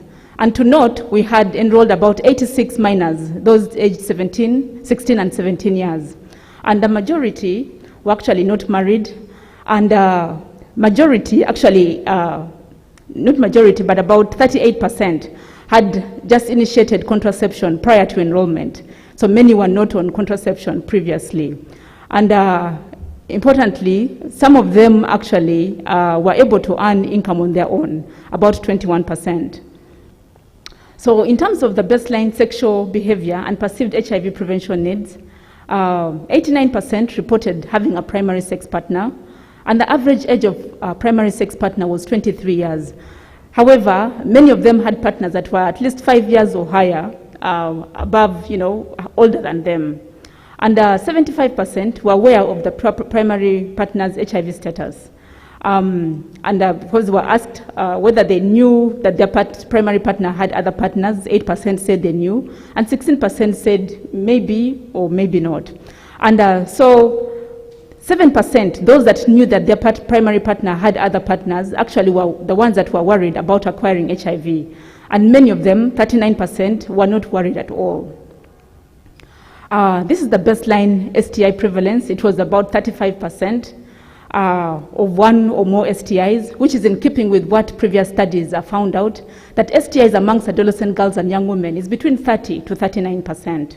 And importantly, from the orange bars, we can see that chlamydia is the most prevalent STI, followed by gonorrhea. And Cape Town in South Africa had the highest STIs. This study was done in Cape Town, it was done in South Africa, in Zimbabwe and Uganda, and at Muju here, at Muju, that is our site, that is where it was done in Uganda. In terms of safety, there were no differences in reportable AEs experienced by ring users and also oral prep users. And there were no adverse event-related product holds, no discontinuation or related SAEs. However, 54% of participants experienced at least one product-related adverse event, and they were mostly mild to moderate. In terms of study product adherence, this is very, very exciting because compared to previous studies, we have had the highest adherence in the REACH study. So non-use of study product was extremely low throughout the first 12 months. As you can see, the small bars for both the ring and the oral prep, it was at about 2.9%. Most participants were highly adherent at about 54.3%, which is really, really high for the first year. Many times for many studies, participants drop off after the first year. But we had, these participants were able to continually use study product, which was very impressive. In terms of full compliance to study product, for the ring users, full compliance was leaving the ring inserted for at least a full month, while oral prep was at least taking 6 or more doses per week. We found that for the ring, actually, compliance was at about 50.3%, and for the tablet, oral pill, it was about 23.4%, which still is higher than what we have seen in previous studies. And in terms of acceptability and the key outcomes, we were able to ask them whenever they were in whichever product use period, whether they liked or disliked the study product that they were using. And we did this using the self-report via audio computer-assisted self-interviews. And that the ring acceptability was really high. It was at 88.5%. And the oral prep acceptability was also high at 63.9%. Clearly, taking a daily oral pill is not very easy, but still they found it more acceptable. And other key outcomes was that we found that one young woman seroconverted, she actually was initially on oral prep, and then she had used the vaginal ring for about 2 months, but she was not well adherent to the ring. She had yellow results.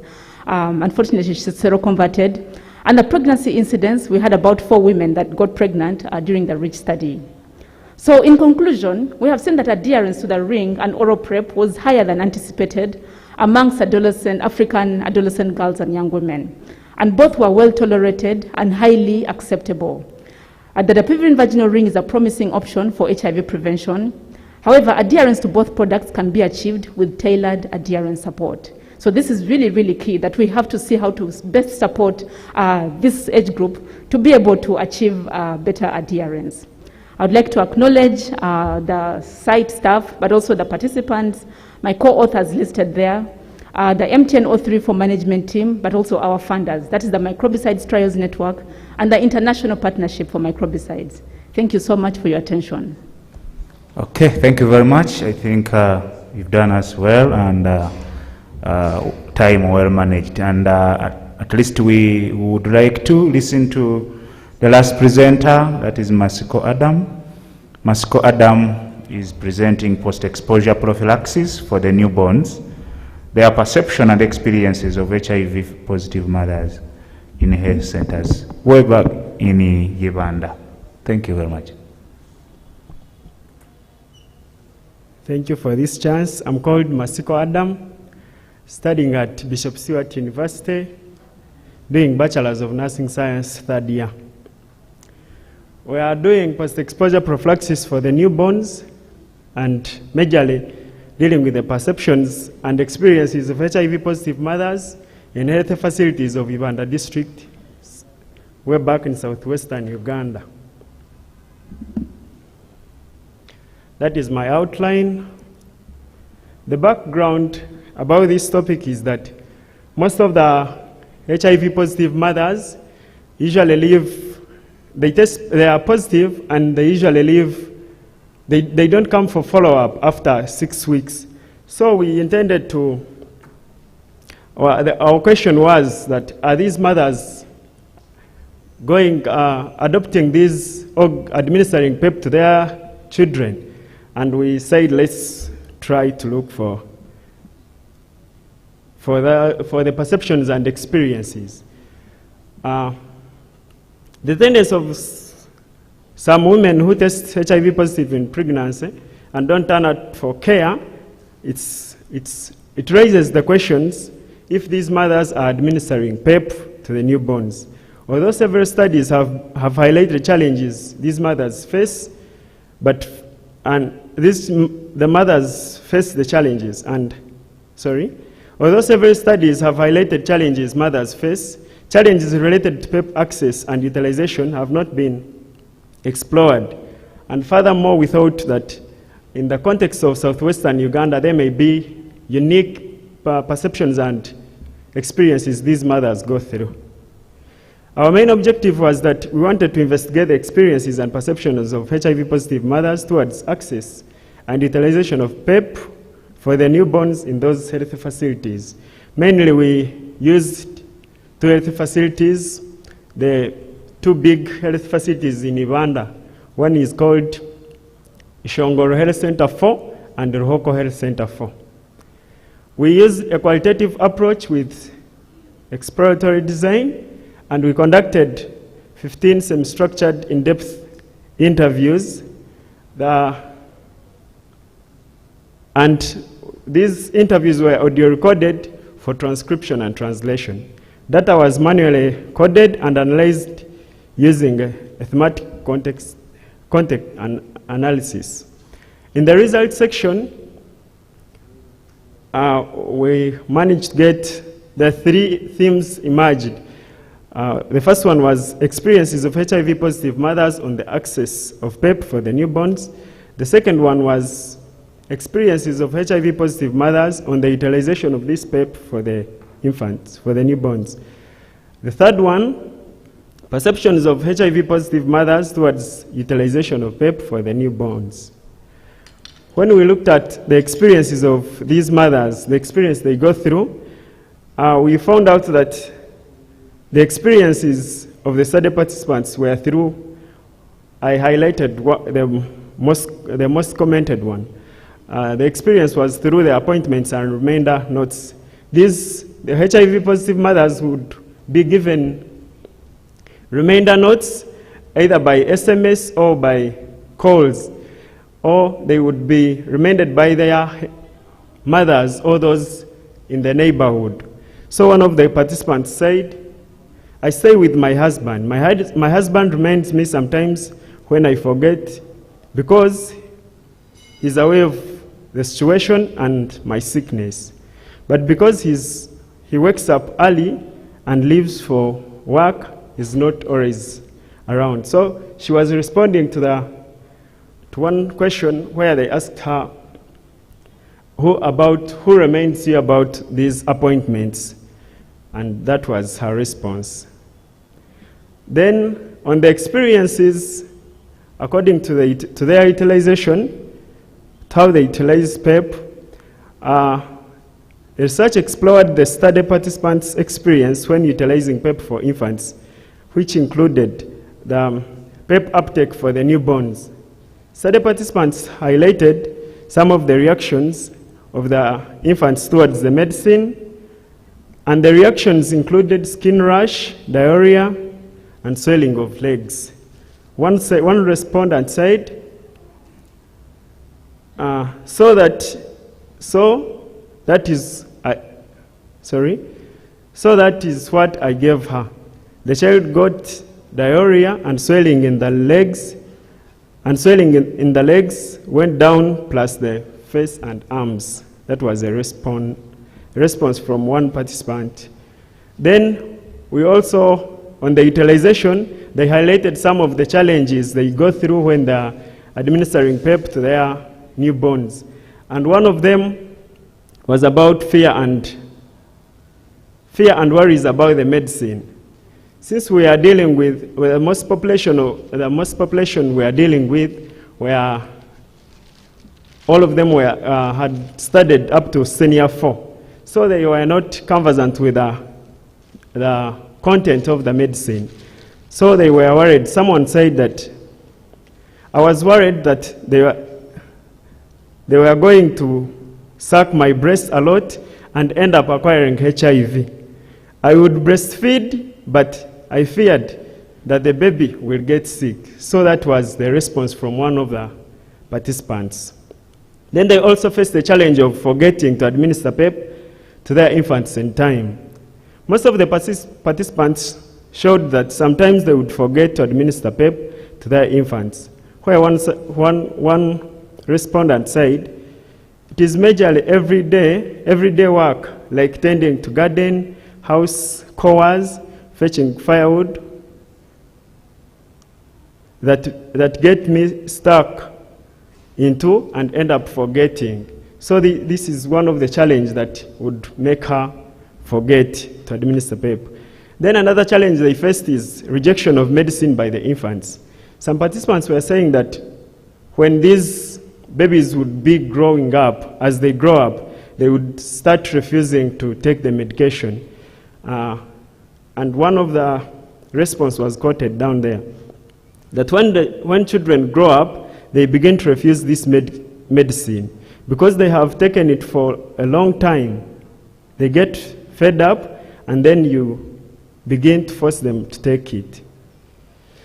Then on the perceptions of HIV-positive mothers towards the utilization of PEP for the newborns. The study participants cited their thinking on the importance of foods in the process of administering the medicine to the infants.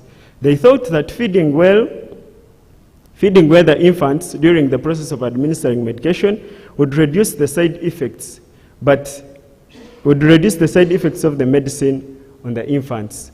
Where someone said that, I think that when you give birth, you would give the medication they gave you in time. Feed them and give them enough drinks so that the medication doesn't weaken them. So that is the perception they have, or they had, towards the medication. Then a section of participants said that putting the medication in the clinics closer to them would improve on the access, since the distance to be traveled to pick it will have been reduced. Where one respondent said that if they could put the treatment in these small clinics that are in our village instead of those facilities that are far away, footing to the facility with my 2 year below, footing to the facility with my below 2 years old baby is hard. Even if I decided to look for a neighbor to leave the baby with, it would be inconveniencing or really impossible, because even the neighbors are busy, attending to the garden which they cannot forsake. Then the discussion is, we made a discussion about the mother's knowledge about PEP for the newborns. A section of participants had knowledge about PEP doses, time, and frequency of PEP administration. Some participants doubted and questioned the effectiveness of PEP for the infants, where one of the participants asked why some of their infants turn positive even when they have accessed and administered PEP to them. The dominant understanding of the participant in this study was that it would be possible to reduce the transmission of HIV if a mother participated early HIV testing, exclusive breastfeeding, and proper administration of PEP to the infants.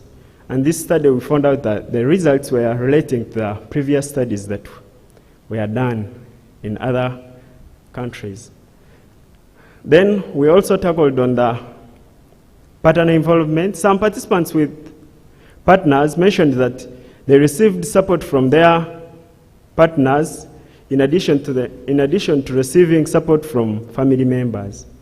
In Uganda, a study that was conducted by Nwagaba revealed that participants received adequate support to help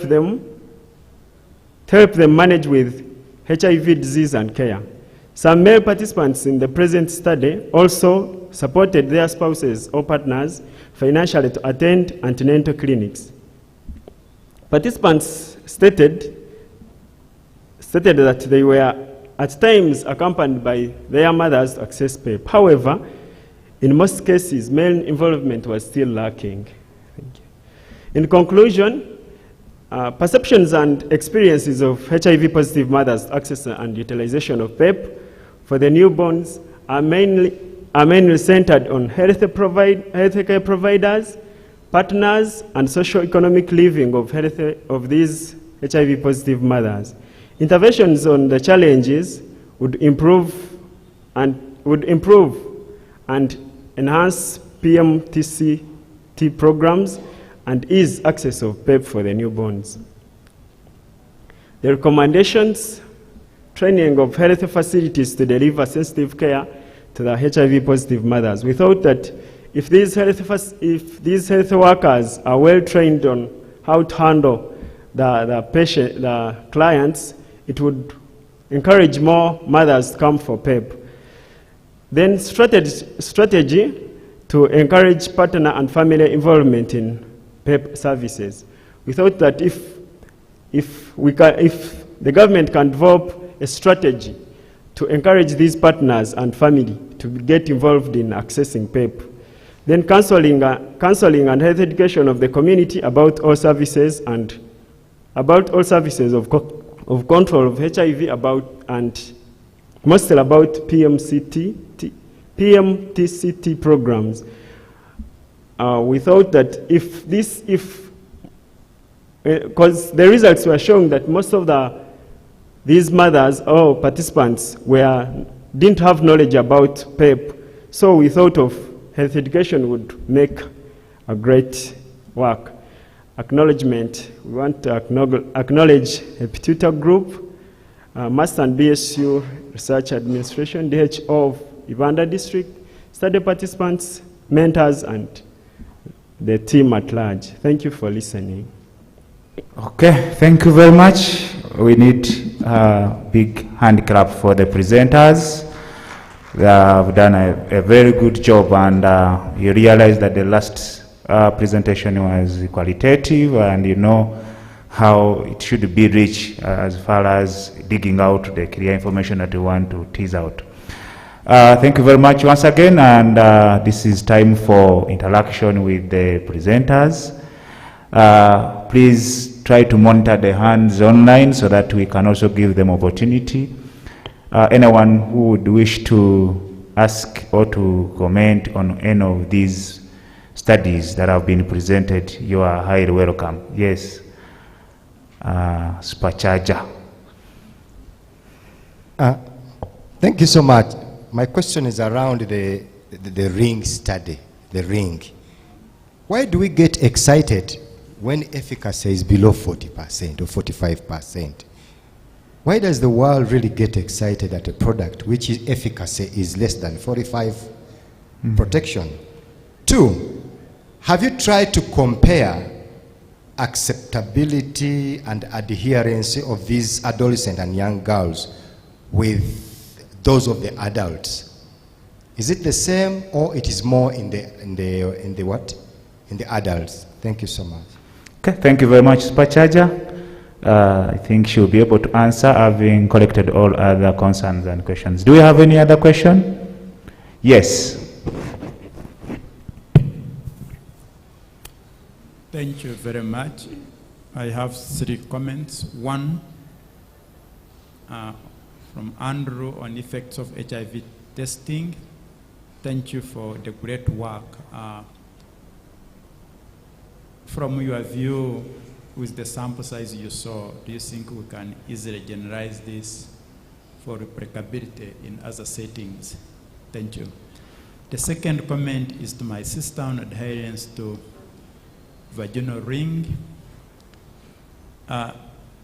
Also, of course, the sample size within the confinement of the study is small, but maybe with those powered numbers it can work.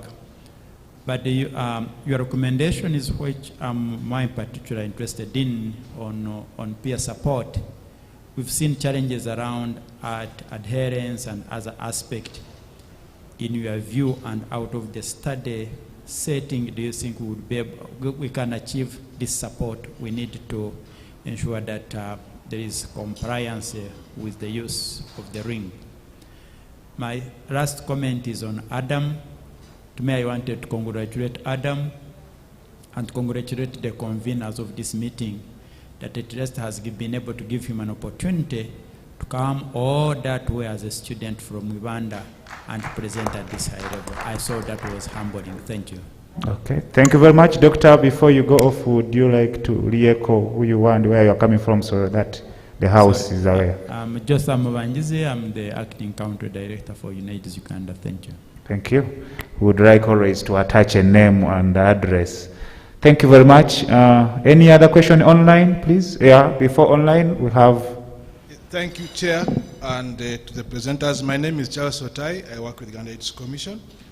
Mine is the first presenter. That's on HIV self-testing, and also to the previous one, there's also another presentation on HIV self-testing. And I'm wondering whether these sex workers are empowered about the risks also about HIV self-testing in terms of the window period that is given to the results. Because from what has been presented, it's like the moment somebody sees that they're negative, then they go without a condom. So I don't know if they're mindful about that, or if that information is given to them in its entirety. Then the second one is about the presentation on the 1990. I think there's someone from, I forget the name. I don't know if you had the 90 in its entirety, if you put it to context. Because to me, it looked like you only stopped at the first 90. Because for us to realize the reduction in the new infections from the 1990, first of all, we're interested in those who are living with, who are positive. And we don't only end at letting them know that they're only positive, but we also make sure that they are enrolled or linked to care on time. And once they're linked to care, we expect the viral load to be suppressed. And what does that mean at the end? That the chances of them infecting others will have been minimized. So I don't know whether you put that into consideration or you only stopped at the first 90. And then the last one is also to Adam. I would like to congratulate him.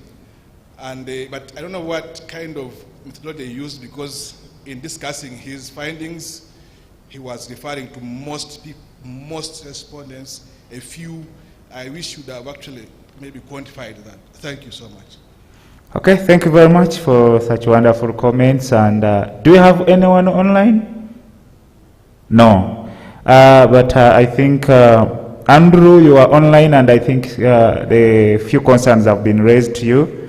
Andrew, you'll be able to respond to them. But before you also, I want to add my concern regarding the WISE pill. We well know that there used to be a DOTS kind of strategy. There is one way where you talked about the electronic adherence monitoring. And what I noted from the presenter is that the moment you pick a pill, it is automatically recorded that you will be able to know that someone has adhered and has taken a tablet. But here you are, I wanted to find out from you any limitations that you noted for that study, because I imagine if I'm at home and I pick a tablet, I can throw it away. Does that one imply that I've taken the able? So much as we are looking at HIV self-testing, but I would love to see how this adherence was really brought out clearly. Andrew, are you online so that you can answer to that effect? Yes, I am, Chair. Can I proceed, Chair? Okay, thank you, Chair, for these questions, and I thank the presenters. To Dr. Mubanjizi, he asked about generalizability. The results that we found regarding HIV self-testing have been reported in sex worker studies from Zimbabwe and South Africa, showing high acceptability, both for testing self and for testing clients. I would like to note that self-testing, since we did the study, is now being rolled out by the Ministry of Health, and kits are being distributed to both key populations and pregnant women for testing their partners.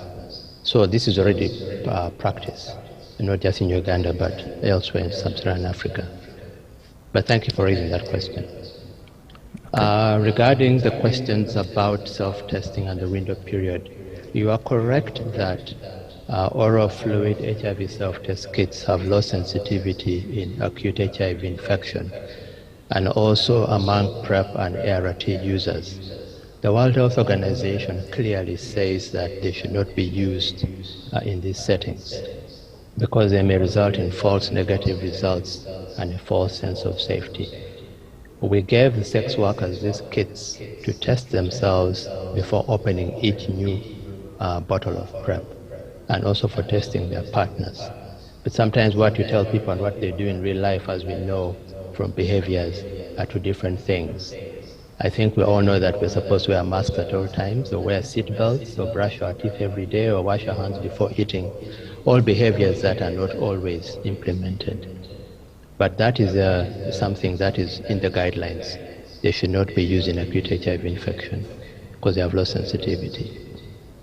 Chair, I thank you for the question about wise pills. You are correct that it measures adherence to the device and not necessarily to PrEP or ART.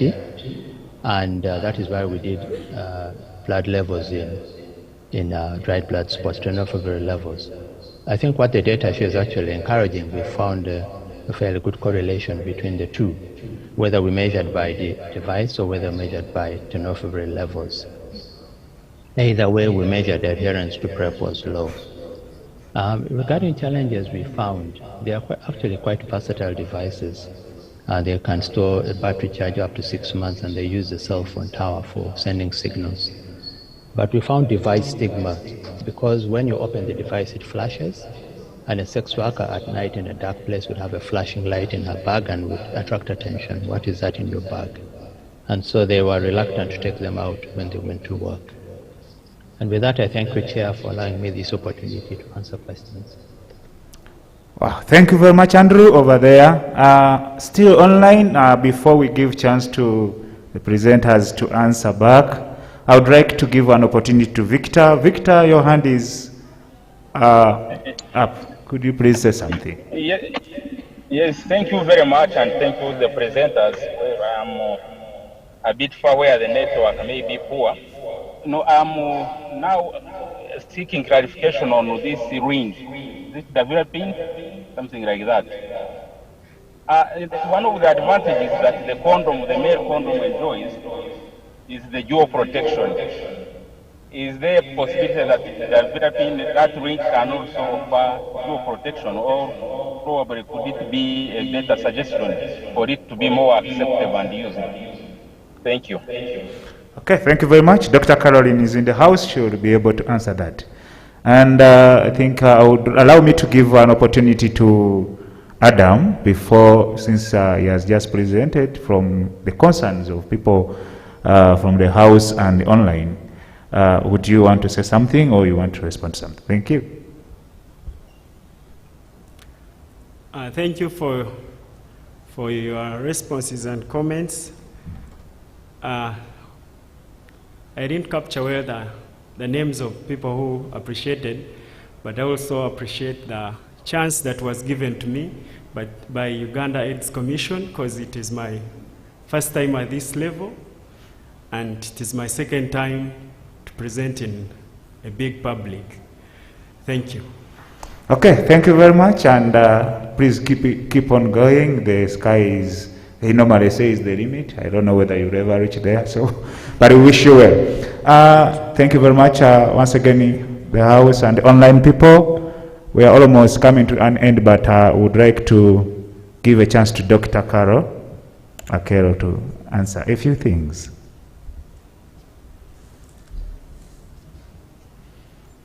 Okay, my microphone seems not to be.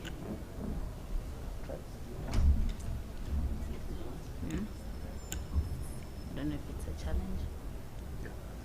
It's on? Yes. Okay, all right. Thank you so much. I appreciate the ring always generates questions wherever we present it. I appreciate all the questions that have been brought forth. Let me start with Supercharger's questions. Why should we be excited about the 40%, less than 40% protection? Yes, you're right. From the previous studies, Aspire and the ring study, the efficacy of the ring was found to be about 30%. And that is overall across all women, including those that did not use the ring and those that used the ring. And when we went on to the open label extension studies, the DREAM study and the HOPE studies, the efficacy was a little bit higher, but this was in the context of an open label trial. So, however, when we analyzed these results closely, we found that for those that adhered, that really used the ring more consistently, the adherence actually was found to be much higher than 30%. When we looked at the participants who actually used the ring, the efficacy was about 56%. Actually, in the SPIRE study, there was an analysis that was just done to look at that. And we found that it ranges from about 66% to about 92%. So the ring, when used very well, adequately, can actually offer higher protection. However, we want to call it modest protection, because no protection is actually not good at all. Even the PrEP pill, if it is not used, it does not protect against HIV. So the ring may not be perfect, but then if it is used very well, it can actually help to protect HIV. And we always advise that this should be used in combination prevention with other prevention methods to increase your risk, to lessen the risk of HIV acquisition. And in terms of acceptability and adherence amongst adolescent girls and young women compared to the adults, in the SPIRE study, we found that, and the ring study, we found that acceptability and adherence to the ring was actually much higher amongst the older women compared to the younger women. Those aged 22 years and above, it was about 56%, compared to the younger women, 18 to 21, that was about 10%. And that is why the REACH study was designed, to really find out why did the girls not adhere well. Is it something that can be done? Is it the microenvironment, or is it actually poor adherence? And from the REACH study, we have actually gone on to see that with proper adherence, the adherence actually, they can actually be supported to adhere well to these products. So we have found that actually adolescent girls and young women, when supported well, have found that these HIV prevention products are actually acceptable, and they have been able to adhere to them very well. Thank you, Dr. Jotham, for that question about the sample size and generalizability. From the number, because initially we had projected to enroll 300 participants, and we were able to enroll 247, but they were still able to answer our initial question. And the sample size was it was a generalizable population, because we got adolescent girls and young women from South Africa, from Zimbabwe, and from Uganda, mostly sub-Saharan Africa. So we really believe that we can now project and generalize to adolescent girls and young women out there. And in terms of peer support, yes, group support was really, really key. And this was mostly in person, but also during the COVID times, we had to do more virtual support, either one-on-one phone calls, but also we had a WhatsApp support groups to really enable this group activity to go on. So we had support groups or support clubs in different countries. And we noted that actually this was really a very great way to boost adherence.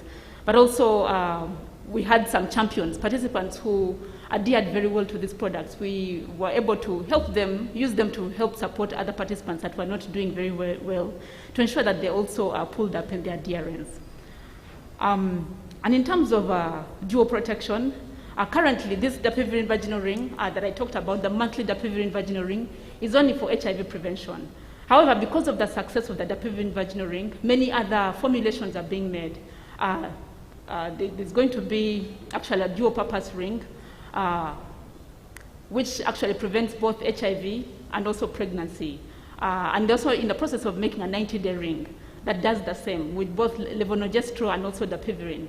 So we really hope that the pipeline, for microbicides is going to really, really be rich, and we'll be able to have better products that best suit someone's lifestyle. So that in case you want to get pregnant but prevent HIV, you can actually use the ring without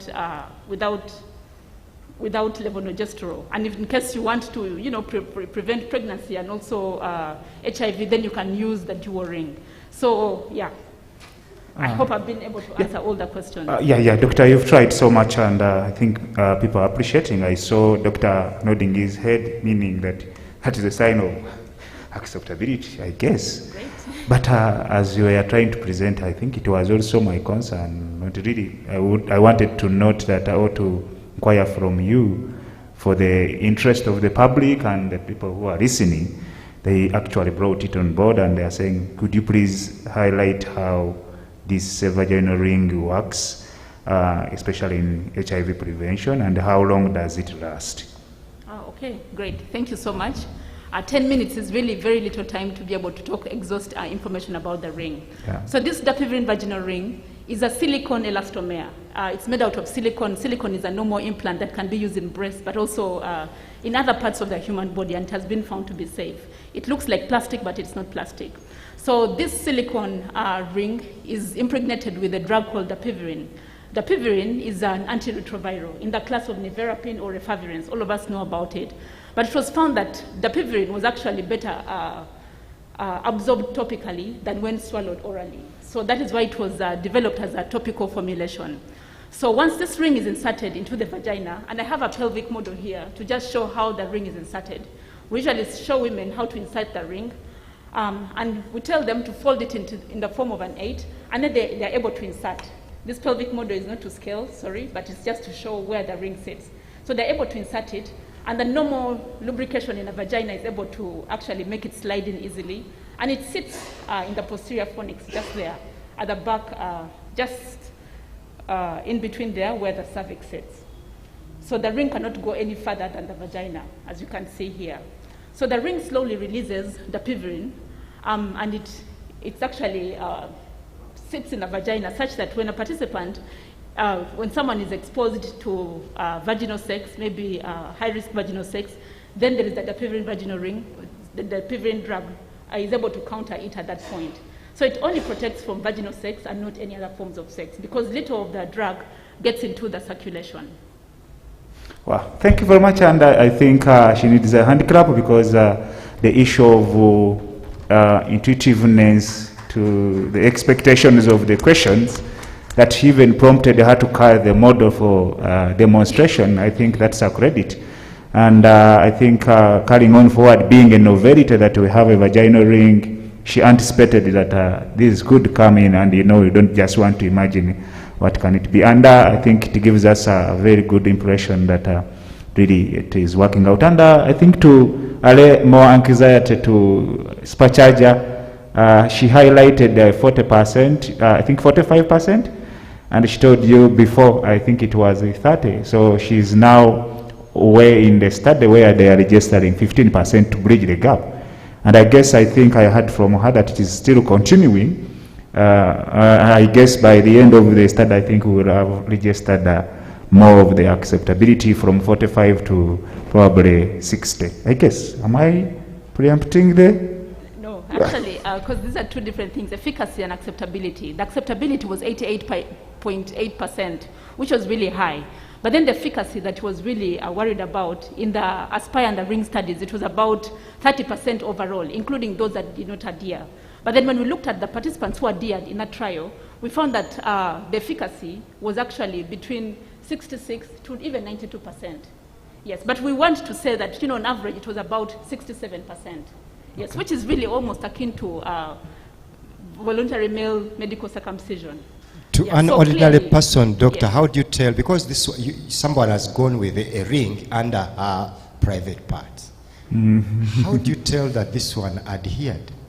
Put it on all the days and this one didn't? Yes, thank you so much for that very great question. So during the study, we were able to, when the participant returns the rings, we were able to take them to be tested. So for the dapivirine ring, if the participant adhered well, a lot of the medication left the ring. But if they did not adhere, then the residual dapivirine vaginal ring level would actually be high. So that is how come we were able to know, and would ship the rings to South Africa, and we were able to really know. So for the participants who may be seroconverted or who got HIV, we were able to know that most of those did not adhere. So that is how come we were able to really know about it. Thank you so much. Thank you very much. That implies that it was not just taking the words of the client, asking him yes or no. It was really a real kind of experiment that they had to do. Well done, Dr. Carol and the team. I think it would be very, very important for us to see more of these results in that study, and in maybe future conferences we shall be able to understand in relation to HIV. I think I've not had any question for Peruz. Yeah, go on. I hope you can hear me. Yeah, it was a short one from, sorry I didn't get his name, from USC. I was asking why did I mention the 90? We didn't disintegrate the 1990, of course not, but we're just trying to find an explanation why the decline in the new HIV was moving slowly. So we were just querying what happens between the first 90 and the last 90. Of course, we know, especially for men, that it has been well documented about the adherence issues and all that. So it means it's also possible that they don't immediately go from knowing their status to treatment and then to suppression. So between knowing your status and suppression, we're trying to explain what sexual behavioral interactions happen in between them. Yeah, so that's what we're trying to focus. But we don't definitely disintegrate the 90. Thank you. Yeah. Okay, thank you very much, Perez. And I think due to security issues in the country and still curfew stands, I think so, we would continue with the discussion because these are interesting hit topics and reflecting onto the theme HIV and COVID-19, looking at our vulnerabilities and resilience. By probably the powers entrusted to me to chair this session, I would love to close the discussion and hand it over to the MC. Thank you very much.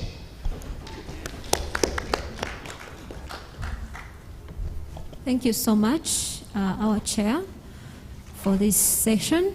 I think, and the panelists, thank you so much for the great presentations.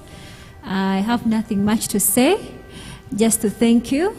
Maybe Dr. Carol, because I've ever worked with her. Just the last question, because I remember I addressed it to her one time, but she didn't give me a clear response.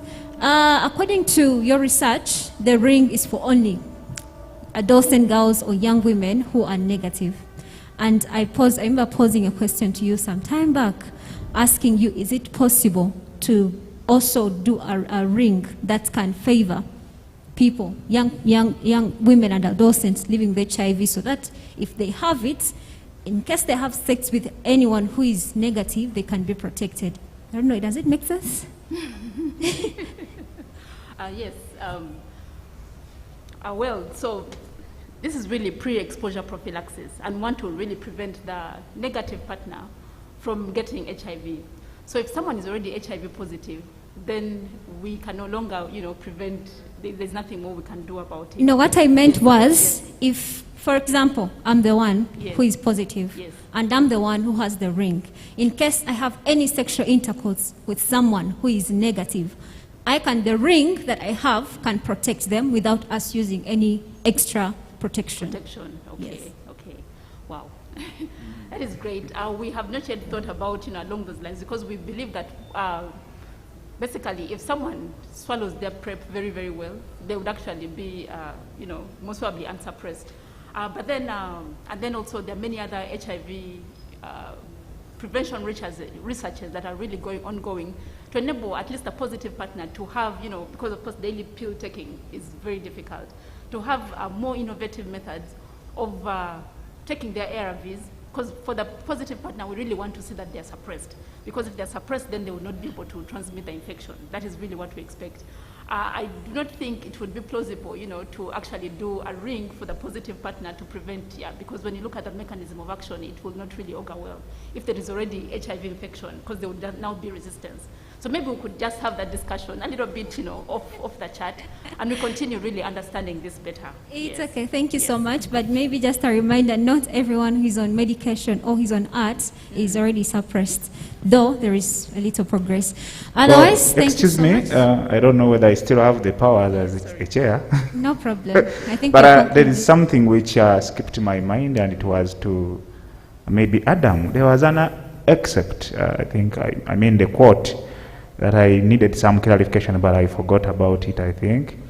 where he said that for what she gave, and swelling went down in the legs. I didn't get that quotation. I understand you were reporting verbatim according to what the respondent gave, but I wanted to get some clarification. Do you still remember that quote? We have rapporteurs.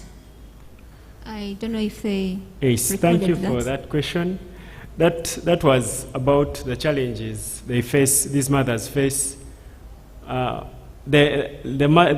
challenges they face when they are administering PEP to their kids. They reported that they would get challenges of babies getting edema, swelling. They would swell the legs, swell the hands, and the face. That was the challenge that was reported. Thank you. Okay, thank you very much. Okay, I think we have come to the closure of this afternoon session. Evening tea is ready. Yes, please don't go without taking the evening tea. It's just back behind that last door. I think the panelists, we are done with our sessions unless there is any other pending question, but I would still love to appreciate you. Please guys, can we clap for them? I think it's been a very, very great and productive discussion and session. I think those hands are not enough. Let's thank our chair. Yes, and then the panelists, thank you so much. As I said earlier, I think we are done with today, and I wish you safe journeys. Please don't forget to take the evening tea, and tomorrow we'll continue with the program. Thank you so much, and journey masses. And our online participants, thank you for participating. Yes, our online participants, thank you for participating. And I was also given an announcement, our payments for facilitation to the chairs, the co-chairs, the presenters, the rapporteurs, the university focal persons. The mode of payment is e-payment, and very soon you will see there is this, is it the minister who said do on your phone there? So please be patient. Yes, our mode of payment for the facilitation is e-payment. Thank you.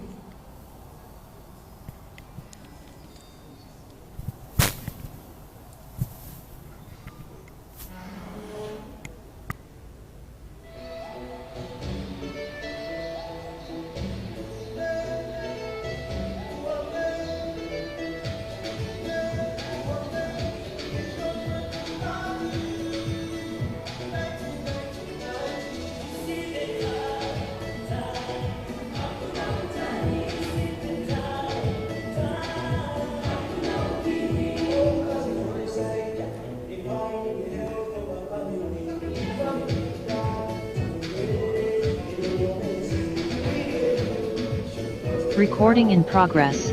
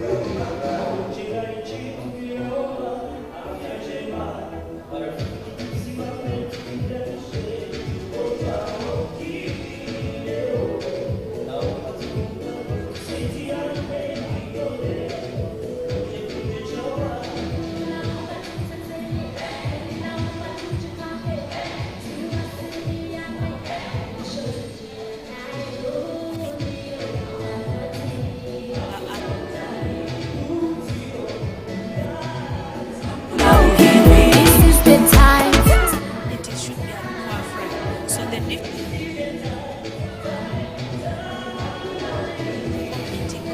it's purely and overall the TEPFA program looks at broader HIV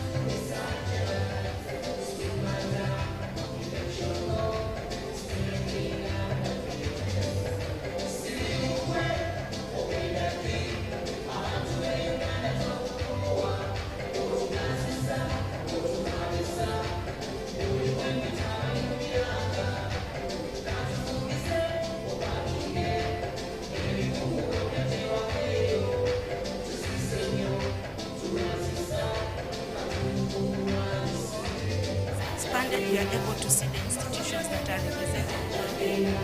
That said,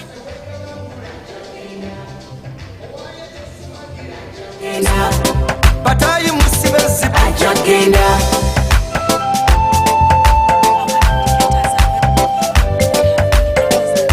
Batayi malabula Tumusajja waliawo yekwese mubanyirivu mwasinzira okutubaka ababaana tabataliza n'abakadde n'amiringusa oyakukwana gwe mukebeze bwagana musekulire sirimugwe ogenda ddi abantu be Uganda twakukoowa otugaziza otukaaliza buli wempita abali mu miranga katufungize opakinge emigugu odde gyewaveeyo tuzise nnyo tulwaziza katukulwanyise ajagenda abalwadde tumire empeke ajagenda ngambye tumire empeke ajagenda kala akapiira tokafumita ajagenda amajiko mugakozese ajagenda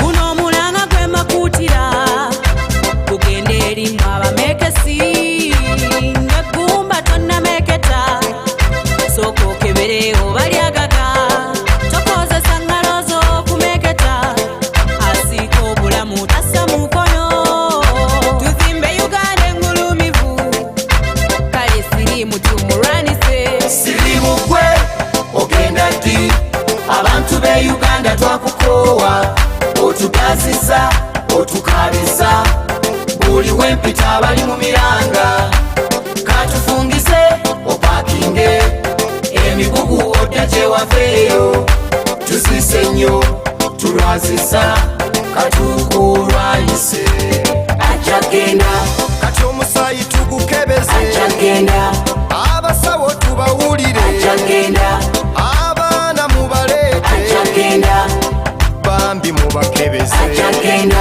naye sirimu kyotutigomya otubanja kitukiweereze laba abantu botigumbula abayimbi bosombola oyenjedde mu buli kifo otutuga kyokka tokkuta kamba kunge tukulwanyise oddeyeyo gyewasibuka sirimu gwe ogenda ddi abantu be Uganda twakukoowa otugaziza otukaaliza buli wempita abali mu miranga katufungize opakinge emigugu odde gyewaveeyo tuzise nnyo tulwaziza katukulwanyise ajagenda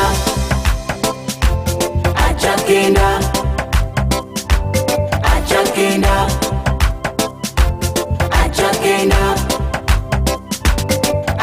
ajagenda katindagira tumulwanyise awatali nno nakwebaka kati amalogi mwe mugende nnye mwetanire nnyo amasinzizo buli kafunda watutegera tutekewo emmundu zibatazina etteeka mangu liyite tewali gaaya wataliwuma stepping at the best no turning back defeating the scratch together no giving up no losing hope sharing all the challenge rolling every stone to win the war give it up to researchers stigma down infection go stepping up the pace sirimukwe ogenda ndi abantu be Uganda twakukowa otugaziza otukabisa buli wempita abali mu miranga katufungize opakinge emigugu wodde gyewaveeyo tuzise nnyo tulwazisa katukulwanyise ajagenda.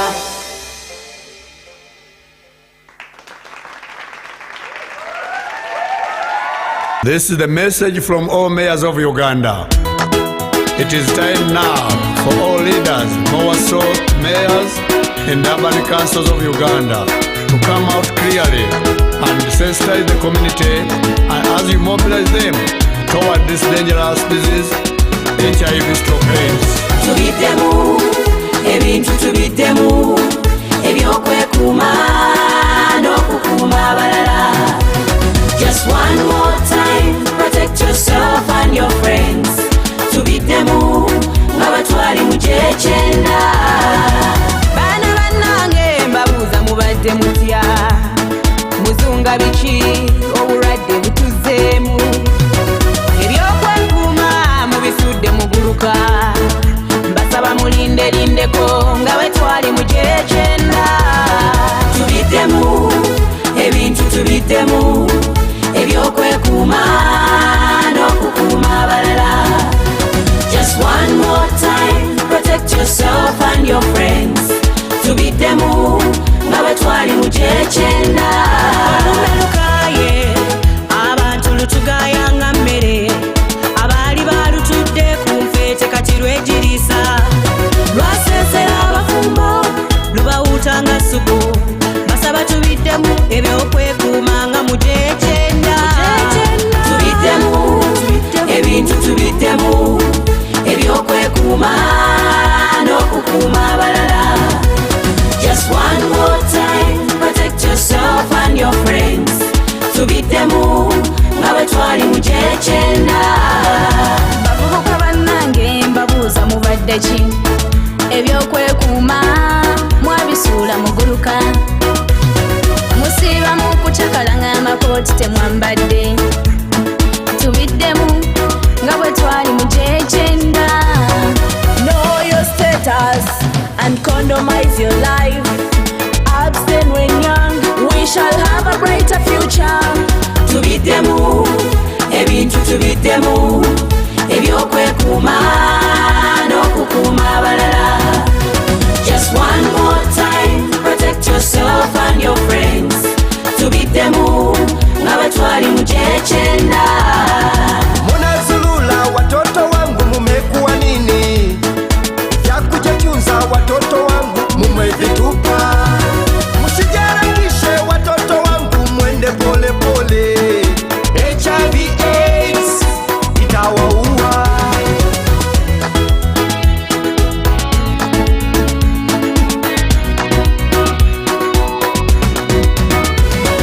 Tubiddemu ebintu tubiddemu ebyokwekuuma n'okukuuma abalala. Just one more time, protect yourself and your friends. Tubiddemu nga bwe twali mu gy'ekyenda. Ababodaboda n'abahobesi basudde kino kyekiseera mujje tukwatire wamu. Mothers Union, Mothers Union, kino kyekiseera mujje tukwatize wamu. One more time, protect yourself. Tubiddemu nga bwe gyali mu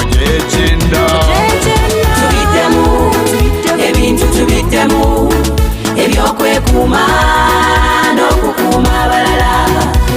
Just one more time, protect yourself and your friends.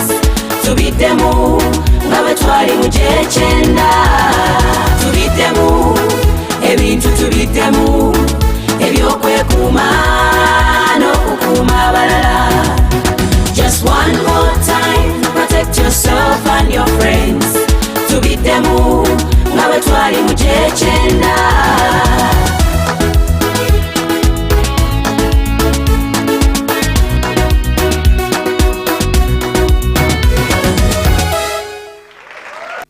In the whole world, 35 million people are living with HIV. But unfortunately, 80% of these poor people live in my motherland continent, Africa.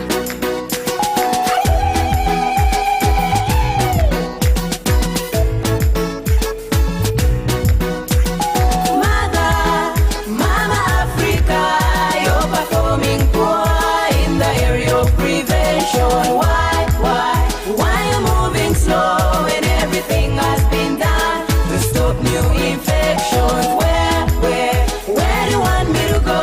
I'm sick and tired of getting infected. Yelele mama, yelele mama, yelele mama, you're letting me down. Yelele mama, yelele mama, yelele mama, stand up and act. Pepper's try to support you, mama. You said it's giving you millions of dollars. Unite and partners are struggling so hard to getting to zero, but you're resisting. We demand to know the problem, mama. We want to know why you're lagging behind. Yelele mama, yelele mama, yelele mama, you're letting me down. Yelele mama, yelele mama, yelele mama, stand up and act. Mama Africa, you're performing poor in the area of prevention. Why you moving slow when everything has been done to stop new infections? Where do you want me to go? I'm sick and tired of getting infected. Condoms are useful in the prevention, but you don't want to use them, mama. Treatment is paramount in cutting transmission, but you don't want to treat your children. We demand to know the problem, mama. We want to know why you're lagging behind. Yelele mama, yelele mama, yelele mama, you're letting me down. Yelele mama, yelele mama, yelele mama, stand up and act. Mama Africa, you're performing poor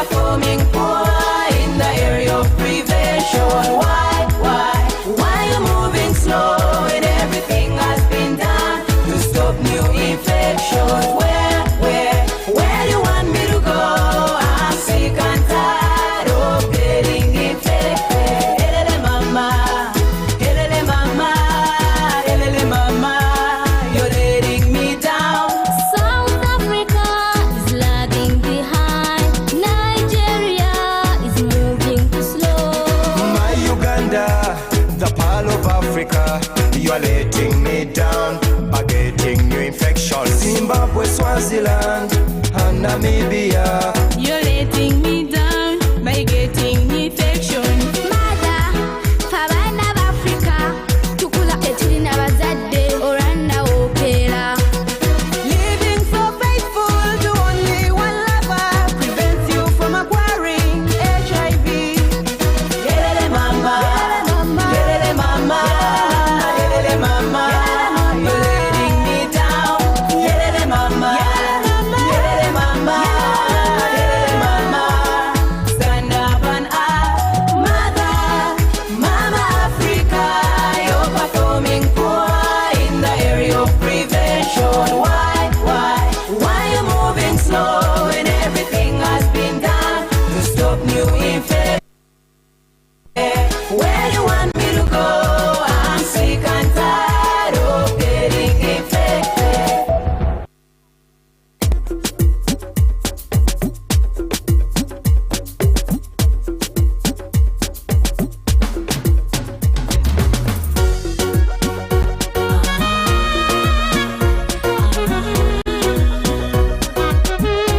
My real lover,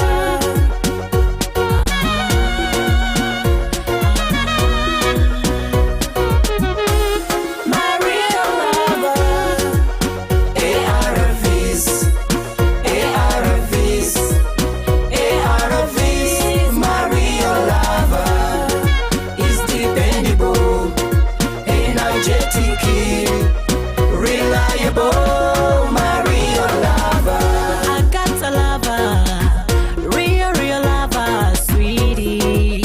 He's always there for me and never lets me down. He keeps me lively, smiling and singing, honey.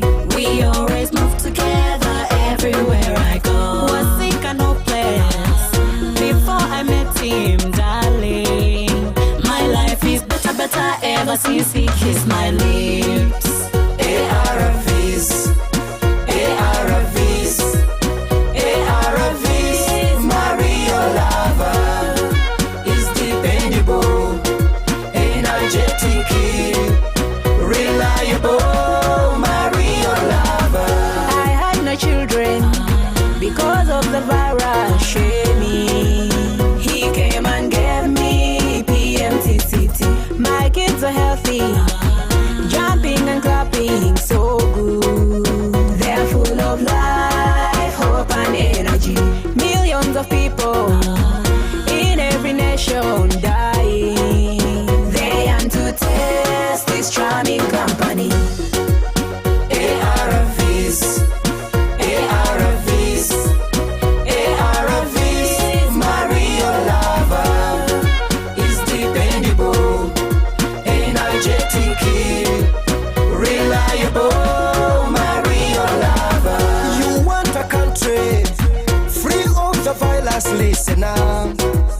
You got to treat everybody tested positive. Zero infection, zero mortality stigma down. You got to involve people with HIV and AIDS. No isolation, no discrimination. Daily, you got to treat them good and equally. ARVs, ARVs, ARVs. My real lover is dependable, energetic, reliable. My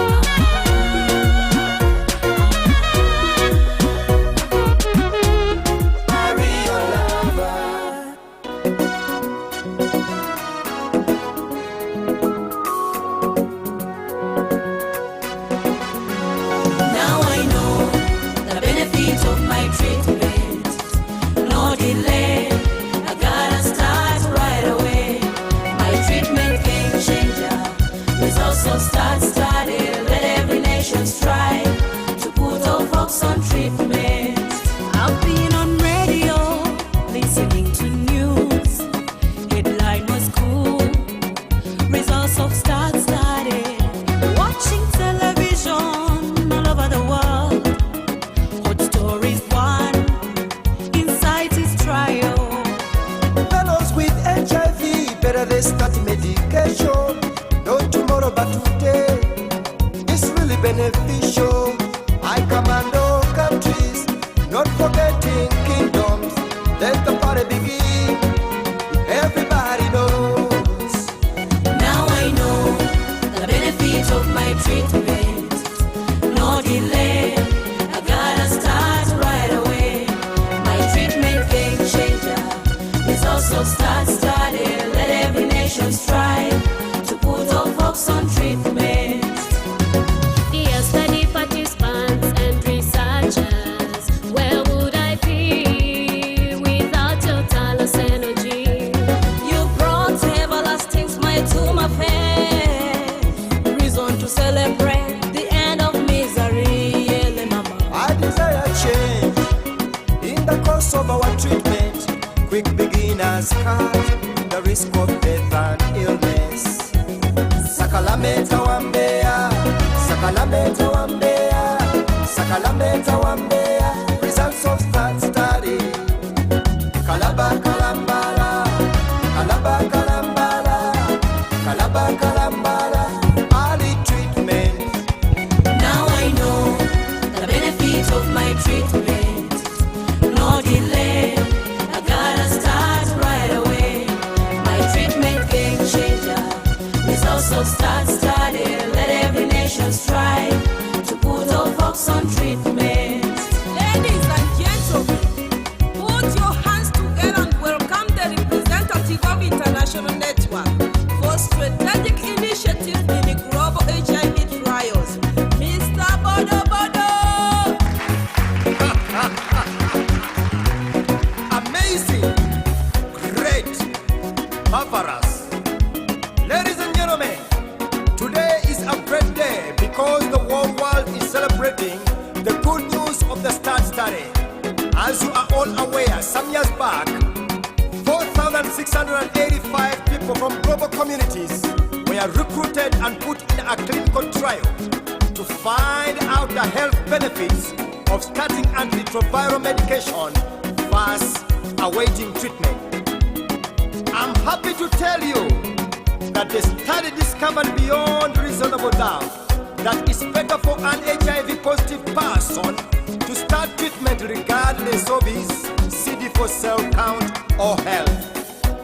Allow me to end my speech by proposing a toast. Ladies and gentlemen, let the party begin. Sakalameta wambea, sakalameta wambea, sakalameta wambea. Results of that study. Kalaba kalambala, kalaba kalambala, kalaba kalambala. Early treatment. Now I know the benefit of my treatment. No delay, I gotta start right away. My treatment game changer is also start studying. Let every nation strive to put all folks on treatment. Now I know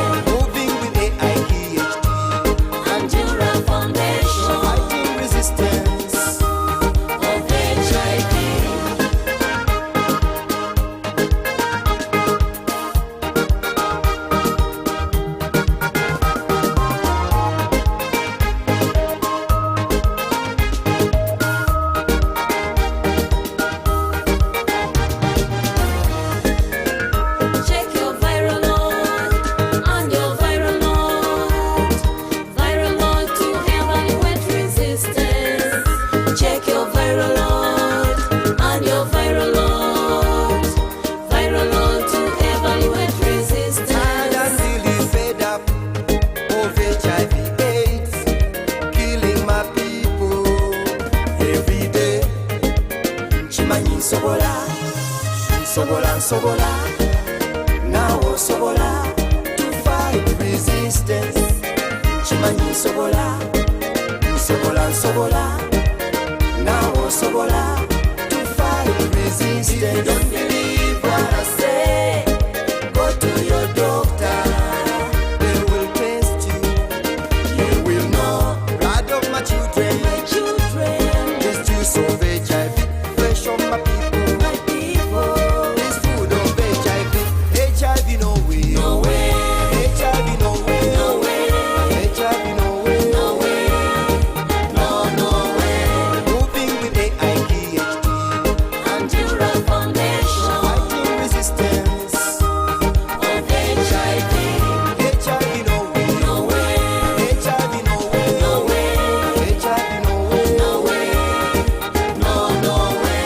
Moving with AIDHD, Anti-Rural Foundation, fighting resistance of HIV.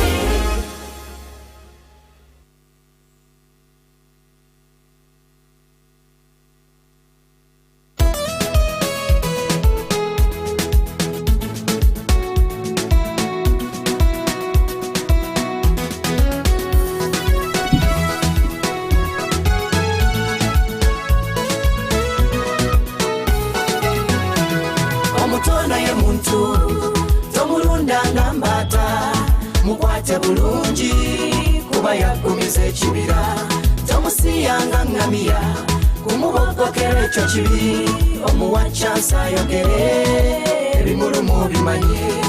Treat the children, stop the suffering, give them attention, the leaders of tomorrow. Smile with children, no matter where you are, keep on guiding the doctors of tomorrow. Nation shine and grow because of children. Wake up people and care for the young ones. Let them smile and play to kill their loneliness. Remember education is a greater foundation. Give them a chance to talk, they have good feelings. Feed them every day.